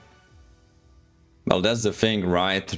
Because at this moment, they have only 1 loss. I am not sure who dethroned them. I don't want to say some barber jabbo, so I will keep that to you. But right as we are speaking about it, interview has been done, has been prepared, so we can go into that as we welcome Jurek over here from the Method Black. And hello Jurek, how you doing after that clutch win of that second map? Hello, I'm okay, and you? We're doing good, man. Thank you so much for asking. Yeah, I know, you know, that first game did not really go in your favor, though I did like the idea of Bane in the gold lane. Where did you pick that idea up from? Our team, we actually watched MPL Malaysia, and we saw Innocent pick Bane, and we wanted to try it out. And yeah, in the scrims it worked really well, but in this first match it didn't really work. Warren? Yeah, I just wanted to add up if in scrims it worked, but then Jurek answered. Thank you for that answer. And well, what can we expect from you? Do you feel like tomorrow could be the day where you could step it up? Because in the second game you looked stronger. It looked like you took a lot from the first game, and you kind of outsmarted your opponents. We were talking about it, and we felt like you took the best from their draft and you made it your own. Can you repeat it? I didn't hear. Oh yes, sure. I am asking if you feel like tomorrow you can step it up even more, even further, get even more points for yourself, because it felt like in that second game that you outsmarted your opponents. I mean, I hope we can build on this momentum. It's our first one game after a long time, so I hope we can win the next match. Yeah.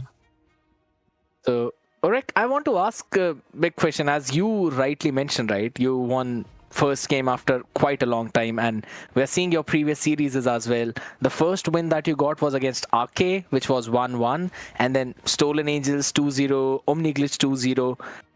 what is happening in the team? What are the problems that you are encountering?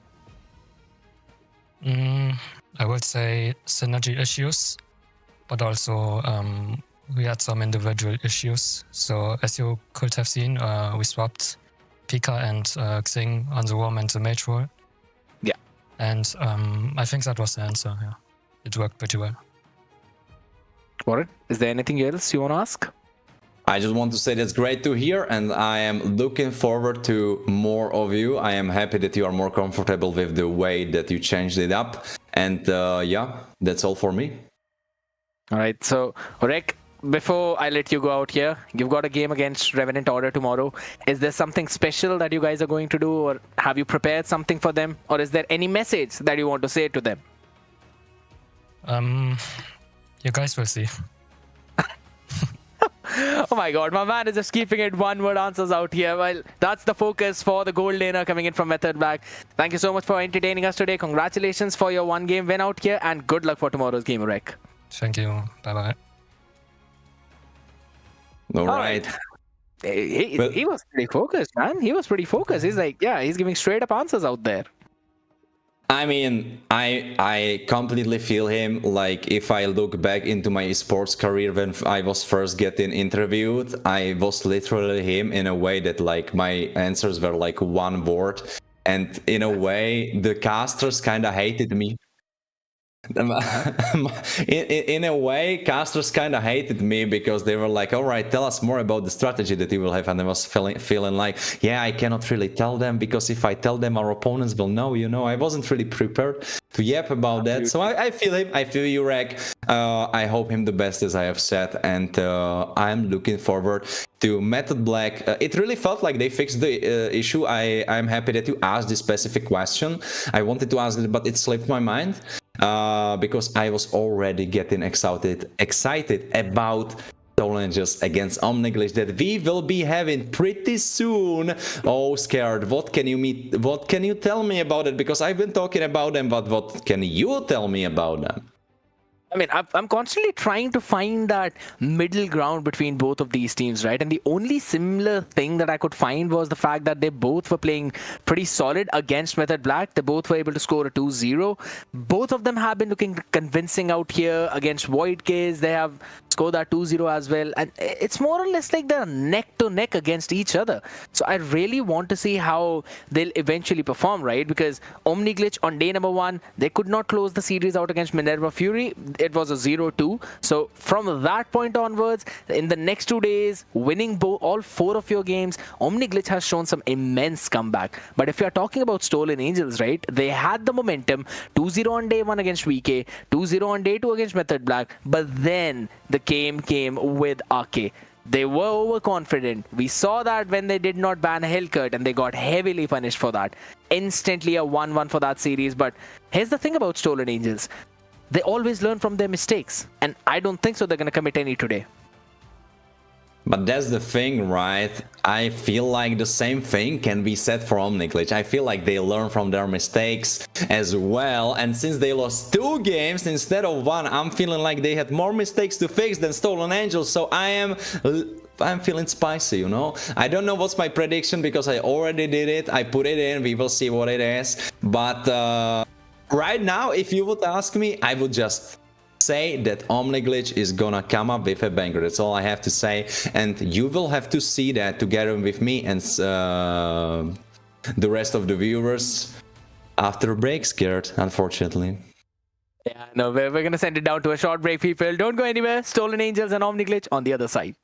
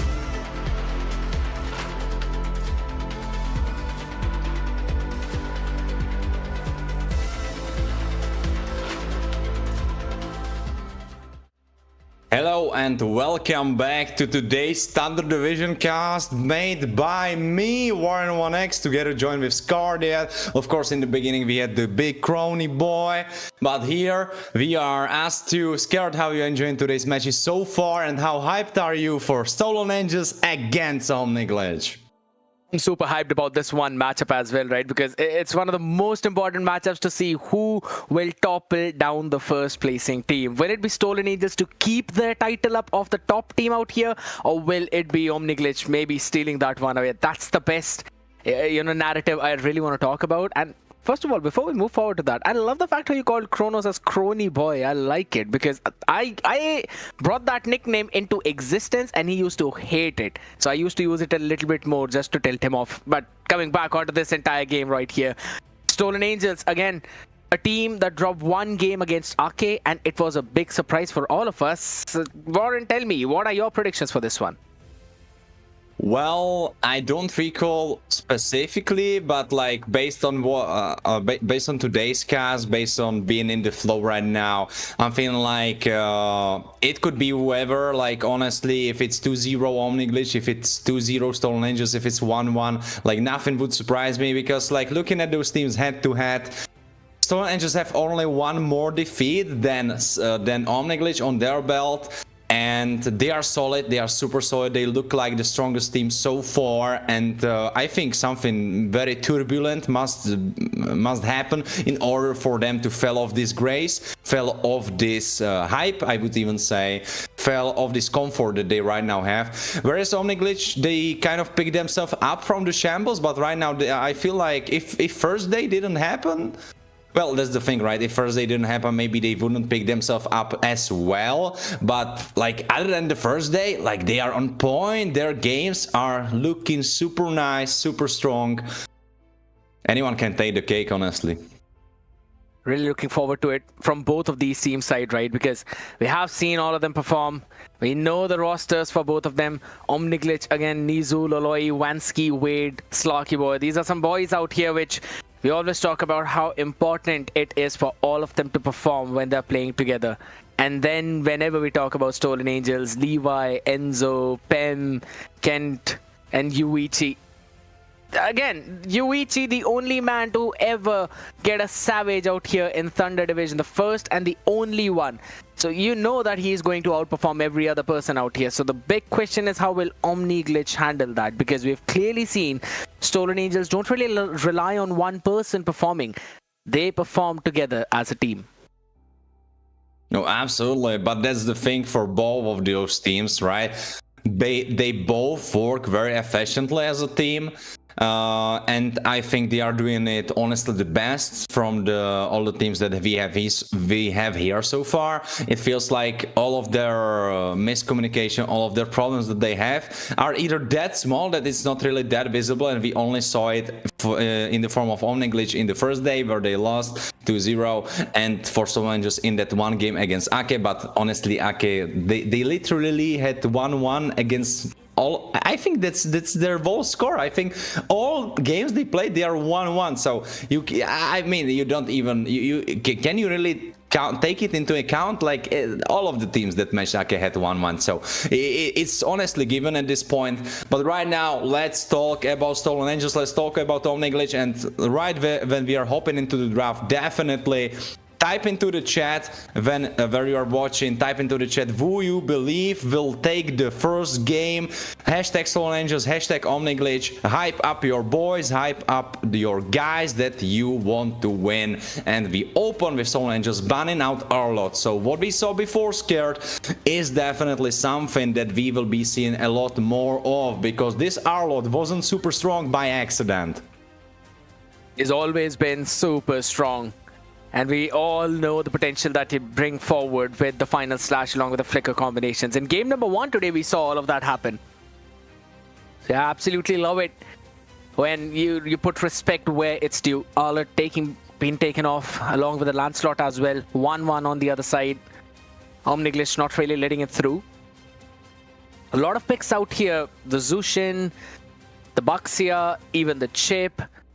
I'm expecting at least 2 out of those 3 being banned out, and that would eventually leave room open for picks like Kimmy And then to counter her, maybe Farsas, Phobias, CC as well, you know. We normally see her in the ban section, so we'll see if OG actually go for it. And that's the thing, right? If you look for Omni Glitch, you see that it's been one that's been banned. You see Juxin right now. And for me, this says that Omni Glitch wants a dive-in composition. It looks like they want a dive-in. Whereas for the side of Stolen Angels, it looks like they want something front to back. Because Lancelot Superdog with a diving, misposition, being heavily punished by Arlot instead. So it feels like Stolen Angels are opting for this front to back, whereas Omni Glitch are probably thinking about the diving composition. CC, of course, melting tanks, so super strong into that front to back, so I'm feeling like Stolen Angels will go for Kimi first pick, at least from what I see right now. Could be possible. But then again, there is a Farsa to be picked up on the other side, and if you go for the Kimi, you know there's going to be an answer in the form of Phobias as well. So you either pick the EXP priority or you pick the mid lane priority. It's going to be one of the two things. But for now, I'm pretty sure there should be a Baxia ban out here. Omni Glitch would not really want to let this one through. Otherwise, we know all of the predictions are going to go down in drain, and it will be a Baxia picked up by Stolen Angels. And we already know the potential of him, right? And I remember in game number 1 itself, when I was casting with Kronos, it was the Baxia that was picked up, but that too at the very last of the drafting phase. So right now, you have an opportunity. Now, Stolen Angels probably wanted one. OG are like, yeah, alright, go ahead. You've got a lot of options up in your plate. You pick one, we take two. I'm feeling like Stolen Angels can really benefit from Kimi, even though I feel like they didn't play her so often. Maybe remind me if I'm wrong, but I feel like it wasn't their most pickup hero. Alright, Angela. So now it looks like you are looking for dive in for yourself, honestly, because why else are you picking Angela if you don't want to jump in so she can shield the right target? Or maybe you are 2 steps ahead and you are like, all right, they want to dive in because of what they banned out. Other than the chip, of course, it doesn't really fit in that idea, but you want to counter that engage composition. But I don't know. I know Angela is super strong. I know she has been buffed, but she isn't really doing it for me, at least from what I saw. We'll have to see if this one eventually changes your narrative out here, right? Because you're literally being the main character of Death Note out. And I don't really mean M and N, I actually mean L out. And I was about to say, you know, since Angela has been picked up by Stolen Angels, Baxia should definitely be up on cards for Omni Glitch, because you would not really want this one to go on the other side. Along with an Angela, Baxia in the jungle, yeah, that's a dive in. You are absolutely waiting to be smashed out in the early game. And bringing in the Esmeralda early pick as well. I absolutely love this counter pick, because Angela gives you shield, Esmeralda doesn't care about the shield. She damages you through all of that and then eventually steals it all away. So it's like a win-win situation for OG. I'm loving the entire draft that they've pulled up. But let's see what's going to be the counter for the side of Stolen Angels. A Fanny! Alright, that's spicy. Long time no see, long time no Fanny, even though she was open. I know chat has been crazy about Fanny since day one. Basically, they were like, Fanny is open, why is no one playing her? Well, Levi is delivering right now, so I hope the guys that were asking for it are right here in the chat with us, because here we are and Levi delivers. And right now it looks like he will be delivering swift death to Omni Glitch, because right now they don't really have that much counters against her.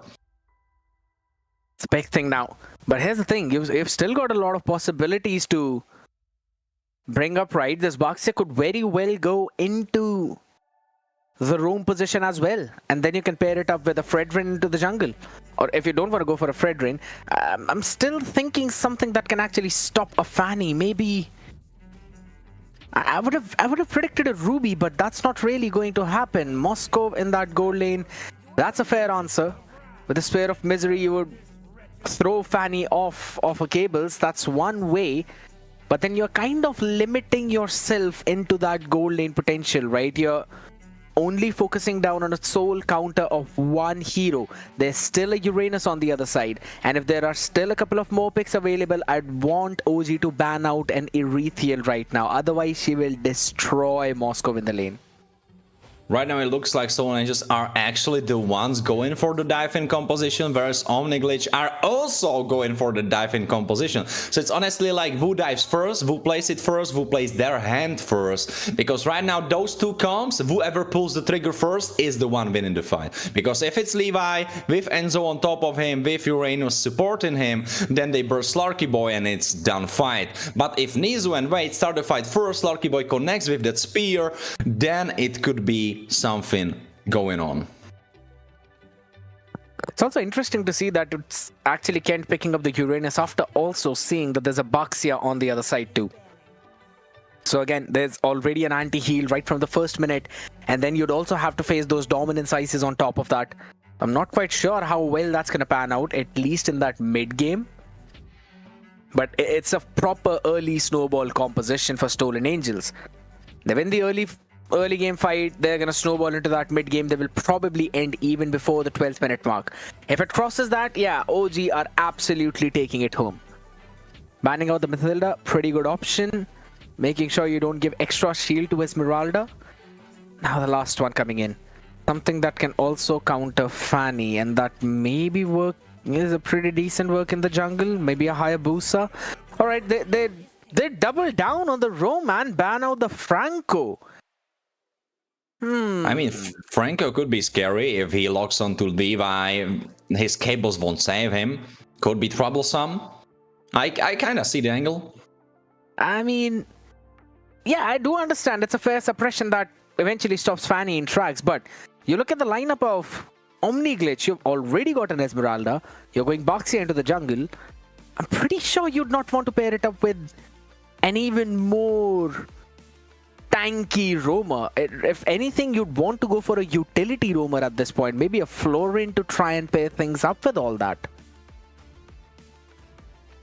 Florin could be the idea, but right now it looks like it will be Khalid. So that's Khalid in the roam for you. Or maybe it's a spicy Khalid in XP lane that we already saw sometimes. I think I saw it like twice. I don't really know if that's what Omniglitch is going for. But honestly, let's be absolutely clear to ourselves. Wansky, who are we kidding? Of course he is on that Khalid. Locked in with the same skin. The Prince of Sands himself.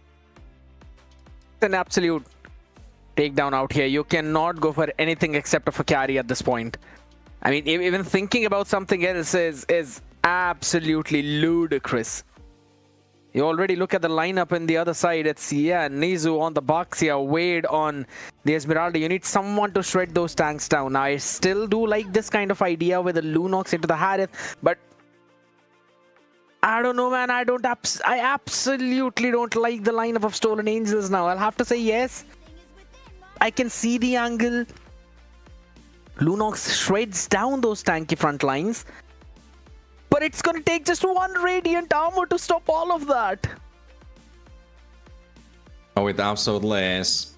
I'm a little bit fearful as well, because Kent, Enzo, Pam and Yuichi all in that magic damage department, whereas Levi is the only one physical. So of course, if he pops off, then it's super hard to itemize against him. But as you have said, they can get this one item and it's done. He's done for, not really done for, but he will be doing a lot less damage. And of course, Wade and Nizu are on super strong, super tanky heroes. Vervansky also himself on that Rome Khalid that will be not really that much tankier than if he would be competitively played in XP lane, because as we know, XP laners are usually just picking up one damage item, then they go for full defense, so a little bit less than that, but still, he is probably building full defense items, so still decently tanky.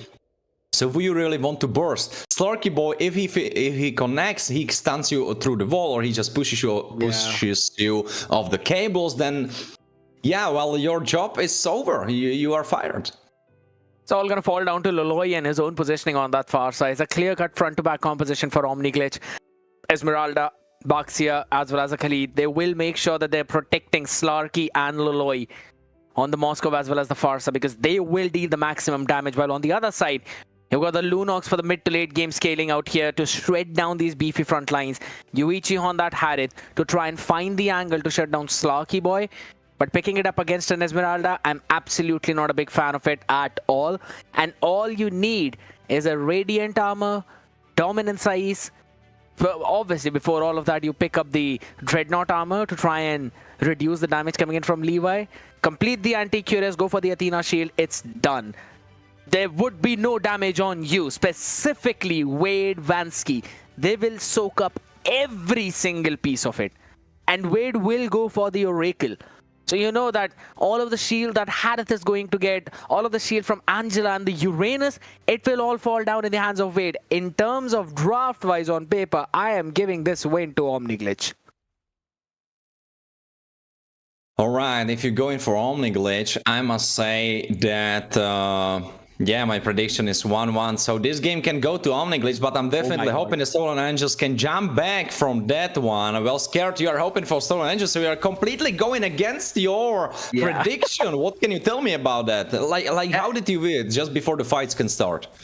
I don't know, man. I just thought I'd do something crazy, and I was like, you know what? I'm actually going to go for a 2-0 Stolen Angels. Considering the way how things have been in the previous few games, I was expecting them to maybe learn a few things from the mistake in the previous one. Right now, an early flicker coming in from Pem through that rock wall. I like that angle that came in from their side. Now Vansky, again, he's constantly going to poke you. Thunderbolt should be the first item on him. And after that, he's going to focus down on the rest of those items too. But in the mid lane right now, Enzo, lucky to be alive, constantly getting that HP back.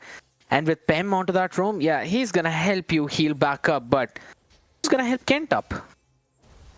Well, Wade is definitely having a blast on this XP lane side, where he's definitely harassing Kent and not having him, not letting him have the best time of his life. Honestly, when Kronos had his background, I don't know if you quite caught that, but he had Esmeralda on his background. I'm not sure if it was this skin, I think it was a different one, but he had Esmeralda there. So a little bit of a foreshadowing from him. I don't know if he really knew. Like if he knew what will happen in the last game. I mean, if that's the case, I've been foreshadowing a Hanabi pick in the grand finals in the last game number 7 for such a long time. But whatever, we're going to keep that prediction aside out here. Nizu, again with the Shield of Unity. It's going to make sure he roams around a little bit. Level 4 already on Wade. Kent eventually missing out on one of the minions will mean he is still level 3. No consecration available. Levi just here to try and steal this turtle away. But look at that zone out coming in. Finally, the feathered airstrike comes into play. Levi steals the turtle away and runs back to safety. This dude is just not stopping for anyone. And Kent just easily running out as well. On the back of that turtle steal, the consecration was available, so he went back to safety. UHE is constantly bullying Slarky out there in the gold lane as well, but Stolen Angels, they've got a decent start in the early game. But that's something that we could be expecting, right? Because their early game should be the stronger ones. They need to snowball, so that's something we can expect from them. Of course, coming into that late game, Kent will get a lot stronger. Still, Esmeralda will shred through those shields, but of course, his super high healing will keep him alive until Nizu will touch him with his mark, whereas he will get halved his regeneration, so that will not be helping. Oh, wait a second, who will help Loloy as he gets bursted down? Levi with a first blood. With that retribution as well, you had that delay damage coming in from the bloody retribution. Instantly Loloy being bursted down. Now, this is the strength of Fanny, and you don't have any solid stun to stop her. That's going to be a bit of a problem coming in. But the main focus for the side of Omniglitch is definitely going to be that gold lane. They need to make sure that Slarky Boy is constantly farming up. And again, I would have said that the strength of their draft is going to be that side lane, but let's be honest, Levi on that Fanny, yeah, he's not really going to give them a chance to go for any kind of split pushes. Well, he can try. He can try, but if Nizu is there, he can definitely make his life harder. And if Slarky Boy is on point and he will be aiming the correct way... Oh, wait a second. Kent is probably in the correct way as Nizu jumps on top of him, but I think he didn't really want to catch this guy because it's Uranus, one of the beefiest boys that we have. Oh, wait a second. Levi going for Loloy. Loloy forced to use his spells defensively, but Levi just playing with his foot. Next turtle will be spawning onto the map pretty soon. Let's see if Stolen Angels will steal it once more. We've technically got a small window of 5 to 10 seconds for that purple buff to spawn for Levi. While he takes it, you can eventually take that turtle, but I don't think so. Omniglitch have got an idea about that. An early Blade of Heptasy is being made already, so he's going to go in for that steal as well with the turtle. Now there comes in the hard guard on top. Levi needs to run back to safety as Vansky has got the quicksand guard as well to get his HP back up with the SOD. You were able to get one, but Kent answers back on the other side. Vansky taken out of the mix, so it's going to be a 1-for-1 trade. But since it's Levi falling down, that is a bit of a problem. And now Nizu is calling for his team to help him out, steal away this purple buff as well, but nothing's gonna happen out there. Does not really have the retribution, so can't really go for that. And with the Bucks here, you actually want to play aggressive. Oh, indeed. Of course, tanks fall off a little bit, coming into super late stage of the game. Wait a second, Yuichi could be in trouble. He's forced to use his ult defensively together with Angela jumping on top of him, but he should be absolutely fine. But that's the thing, right? Angela now doesn't have her ultimate available, so if you make a play happen, maybe on the other side. But the bad thing is that there is Kent, the big juicy guy that cannot really be killed. Oh, wait a second, Levi are going for a play. Lolo immediately going into the bird form to live. Oh, wait a second, but he baited, he played with his foot as he jumps, dashes around. Just playing, pretending like he wants to do something, not really doing anything. Just like looking around. I do understand that, but again, I think so Omniglitch are giving a little too much respect to the members of Stolen Ages right now. This is exactly what they need to do. They need to take charge, eventually taking down that Angela. SOD is going to miss through all of them. And that would mean a free charge is coming in from that Zaman force, though. There's the feathered airstrike, but Brilliance will save the life. Yuichi now seems to be in trouble. Slarky Boy doesn't really have any kind of damage, but guess what? He's got support in the form of Nizu. And Omniglitch will finally shut down Yuichi. From the bottom side, though, there's still some kind of damage coming in from Levi, but since he does not really have any kind of energy left, he can't really go in for the finishing blow onto Slarky Boy. He has got the cutthroat though. Oh, he does indeed, as the new turtle will be spawned. Let's see if Levi can make it 3 back to back to back. All turtles his own. He cannot, because Omniglitch took this one at least, but still Stolen just 900 gold ahead. But that's not enough, because if you translate into later phases of the game, Omniglitch are winning. If Slarky Boy connects on 3+ items on this Moscow, oh, he will be spicy. He will be stinging a lot. And I absolutely love the fact how Slarky Boy is going to be sent all the way towards the top side, knowing that there is still tier 1 to protect him out there while the bottom one is lost. So that lane swap will be there. On the other side of the spectrum, it's going to be Wade. It's going to move all the way back down. I think so either way is you put Harith against Moscow, you put Esmeralda against Moscow. It's still a big win coming in. Or rather, right now, having a look at the tier 1 on the top side. There's again Angela on top of the Uranus consecration right on the face. Loloi will have to move back as the tower's been taken down. Vansky will use the Raging Sandstorm defensively to try and save his own life. Not a single tower being taken down by Omniglitch. But soon it should be done, because if you look at the Esmeralda on the bottom side, you can see that she's making her way towards this tower. If Levi will not have anything to say about that, I think he should be able to like collect. No, not really, because Levi is there to constantly harass him. Wait a second, Vansky will need to use the Raging Sandstorm maybe defensively once more. Oh no, he's really going in. Lolo with the flicker position for that feathered airstrike, but doesn't really connect on more members, since there is not that much damage going from his side. Stolen Angels don't really have any major win condition at this point now. Apart from the fact that they're just trying to delay the inevitable power scaling that will come from Omniglitch, I don't really see any other way for them to win. The main win condition was this early game snowball that could have been brought in by Levi on that Fanny into Yuichi with an uncontrolled farm. But none of that is happening. Loloi has only died once. Yes, Slarky Boy is going 2-0-0. That man is farming up, and I'm pretty sure he will almost be building up on the second item of his Trinity. That could be the Demon Hunter Sword, or maybe the Golden Staff, depending on whichever one he likes to make. And again, Loloi lovely running around those walls, but still, it's Levi to finally shut him down. The Sforza going down again. That means a freebie chance at the Lord, but Retry is not available for him, and for Nizu it is, so this could be a steal.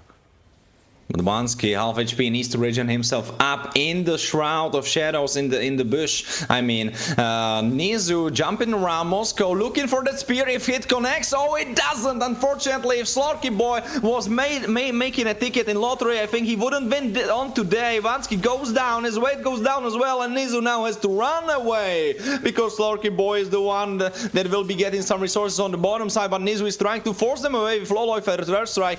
Pem is looking to recall. Not really. He's going for that ultimate, shielding up onto his team members. Immobilized Nizu is trying to live through that. I don't think he can. Loloy makes his way away as Slorky Boy finishes that second tower, and I would love to see how many items this Moscow has. I'm pretty sure he's got that second, and now he's going to cook up the third one as well. Dominance High is being picked up by Vansky. Big one coming in for that man. While on the other side of the spectrum, if you're having a look at, yeah, that's not really the kind of way how you wanted to initiate that fight if you're Omni Glitch. Again, a bit of mistake coming in right now. Loloy is trying to run back to safety, though Chrono Dash is just not enough. So finally, Yuichi will move back to safety now. As you were talking about Moscow's item as well, he's working on the Demon Hunter sword right now. After that, it's going to be the main power spike. But the feathered airstrike coming in. Vansky is going to be taken down. On the other side is Enzo. He answers back with the Chaos Assault himself. Wade shredded instantly on that Esma, even though he had the Vengeance up.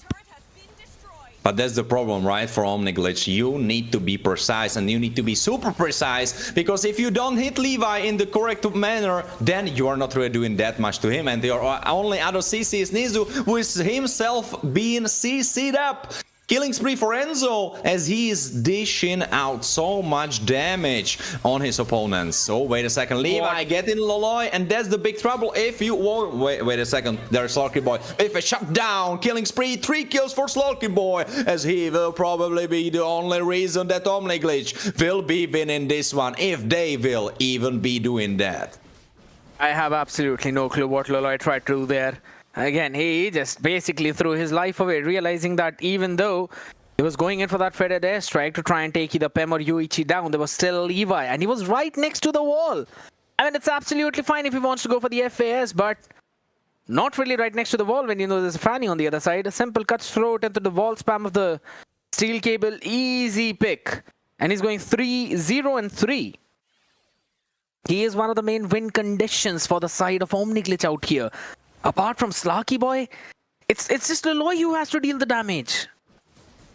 You need to cut him some slack, honestly, Skirt, because even though he's 0-3, he is up against Fanny, and if there is something that mages look under the bed for, it's definitely Fanny players, and you have one very good Fanny player against you. So honestly, if I was in the shoes of Loloy, I would be probably 0-9. So he has really rough time, but I believe he can jump back. Wait a second, who is jumping into this fight? It's Slorky Boy himself. He's right here up in the thick of it, but unfortunately Loloy with that feather hairstyle not really connecting on anyone, not wanting to force that flicker, because Lord is pretty soon spawning up. Loloy, of course, will probably have that ultimate available. They are trying to fight over the purple buff. I think Nizu got it, if I'm not wrong, as Yuichi is trying to push out the bottom wave. Levi, of course, super mobile, so working on those side lanes. Wait a second, Vansky probably doesn't want this fight. I don't think he won that. Not really going to be any kind of fight out here. Again, Omni Glitch had an opportunity to try and quickly rotate up top and maybe steal this Lord away. It was only Levi against them at that point, and everyone down bottom. None of them could have rotated fast enough for that Lord. But again, it just seems like they're going for their own kind of way out here. The Lord Dance will continue for a while. The SOD missing out on everyone. This is a good chance for Stolen Aegis to try and take it down right now. The falling Star Moon on the back line, though, so Harriet's going to run back to safety. Nizu pretty low in that HP, and he's going to be taken down pretty soon, as yes, it's Enzo with the Cosmic Vision shutting him down. Loloy will try to steal it away, and he does that as well. The Lord taken, and the base wide open right now as Pem with the Oasis will finally survive, though, but Kent is still brick walling. Slorky Boy is going to move on the other side of the ball as well as the hard card comes in. But man, this Moscow is doing so much for the team from the side lanes. Yes, Lucky Boy lived though. I don't know if they know about him. I don't think they do. I think they are even scared about him because they don't want to jump on top of his head. There is still the flicker available. He goes in the crazy man. If there's a madman for the side of Omniglitch, it's definitely Slarky Boy as he goes in. 3-0-1. Moscow currently harassing Stolen Angels in their own base, even though they have 7 more kills than he does. Absolutely fantastic performance coming in for the side of Omniglitch right now. And this is what I was mentioning as well. If it's not an early game snowball, you're going to be destroyed in the mid to late game. And that's exactly what's happened to Bem as well. As the Falling Star Moon connected, it's going to be the Inhibitor in mid falling down as they focus down and cleared out the minions up top. But again, their entire wave, all 9 minions taken care of instantly out here right now. Slarky pretty low in the HP though, but look at the amount of damage and the regen as Vansky gets a double kill, and instantly they end the crystal. Nothing to try and save them as the pushback on Kent will do the trick, as the minion wave from mid will be the last nail in the coffin. Massive play from Omniglitch. I have to tell you, Skirmishes, last week I was in McDonald's over here in Prague, and I think I saw Slarky Boy there, because man, he was frying this game. I think he made me fries last week, because whoa, what a game from his side. Slarky Boy, he was indeed the chef in this one. Let's see if he can keep up the performance, but that's what we expected from the side of Omniglitch. I mean, yeah, to be honest, I was actually thinking maybe Stolen Angels would dominate this matchup, but seems like you know what? I'm just gonna double down on the fact that this draft was absolutely not at all that good against what Omniglitch brought on the table. I mean, Esmeralda was the first pick, including Abaxia, and eventually Stolen Angels went up to pick Uranus in that composition, along with a Harith for the last pick in the gold lane. I do understand the idea of making the Wishing Lantern early as well on Enzo, that he'd finally jump back into the backline, maybe with a Ruby DD combination, would be able to take Slarky Boy down or Loloi down, but that is literally putting all your eggs in one basket and hoping it does not break, when an enemy has so many utilities to destroy that basket. Oh, they had. And the way you talked about it, I absolutely agree. The thing is that it was all up to Levi. He had to really step up. Like, if he had the best game possible, which he possibly could have had, but unfortunately he didn't, because he was playing on point for most part of the game. But there was some moments where he fumbled, where he wasn't super clean, where he got caught, where he didn't jump on the right target, and that's when they strike back and they took it away right from their cold hands and then destroyed the base crystal. Slarky Boy, what a performance, but honestly, this all comes down to the draft, because if I was playing on the blue side, it would be so much harder to win than on the red side. I don't want to take away the Omniglitch victory, but let's be real, the draft made it so much easier. Of course, you had nothing for Levi, but your opponents went 4 members magical damage? Come on, you are making it too easy.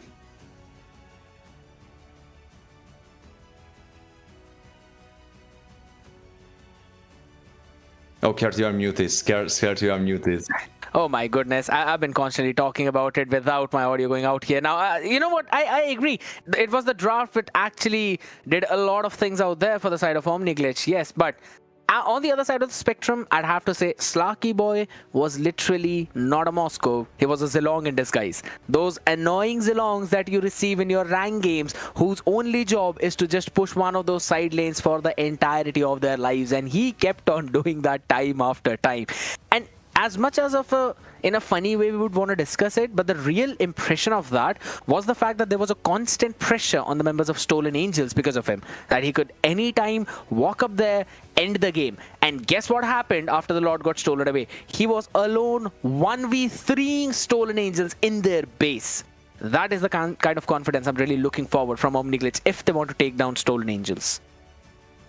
But honestly, let's throw some balls into hoop of Slarky Boy, because, man, his ults, they were missing. Like, it felt like he put all his skill points into sideline pressure and none in accuracy, because man, he didn't hit us. I think he hit one. And I'm not saying it's easy, but I think many times he could have just waited for the fight to begin so they wouldn't expect it so easily, because before the fight everyone expects Moscow Ultimate, but in the thick of the fight you cannot really think about it that much, because you're thinking about dodging, weaving in and out and trying to avoid the damage coming from the rest of the team. So I think if he waited a little bit, if he was a little bit more patient, it could have been even better. But of course, who am I to talk? They won the game, so yeah, Slarky Boy was good enough for that victory. I agree. He did absolutely everything that he could have in that game, apart from hitting a few extra SODs. But it's, yeah, we're just nitpicking out here. But to be honest, a very solid performance from Omniglitch, because again, considering the draft early pick of an Esmeralda into the Baxia, denying that pick to Stolen Angels when they logged in the Angela, I think so that is where they already started to develop that advantage, and then they kept on pressing with every single pick after that. Yes, there was an opportunity by Levi to maybe take down that backline, but I'll have to give it to Loloy that even though he was constantly being targeted by a Fanny, he was still able to survive and keep his deaths to minimum. So it's absolutely fine. Them playing a pretty solid game out there, and eventually has led them to now and game advantage. Now, will Stolen Angels steal this one back? We're going to find that out after this drafting phase, ladies and gentlemen, as Kimmy gets banned out and Stolen Angels respect that Angela. And since we are in this draft phase before the fighting starts, you can definitely check out if you are subscribed to search, if you like the stream, if you are in giveaway in the chat for those diamonds. I don't know if it's still going on, but there was definitely some during the stream. And of course, you can type who you rooting for in the second game, because of course Omniglitch run away with the money in the first one, but who are you rooting for in the second? Did it switch up? Are you rooting for the opposing team now, or are you rooting still for your boys? Let yourself be heard in the chat, or I mean let yourself be read in the chat. So type it out as we approach the finish of the first ban phase with pretty logical bans, honestly, from the side of Omniglitch, whereas I feel like for the side of Stolen Angels, I'm not really... I like Angela ban because she can be picked up as a first pick, because that's what they did. But Baxia, I feel like he's so much better for red side that they are shooting themselves in the leg. Kind of, but at the same time, you know, Omniglitch can eventually prioritize that Baxia pick for the first one as well. So that's going to be a bit of a problem for Stolen Angels if they don't really have any answer for that. And we saw a Fanny early pick coming in for them into a Baxia jungle. That did not work out. So I think so it has kind of hit them in their confidence. But we'll have to see how that eventually moves forward. Gisanshin banned out, Chip banned out, Baxia banned out. That leaves room open for a Lancelot to be picked up early on. But there's also a CC. I think so it could be either one of those two picks. Well, based on Omniglitch, I honestly wouldn't even be surprised if Vansky picked up Khalid, but of course no one will be probably stealing that away from him, so it's much more logical to go for some of those prio picks. For example, 1-1, because if Slarky Boy delivered so nicely in the first one, why not let him cook up in the second? Oh, if he fried on Moscow, how well will he fry on 1-1? I'm so excited already. A big one coming in. 1-1 being picked up early on out. We know that she was banned out in the previous banning phase because, again, it was Omniglitch on the red side at that time and they prioritized a 1-1 ban, which has not really been the case by Stolen Angels. Prioritized the Angela and Baxia. 1-1 left open, picked up. CC, instant answer from the side of Stolen Angels, but what now? Erethiel maybe? An early Erethiel pick? Because Erethiel eventually counters the 1-1, but it's still going to be a Harith for Yuichi. They really like their Harit. I guess that's the thing, that Stolen Angels are probably most confident on Harit, so that's why they opted for him, even though their composition in the first game were super heavily magic damage dependent.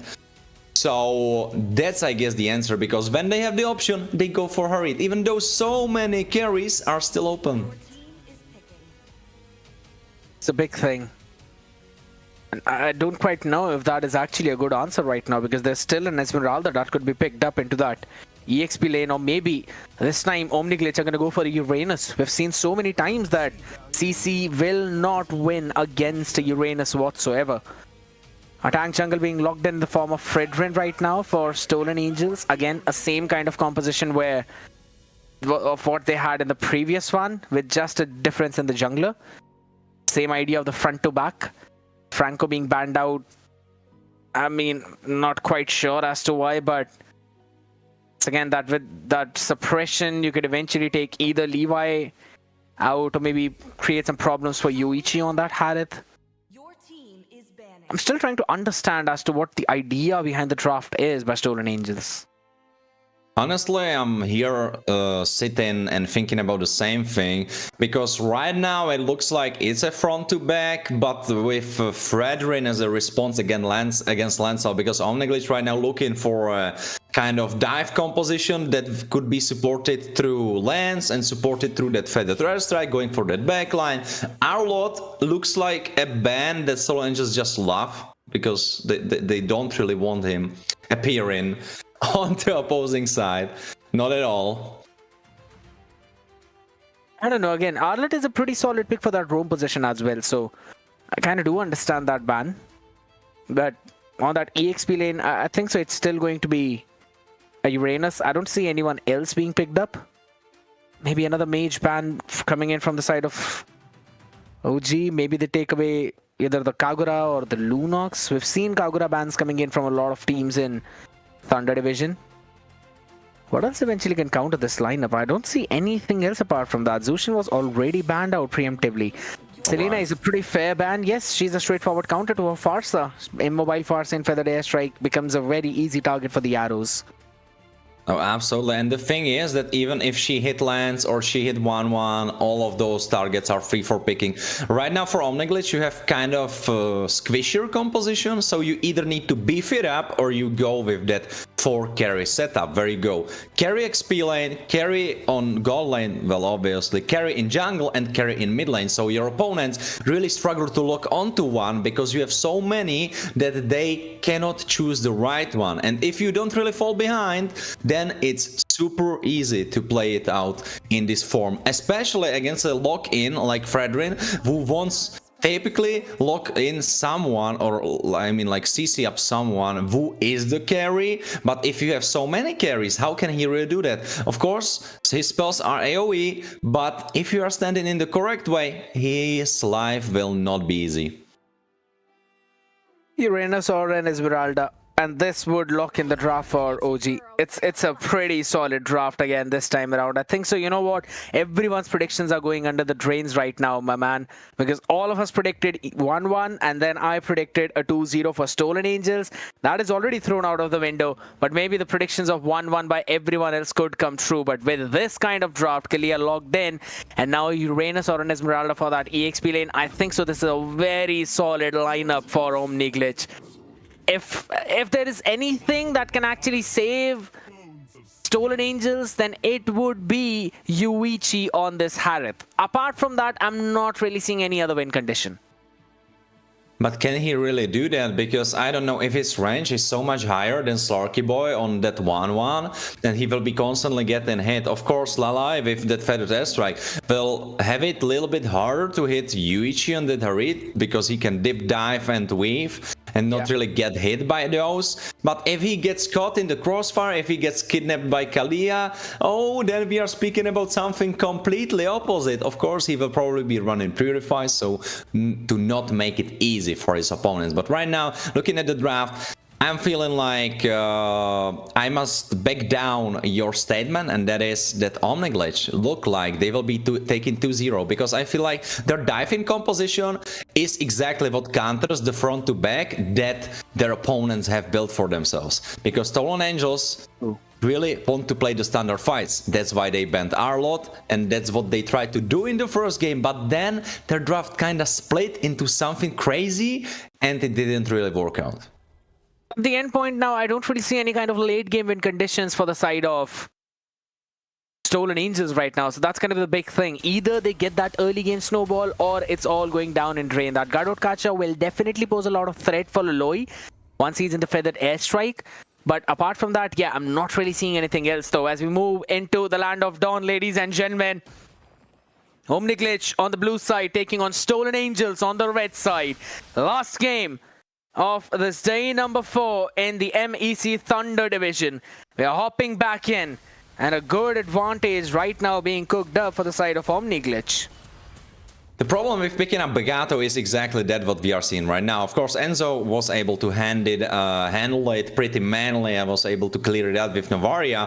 But usually the problem is that every other roamer supports you so much more with that mid lane priority because he can push out those waves, where Spam on Gato has of course that super big ultimate into fights, but other than that he doesn't really have anything to offer in a form of mid lane prio.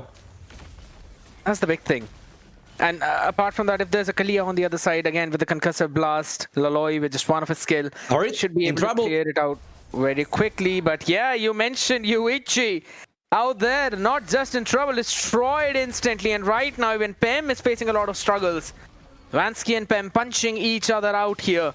Zwansky on that Sakura skin constantly saying Shanara will have to back off right now. Again, Nizu styling on him on top. Wait, seems to be in trouble. Maybe a bit more than what he could chew right now. Still will left alive thanks to the feathered airstrike coming in from Loloi. Massive support coming in for this team, as Wade still is level 3, will finally hit that level 4 maybe with his turtle, will be in contest. Novaria is trying to join this fight. Nizu finally with a turtle tag because Levi wasn't able to steal it away. Levi still alive? Not anymore, as he gets put down by Loloi. Kent is now trying to run back to his tower. Can he do it in time? I don't think he can. Double kill for Loloi as Spam tries to push them away with a town, trying to push, or I mean bait Wade under the tower. Doesn't really happen. And 3 kills for Omniglitch. And as you have been saying, the early game should be solid. But the thing is, honestly, for Stolen Angels, mid-game is where their composition hits the peak, when they hit first, second and third items.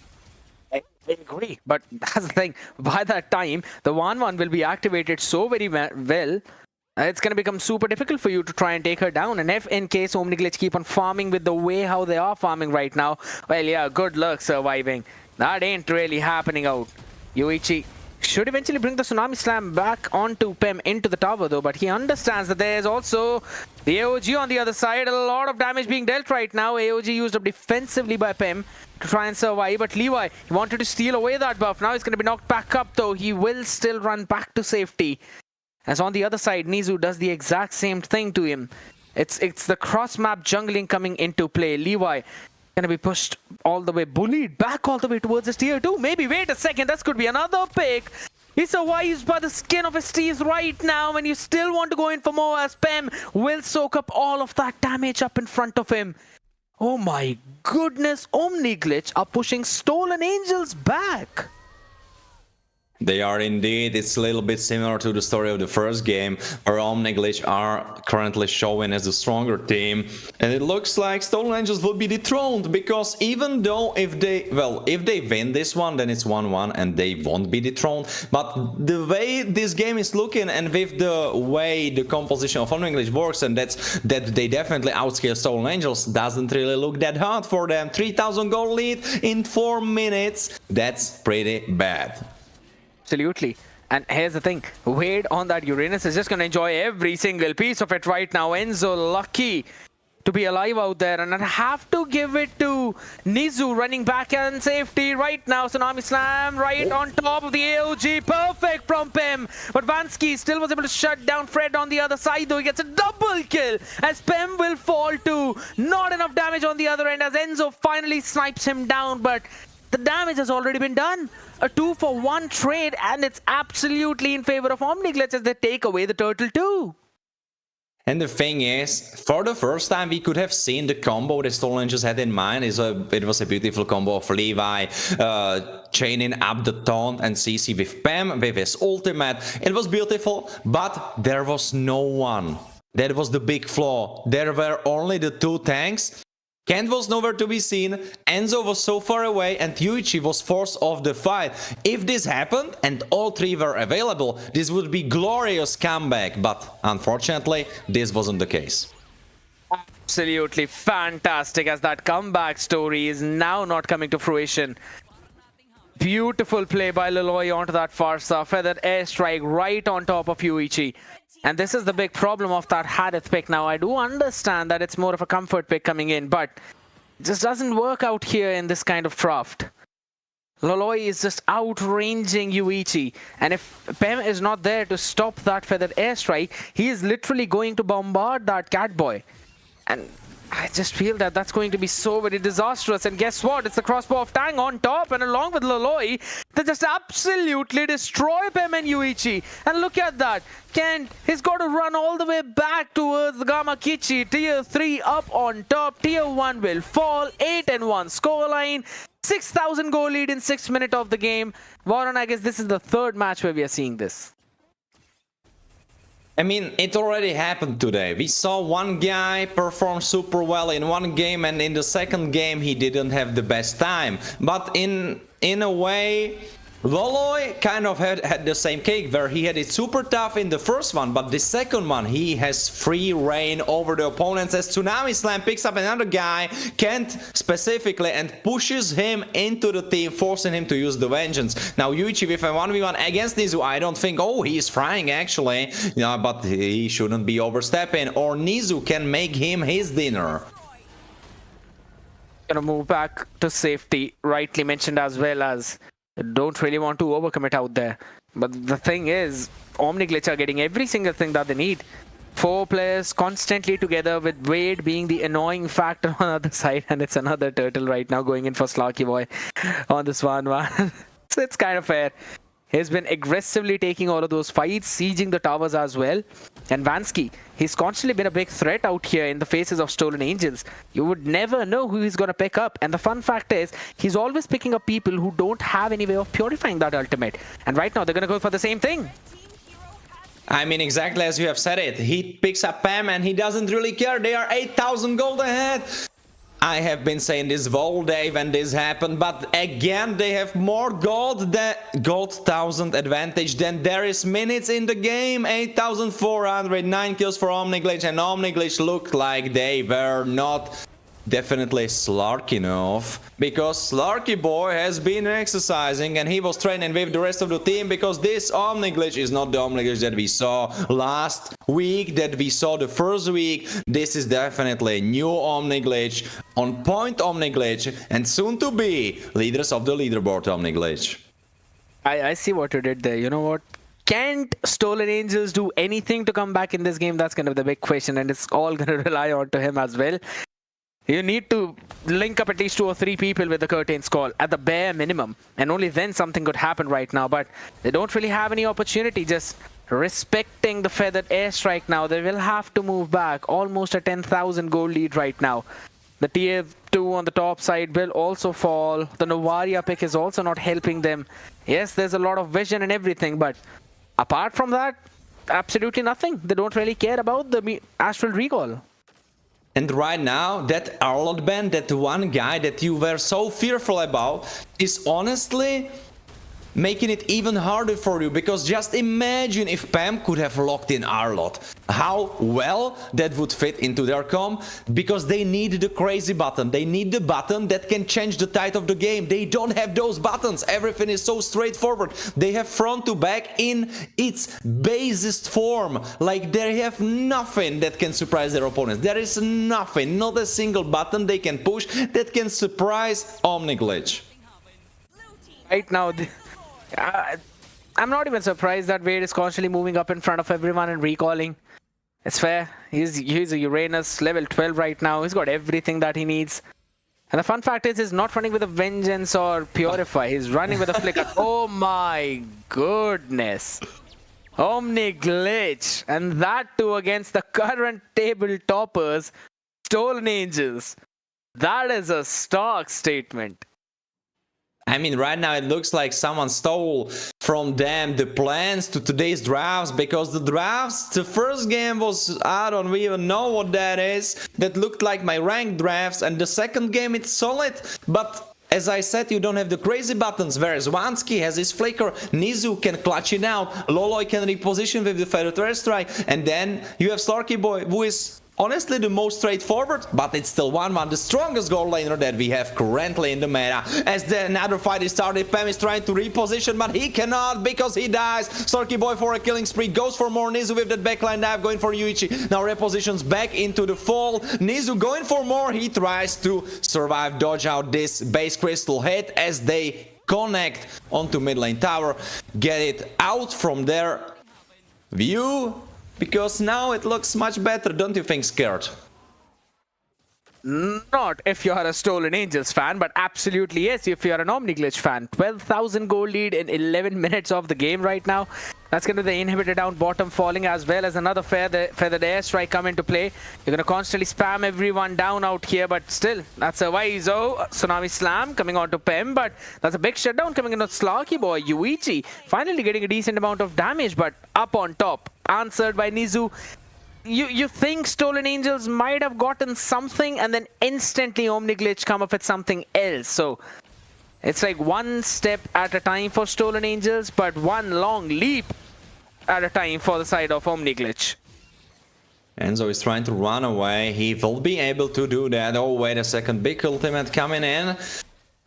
Not really doing that much, honestly. I think Vansky didn't even feel it. The biggest problem there is that I feel like is Yuichi, because Enzo, he is... Well, no, not really. Yeah, Enzo and Yuichi, they are so far behind. 2 levels down. It's so rough. I think if we look at items, I imagine they can even be like 1 item behind, and it's just so rough of a state. If we look at the gold, 7,000 on Harit. If you compare it to 1-1, it's like 2,000 off. If you compare the Forza to Novaria, it's 2,000 as well. That's just so rough. Of course, if you can defend and they cannot end, well, you could come back into the game. It's all going to fall down to the mistake. As long as Omniglitch do not make any kind of mistake, they will be able to take this one. And what a statement, man. Like, Yuichi is the man who actually got that Savage on Granger in the MEC Thunder division, and the only Savage that anyone has got out here. And even after all of that, we're not really seeing a Granger into his hands. He's constantly going in for that Harith. That is actually a questionable decision in my eyes, at least, because again, let's be honest, there were quite a lot of options out here. We've also seen some Brunos coming into fruition too. Itemization out here coming in, again, a big advantage for the side of Omniglitch. But some decent items being made on the other side too, but that Lightning Truncheon is going to be the big thing, including a Divine Glaive for Loloi as they look to end things with this Lord. But I mean, if Enzo will keep hitting those, there could be a chance. Wait a second, big kidnap coming from Tsunami Slam. Ken trying to run away with a vengeance. He's still alive, destroyed tower, but Lord is trying to end the base crystal. They are trying to do it with all their force, with all their might. Omniglitch can take it home, and they will. 2-0, dethroning the current leaderboard champions, Stolen Angels.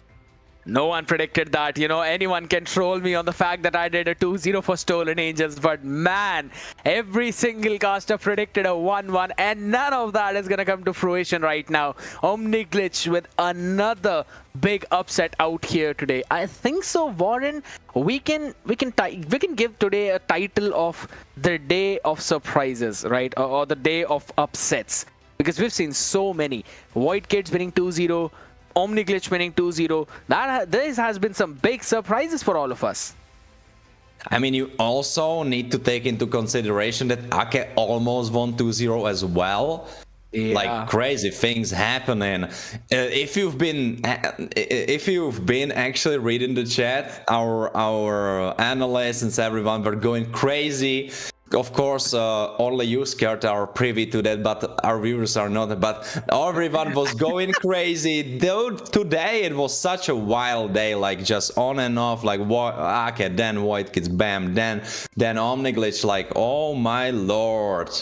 What a day it was to be an MLBB fan, and what a day it was to be definitely a player in one of those teams, because so many upsets, so many stories, ups and downs. But the biggest story of all is definitely, honestly, it's a clash for me between Void Kids step up and between Omniglitch, because Omniglitch stepping up, we kind of saw that in the last week, but this day today, Void Kids, I have to get back to that after we see the stats, because oh my god, Loloi came back strong, 60,000 damage down. Not really that much, because I remember, like, it's a decent damage, don't take me wrong, but not really that much if you compare it to some damages that we saw today already. As compared to those, yes, I agree. But again, in this one, you've got Nizu on the Lancelot, constantly poking the other side out. Slarky Boy on the 1-1, which you already know is one of the most banned heroes out here. So, a pretty solid draft coming in from the side of Omniglitch. Perfectly spread out stats among all the players. Every single one of them having the teamfight participation of over 50%. So, that's again clearly a proper statement. On the other side, maximum amount of damage being tanked by Wade. I'll have to say, Vansky on the Kalia looked so smooth. And I'll have to say, what Jackpots were trying to do in their game number 2 with the Kalia pick is exactly what Omniglitch did. The only difference was, every single player of Omniglitch, they went forward with the call that if we are getting that one person, we will finish that one person off. And it was on the back of a constant poke. He was not picking up Pem when he had full HP, but when he was poked down a little bit, that's when he would pick him up and they would all instantly delete him. So the only source of initiation to stop that feathered airstrike, that Gadot Kacha, was taken out of the fight instantly, and that was one of the big reasons of victory for Omniglitch. Such a great observation. I must double down on that. I agree. I completely agree. And well, Scared, right now we are at the end of today with What a Blast as a last series. I don't know if we have confirmation on if we are getting an interview, because I know it's kind of late. Of course, depends where you live in. But right here at Prague, I must say it's 1.5 hours until midnight, so kind of late, honestly. But I mean, watching those games, even without energy drinks and caffeine, I'm so hyped. Like, I mean, I have actually more energy after finishing those games, after casting those games, than before. What do you say, Skirt? I absolutely agree, man. There's adrenaline rushing inside of me right now, because that's how exciting those games were.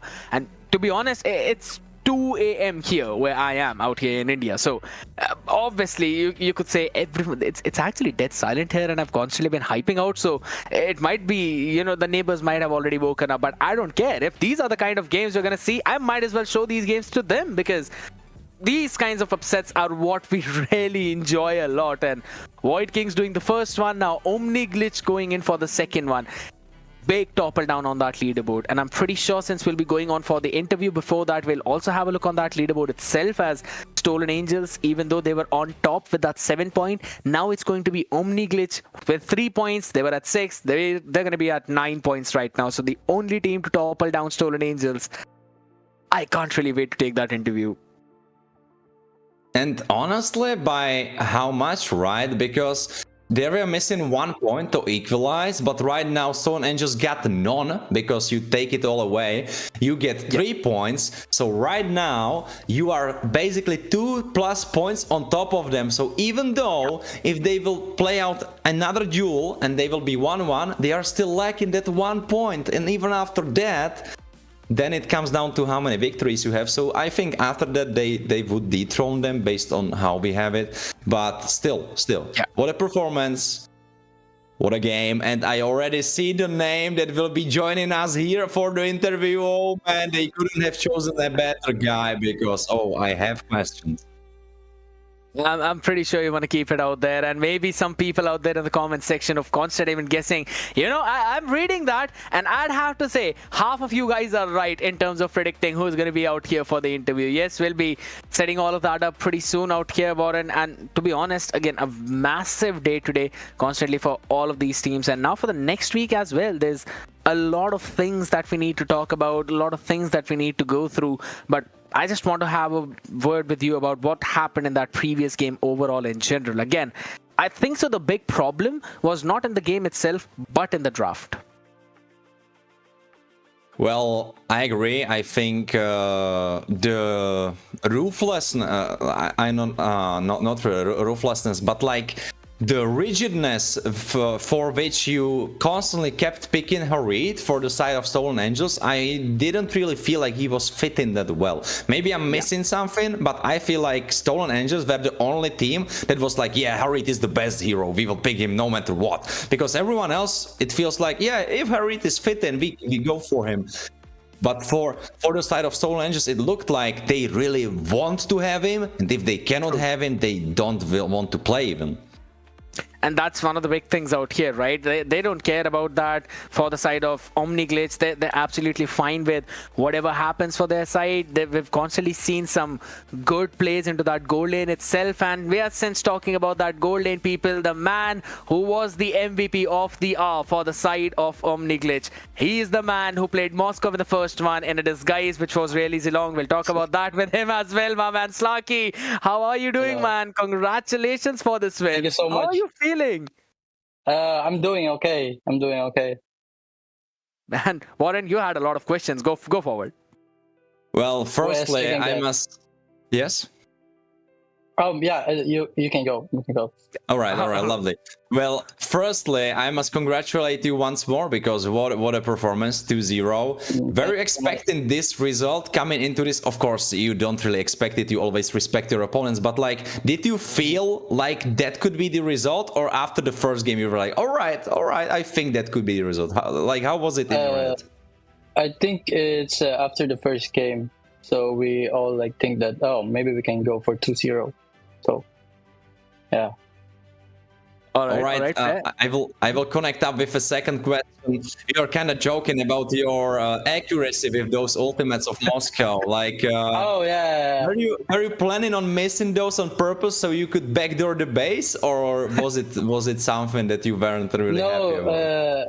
Actually, it's because every time I use Moscow, I don't aim it to like the hero. I just like looking at the map and just like swipe it. All right.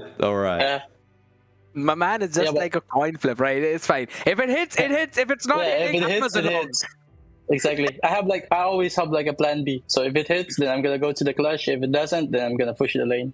Well, lovely of you to say that, because you definitely looked like you had a lot of plans, and well, in the end, it worked out perfectly for you. Oscar, what are your questions for Slorky Boy? I mean, out here, which is your favorite gold laner, to be honest, in the current meta? And do you really think that constantly doubling down on Harith when you know that there's an Esmeralda on the other side, is it actually a good idea? Because I think so. Your team won this entire series in the drafts itself. Mm-hmm. Yeah, I'm not sure about that, but like the time when they picked the Angela and Harith, I think my team is confident because we have like Esmeralda, especially in late game. So the Esmeralda is good to zone those like hero with the Angela.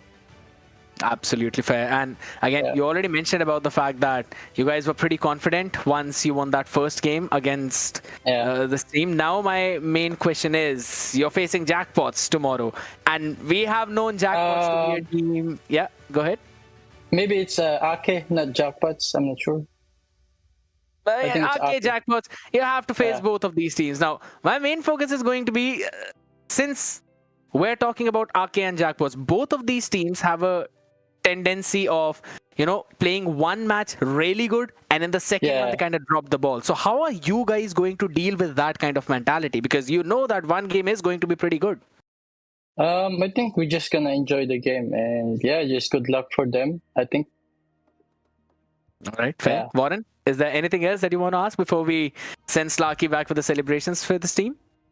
I mean, I got the questions as I wanted. Wish you best of luck, Sarky, for a Thank you so performance. much. Alright. Yeah. All right. Thank Alright. you, and good luck for your next games. See ya. Thank you. See ya. Bye-bye. Right. All right. That's fair. That's fair. Kind of straight up answers out here as well, and you can clearly see the confidence in front of these gold laners as well, right? That they are the ones who are like, it's fine. We just want to finish things off pretty easily, pretty fast. We don't care about anything else. We're gonna just destroy the opponent whatsoever. So yeah, we're constantly seeing that. But what an absolute cinema of a day. Absolutely, absolutely. I'm so hyped about tomorrow. Honestly, you must tell me you have a program for tomorrow that you know which teams are facing each other. You know it's Kurt already. Oh you my sneaky, goodness. you sneaky guy. I'm not going to focus on any of that out here right now. Yes, it's going to be RK tomorrow. Omniglist are facing that. They already corrected me there. Method Black, they're going to be facing the members of Revenant Order. Minerva Fury up against Void Kids, who are looking like Void Kings, and then Stolen Angels facing Jackpots. Some insane matchups which you would not want to miss out on any of that, people. We've already sent down all of our predictions out there. Revenant Order, Method Black, Minerva Fury, Void Kids, RK, Omniglitch, Stolen Angels, Jackpots. Whatever you guys have out in your own mind, make sure you send it out in the comment section itself. Send down your predictions, subscribe to Surge, because you don't want to miss out on any of these kinds of action, because we have been absolutely saying it multiple times. This is the peak of ML out here in Europe.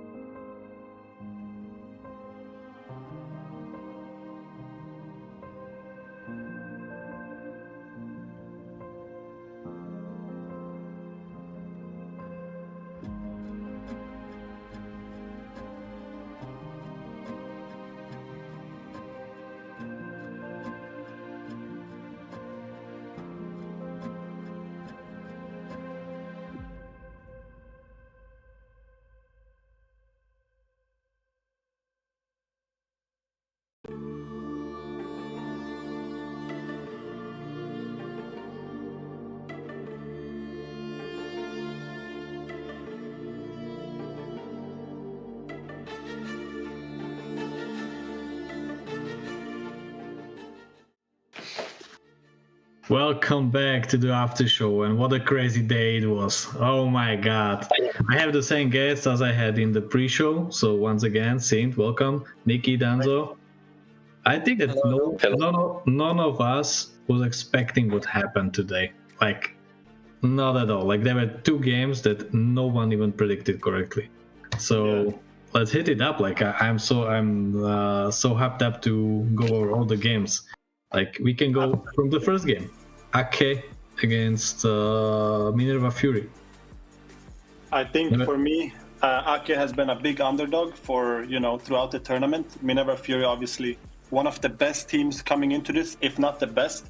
I mean, Ake, that first game, it looked like something else. I really liked it. I spoke to Patrick Hewson, their gold laner. He said they had the draft cooking up with the Lunox. I think it was perfect. Toby went Badang to counter the Hayabusa. I think just in general, they outdrafted Minerva Fury again. From last week, Minerva Fury got caught off guard with the Angela pick. Now it was the Lunox pick on the gold. I think the draft made a big difference. And Ake surprised us again. What do you guys think? I mean, Nikki and Danzo, what do you think about this gold lane kind of Lunox coming in here against Minerva Fury? It was like a pocket, like no one expected it. Like, for me, actually, I never saw Patrick Hewson on Lunox, but it was the first time thing and it worked out. 100%. And I think Lunox here is actually extremely good because they're running Hayabusa on the other side, at least for the first game. They're running Hayabusa. Obviously, Lunox can kind of use her ultimate, which kind of immunes that quad shadow from Hayabusa, so makes it completely irrelevant. And if you manage to farm with Lunox, late game, you have the items like Wishing Lantern, Lightning Trench, Holy Crystal. I mean, these are big damage dealing items that definitely you need to be careful. I mean, first game, Ake honestly just crushed Minerva Fury. I mean, what can we say?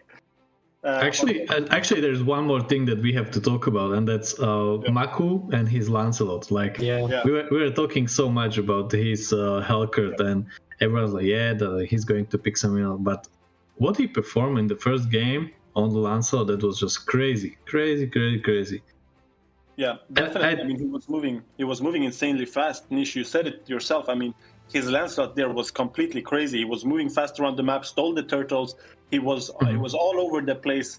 He wasn't playing scared. It wasn't like he didn't feel like the only guy that used Hellcurt. Now he can use a lot of different heroes. Apparently, he can use Lancelot as well. We just saw it. So, I mean, great on him. Honestly, surprised us once again.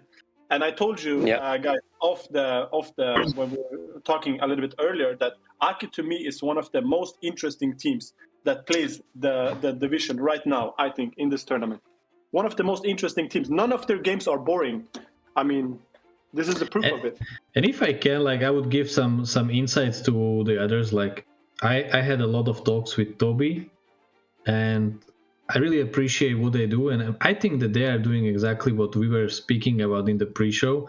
Like, they're learning about the game so much, and they are watching all their opponents. They're preparing everything, and they are like how I imagine the proper way of preparing like a professional team.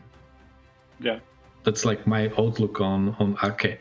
Even in the second game, like, we can go maybe a little bit in depth on the second game, because at the beginning, in the early game, I think Ake was faring pretty well. But from mid to the late game, I think Minerva Fury just took the reins from them. Yeah. I mean, Nikki and Danzo, what do you guys think happened the second game? Obviously, Ake was winning that early game, looked very promising. Then now they were the ones in the lead with the gold. But I don't know, they just throw. What kind of happened there? I mean, maybe it was miscommunication. Yeah, and not only that. Go ahead. I think they kind of hurried up with the draft. Like, they planned the Lunox, but I think they hurried again with the Harriet. Like, they could just flex it. They went Harriet and Lunox first and second pick. I mean, they could wait a bit more, and because of that, I think they kind of lost. I mean, the Lunox was pretty good in both games, but the difference, I think, it was the Harriet. Like, he couldn't make up with the team, mostly. Yeah. I think I totally agree with you, Nikki. But I think also like once they had the lead, they didn't utilize it the best they could. They should have at least got an inhibitor with the Lord kind of a little bit earlier. They took a long time to decide what they wanted to do. A little bit, like you said, Danzo, miscommunication. Not really sure how they're gonna utilize this lead. Maybe it was a little bit off-put, like, hey, we are actually winning this game, you know, and maybe that surprised them. So definitely. Could be miscommunication, but hopefully they're gonna learn to you know in the future. So yeah, I think definitely that's what happened. I totally agree with you guys. To be fair, in the first they played more like fearless. Like in the second game they played a little bit scared. Like they played more confident in the first with the Lancelot moving. Like he just Marco with his Lancelot in the first game, he just carried out, just made sure. I think it was a perfect gameplay for Lancelot. But the second game they couldn't play the same. Yeah, definitely. Yeah. And for our special guest, I think that's the best team and the best topic we are going to talk about is the second match of today. Like I think that was the biggest surprise of the whole tournament so far. Yeah. And that's Revenant Order against Void Kids. Yeah, I mean it was totally crazy. I just have to say it was totally crazy. After, you know, when they first went up against Revenant Order, most of the people predicted a kind of, you know, 2-0 for Revenant Order. I said there is no way that this is gonna be, you know, 1-1 at best. But this is a 2-0 for Void Kids, and not only the fashion it happened is absolutely crazy.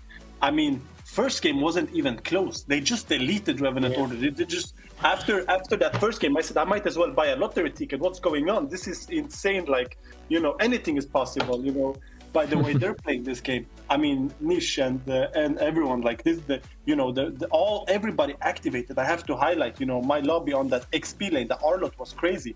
Did you guys see that? Yeah. I think that was the outplay on top. Yeah. Yeah, it was totally insanity. Everybody was activated. Zedel on that. I think he used Lancelot. I mean, yeah. Like what really happened? I mean, Nikki and Danzo, like you guys saw what I saw. I said, what is this? You know, I've never seen something like this. They did their homework, as I like saying, on the first game, and the second game was like they stepped on the wrong foot in the early game and mid game, but they recovered it and they won the second game as well. So yeah, congrats to them. I think Zedel took it personally. Yeah, Zedel might have seen what we said and said, "Hey guys, I'm still alive. Like, don't forget about me. I'm still playing." Yeah. You know. And, actually, I would say that Zedel is the kind of guy who needs a big stage, and this was the biggest stage he could wish for. And at the same time, even the fashion they won the second game, that was so crazy. Like we were talking about it before we started. Yeah. They have 1 HP on the base. Yeah. They defended and ended in 1 sweep. Like we were watching it, and all of the people in the who are working with us, that we were just jaw dropped, and we're like, yeah. And also, if you want to talk about resilience, if you want to talk about not giving up, that second game, I remember there was a point they were down 10,000 in gold. I mean, it looked totally lost. My lobby had been feeding that game. I mean, Toby wasn't activating. Zedel didn't look important at all. But again, I don't know. They didn't give up. And like we said, when Zedel had the interview, he said they just said, let them make a mistake. The game is not over. Let them make a mistake, and the mistake eventually happens. Revenant Order tries to push. I mean, they try to push too much, and they just started snowballing again. I mean, it was absolutely crazy. I don't know what's going on. After that, I said I better get some glasses or something. You know, I don't know what's going on. You know, yeah, that's totally crazy. And I gotta I think we gotta make a public apology or something to Zedel, because we hurt someone's feelings. I don't know what happened. He was he just went off the rocks right there, man. He just went off the rocks. I gotta admit it, guys. I was wrong. What can I say? I have to admit too. You can all apologize. Yeah. I have to admit Zedel was so good both games. Yeah. Yep. Even as a hater, I have to admit. I mean, the way and actually, I don't know if you saw, but last week when we had the guest was Mio. Yeah. He predicted and he said that, guys, if Zedel was in a better team and he would activate, like he's a really good player. And maybe this was the a little bit of motivation for Zedel, but at the same time, as I was saying, like in every pre-show or after show, those guys, whenever they lost or whatever, they always their response was like, yeah, we are trying to get what we were doing wrong, and we want to do it correct next time. And they were like, their mentality is so strong, and I think this was like a tribute to their mentality and their like warrior spirit, like what they really mean in this tournament. And actually, if you look at the leaderboards, they're not even like right now they're on the 6th position, so they will be not in promotion relegations if it keeps like this. So like big congratulations to these guys. And I mean, and you know, I just want to want to you know, when you look at the post of the statement of Miyu and you look at this game, after that game, I said there is no way that this is the same team he's talking about, because actually I gotta say the whole team activated when they played. I mean, sure, Zedel was kind of highlight, my lobby was highlight, but Xenox also on that goal in was highlight. You know, they were all kind of working together, because you can't 2-0 and you can't get yourself back in a game like this by just yourself. So I have to just highlight, you know, from that statement that Miyu made and watching these two games, I don't know if Miyu is right anymore. You know what I mean? I just seen what I seen. I gotta be honest. I think Miyu lied. You know, I think he's a liar, because after those two games, I'd say, go ahead, Zedel, do what you want to do. Maybe try some more with that same team, because that looks absolutely amazing right there. Yeah, but as I said, like right now, I think that Ake is another team that has great discipline, because I don't know if you were watching them from February this year. The progress they made from February, like they're a totally different team. And I think this is exactly what we as a search, our mission was to give all the teams a lot of opportunities to have a lot of experience with tournaments. Let all of these top players play a lot of tournaments and a lot of matches, so they have a lot of experience, and the results will come. And this is exactly what I think is happening right now. Like our mission with Search really are starting to show its fruits, that the teams that really have the discipline and have the passion for the game, they will show the results. And this is something that's happening. I think Aki as a team is the real. Wait, how can I say? They're really hardworking. Like beside, before they weren't that confident. Their macro, their micro wasn't that good. But they improved so much in this year. Like before, I knew each of them individually. They weren't that good as they are right now. They improved very much with the team, as you said. Yeah. Like they're champions of V4 tournament, which was like the final tournament for the regions we had at the beginning, because that's how we started. But right now they prove that they belong to the bigger stage, and I think that there are a lot more teams like them. Like even like you guys, both of you, Nikki and Danzo, you are in the rising division. You are doing your best, and I think we can see a lot of teams who really have the potential, who really have the hunger. And if you are going to continue like this next year in Europe, like that will be totally different. Like I think that the whole region, the whole like esports ecosystem is going to be totally different. And I think so. Look forward to it. Like every and so much changes, like, and they're just each team is proving us wrong. Like, okay, guys, these teams may be really good on paper, but we will show you guys. So I think we can go to the next one. Like even Method Black today, they finally took another game, because we, like me and Sint, we are talking to each other every weekend, and every weekend in pre-shows we're like, I think today is the day that Method Black show us at least one game.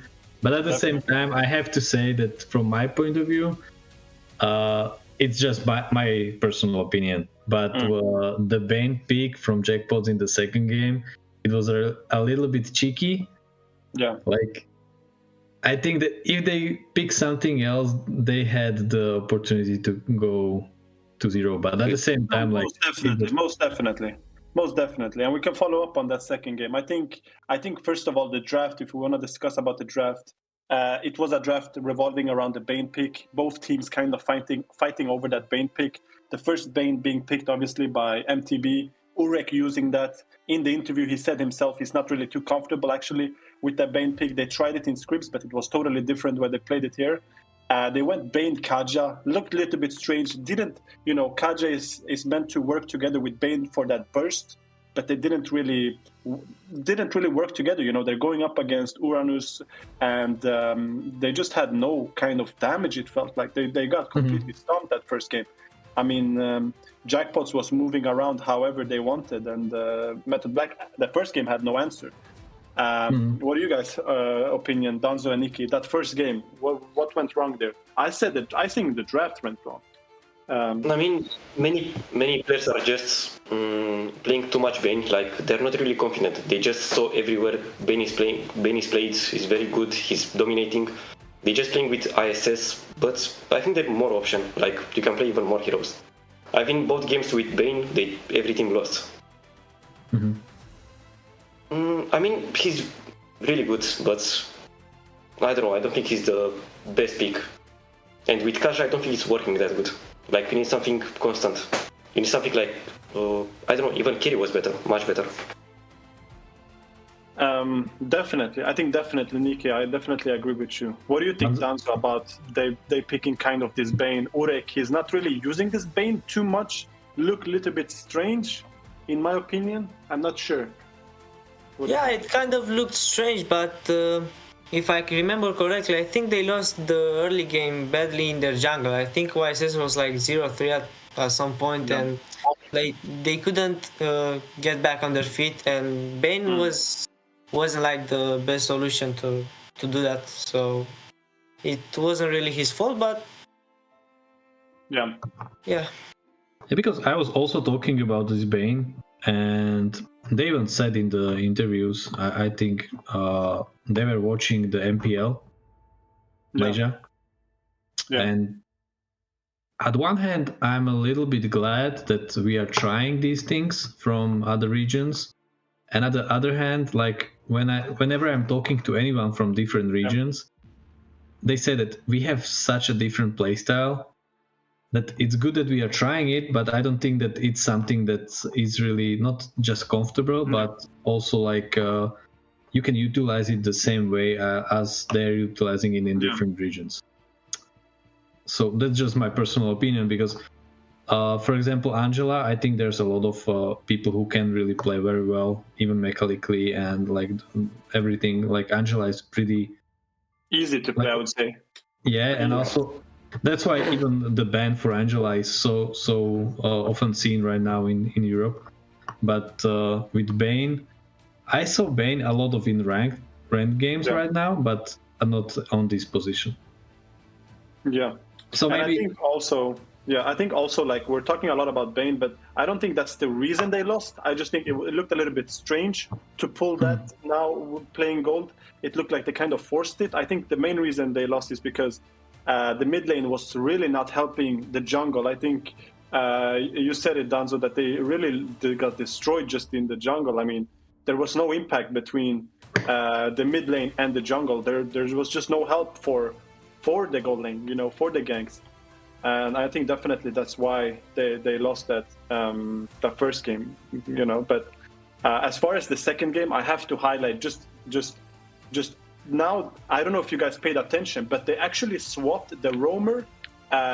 Zing is the roamer, but he played mage. He went Kimi. And Pika is the mage, but he went Grok, and that Grok was crazy. That Grok went insane. Even Urek went activation on that game because, with that Granger, the Grok combination, it looked like that was a completely different team. I don't know what to say. The second game was some new stuff. I don't know why they haven't played like that before. Put that guy on roam, you know what I mean? Like, what's going on? I am not sure. Like, Pika looked completely different on that roam compared to Zing. And I'm going to explain a little bit why. I think the aggressiveness of Pika, and he wasn't that scared, he had enough. He said, let me take this and let me do those wild charge combinations and try to help my team and take the initiative. And that's what had been missing, I think. As far as the second game as well, the Bane being picked against Kimi, I think Kimi was kind of outplaying the Bane with the range. Bane can kill Kimi, but you have to kind of flicker. You have to play the positions, and Demaskiel, or his name Vladik, didn't get the kind of situations that he needed to outplay Zing on that Kimi, and that's Kimi was really working as a bait that game. Zing, was kind of baiting Bane to make mistakes, and he made a lot of mistakes.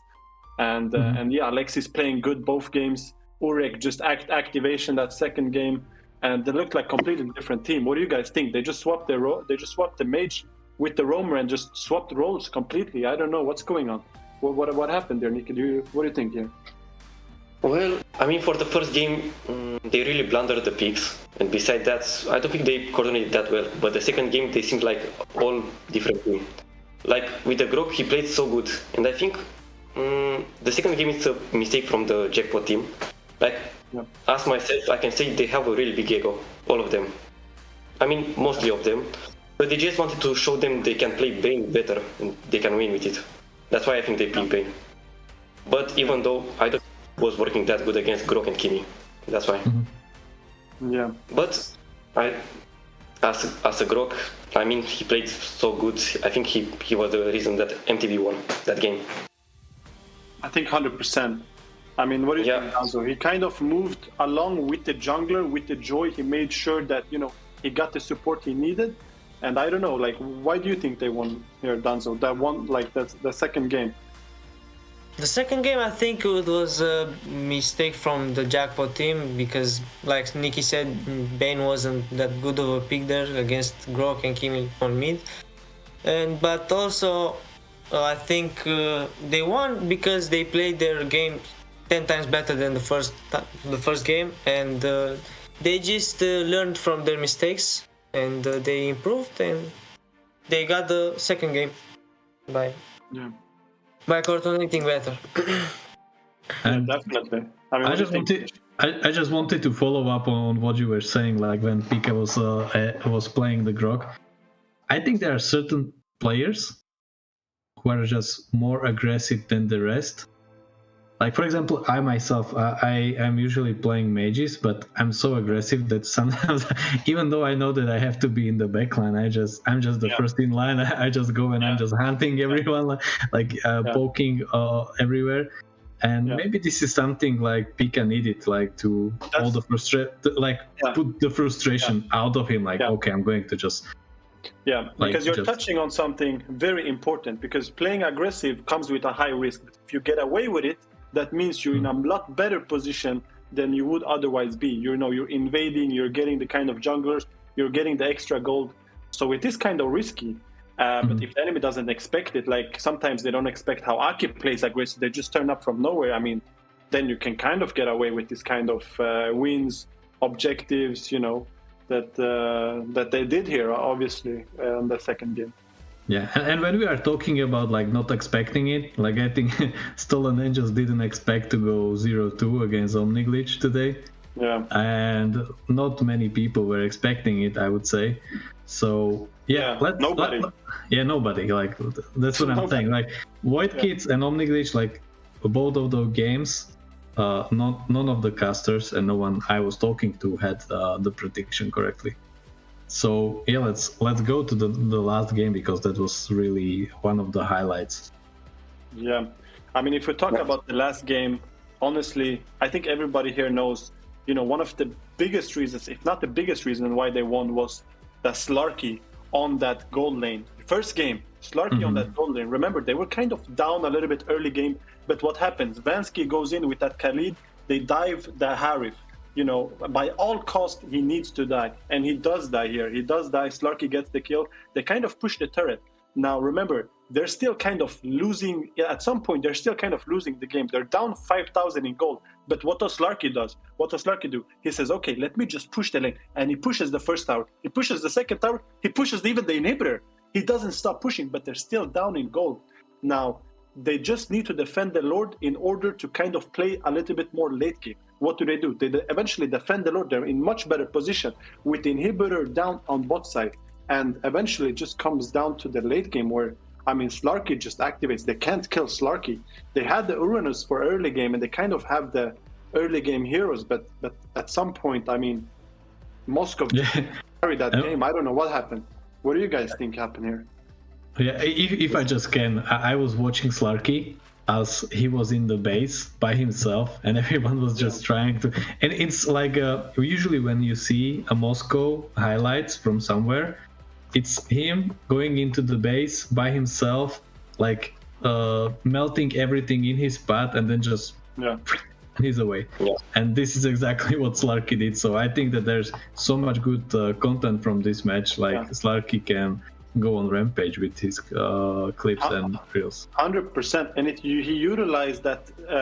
Obviously, Stolen Angels wasn't really sure whose objective it is to clear that lane, because nobody came to deal with him. Neither the marksman, neither the jungle. I mean, nobody. And he just kept pushing, and I think that was the big difference maker. They kind of had a good early game, but they focused too much on the team fight rather than to make sure that the lanes are being pushed, make sure that you don't get backdoored like they did, because these kind of mistakes cost them. At this stage, they cost them a game. Just the first game, just deleted because he got the inhibitor. If they didn't, I said after they got the Lord, they need to take the inhibitor back.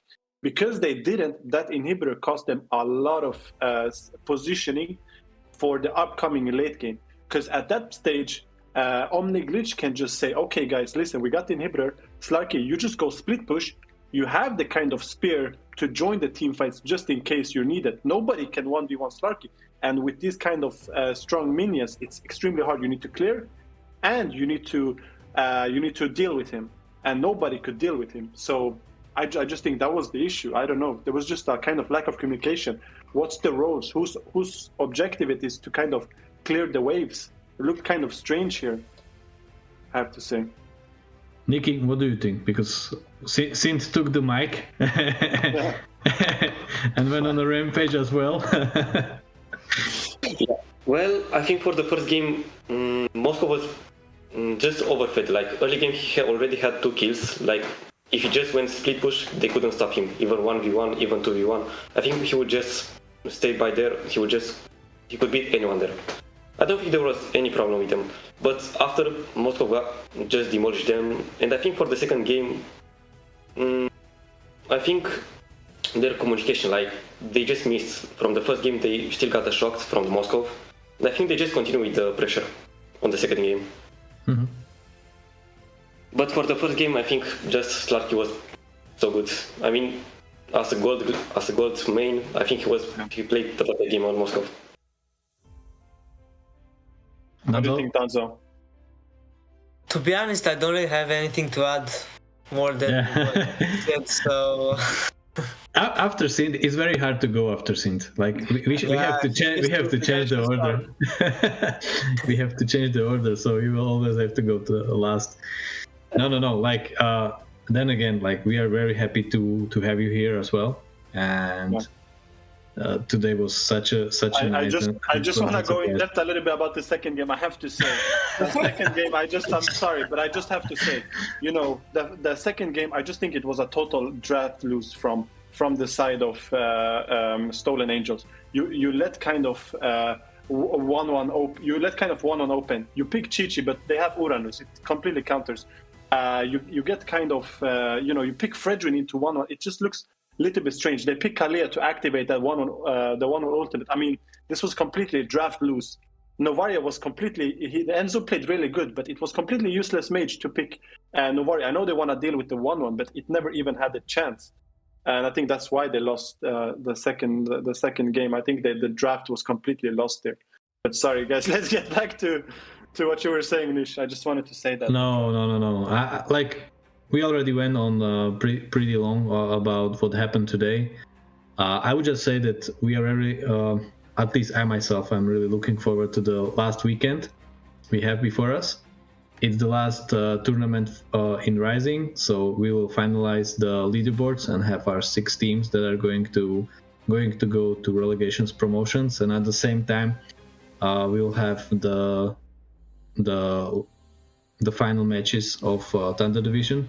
But at the same time, very important thing, what we can yap for the last 7 minutes we have, is tomorrow, because tomorrow we have the second weekend, and that's as we can see, Revenant Order against Method Black. And since we have our special guest today, since you already did your prediction, so we know them, but Nikki, Danzo, I think you will have to answer some questions, like what are your predictions for Revenant Order against Method Black after today? And I think what's so interesting, Nish, is that the predictions they may have before today might have changed after they see, some of the games play. Yes. Do you dare to say that Aki is gonna go 0-2? I don't think so, man. I don't think so. I wouldn't bet against it. But who am actually, I have on Ake against Omniglitch, I have 1-1, so I have a draw. Yeah, of course. You don't dare to say that Aki is gonna go home 0-2. They're gonna take at least one. They're gonna find a way. But what do you guys think? I mean, Revenant Order against Method Black, Danzo, Nikki. Who wants to start? What do you think the score is gonna be here? I would like to go first. So basically, I would think it will be a close draw, because both teams, I don't think that really play at the level they should be playing, and I really looking forward to this because it will be an interesting match, and I hope I will be right. Nikki, what is your take on Revenant Order against Method Black? Well, earlier I said Method Black will beat wait, forgot his name. Walkie team like 2-0. Yeah. But I still want to hope Method Black will win 2-0, but I think it will end like 1-1. Depends how they will play. Like if they will change again Roman mid, they might have a chance for 2-0. Okay. Yeah, definitely. Okay. Nikki, do you have some investment stocks in Method Black organization? He's saying too everything. He wants to play for them, bro. Yeah, he wants to play for them. we have to send a message to Method Black, like you have been a call out. You have a potential Nikki already. Nah, I totally agree with I totally agree with you. Yeah, sorry? If you ask me again which team I would bet all my money on, I would say Method Black, but I want to say now ZL weekend. Go all in, I have to go all in. No, actually, you really served me a pass, because the second match is Minerva Fury against Void Kids. So, Danzo, what is your take on this one? I don't want to be like the bad guy, but I don't think Minerva Fury will have a problem against Void Kids, to be honest. So 2-0 for them. Okay. Nikki? Well, I said I would bet all my money on ZL, but I still think 2-0. Nish, I think you have to go 1-1, man. Something crazy. I'm expecting something crazy. But I'm going 2-0 for Minerva Fury. If I had to bet my house, Okay. When it comes to money, the truth will come out. I understand. Okay, we love the guys, but we can't go down broke. Actually, I think he might have a chance, but they need to do something like my lobby did the first game with Arlot. Like they need some motivation. They need to show us they can do it. But actually, I think after what happened to Minerva Fury, because everyone, like, Minerva Fury is the darling of every caster. Like if you are talking about who is going to be in the top 4, Minerva Fury is the first team everyone picks. But if you look at the leaderboards, Minerva Fury have a lot of draws. So yeah, I would say that interesting about this leaderboard is that, Omniglitch is obviously number 1, but after that it's like 7, 6, 6, 4, 3, 3, 2.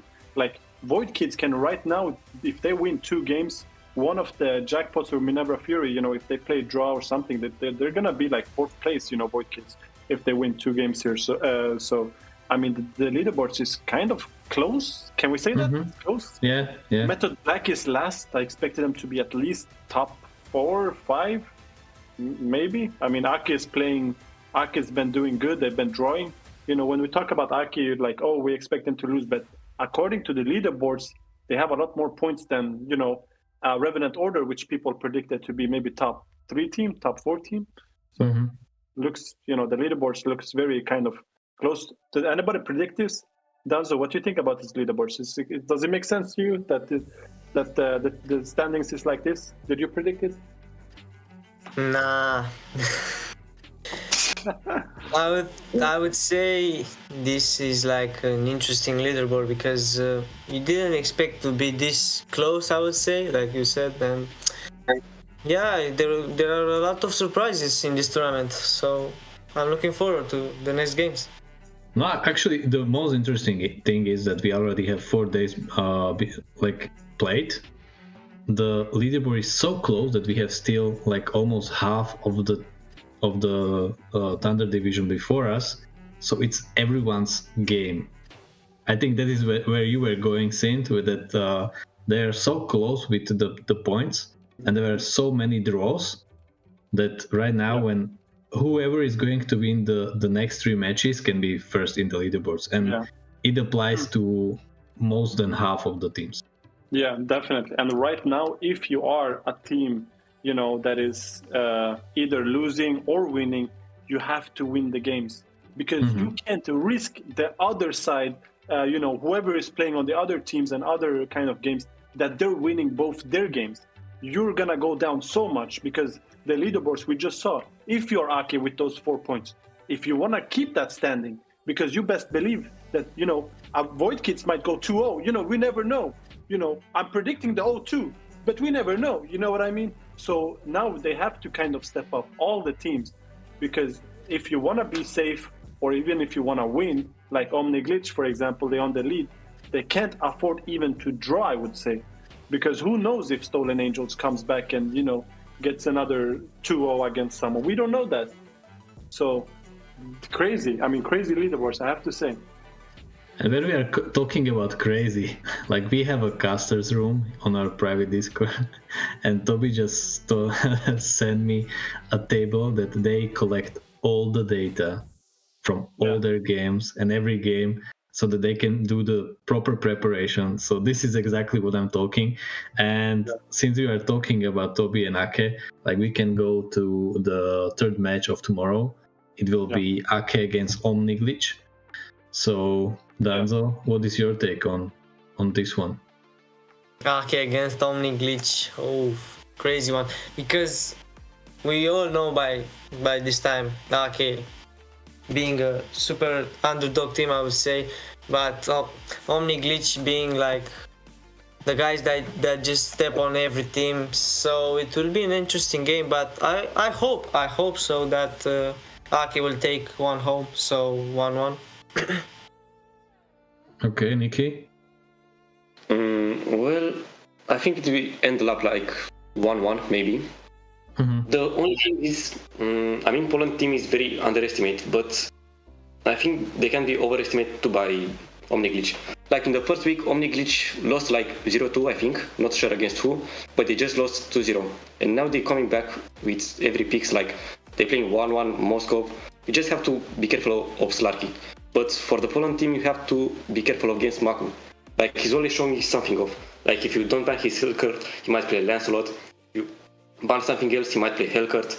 He might play all other heroes. Like you don't have to take them easy.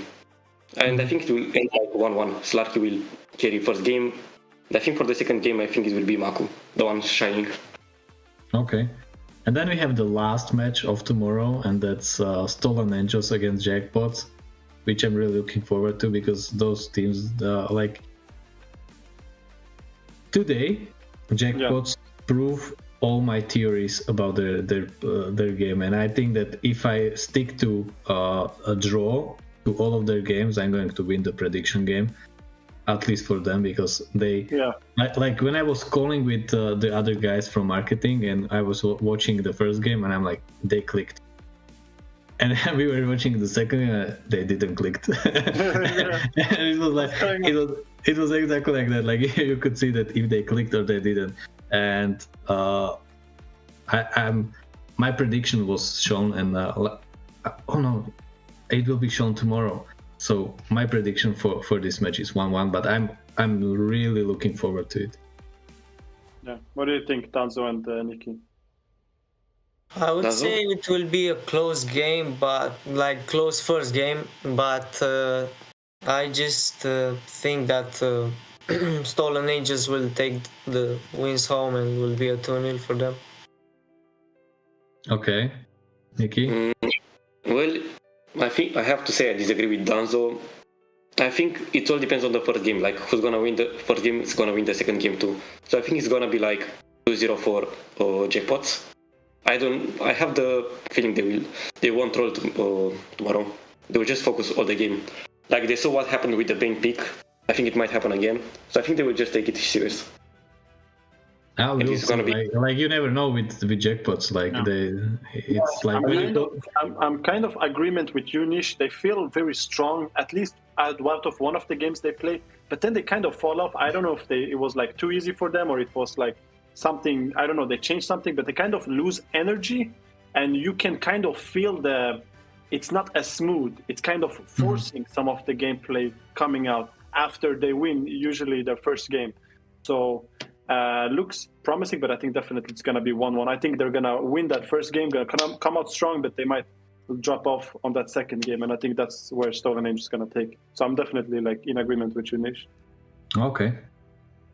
Guys, it's pretty late for everyone, so I'm thinking like we cover everything that we wanted to.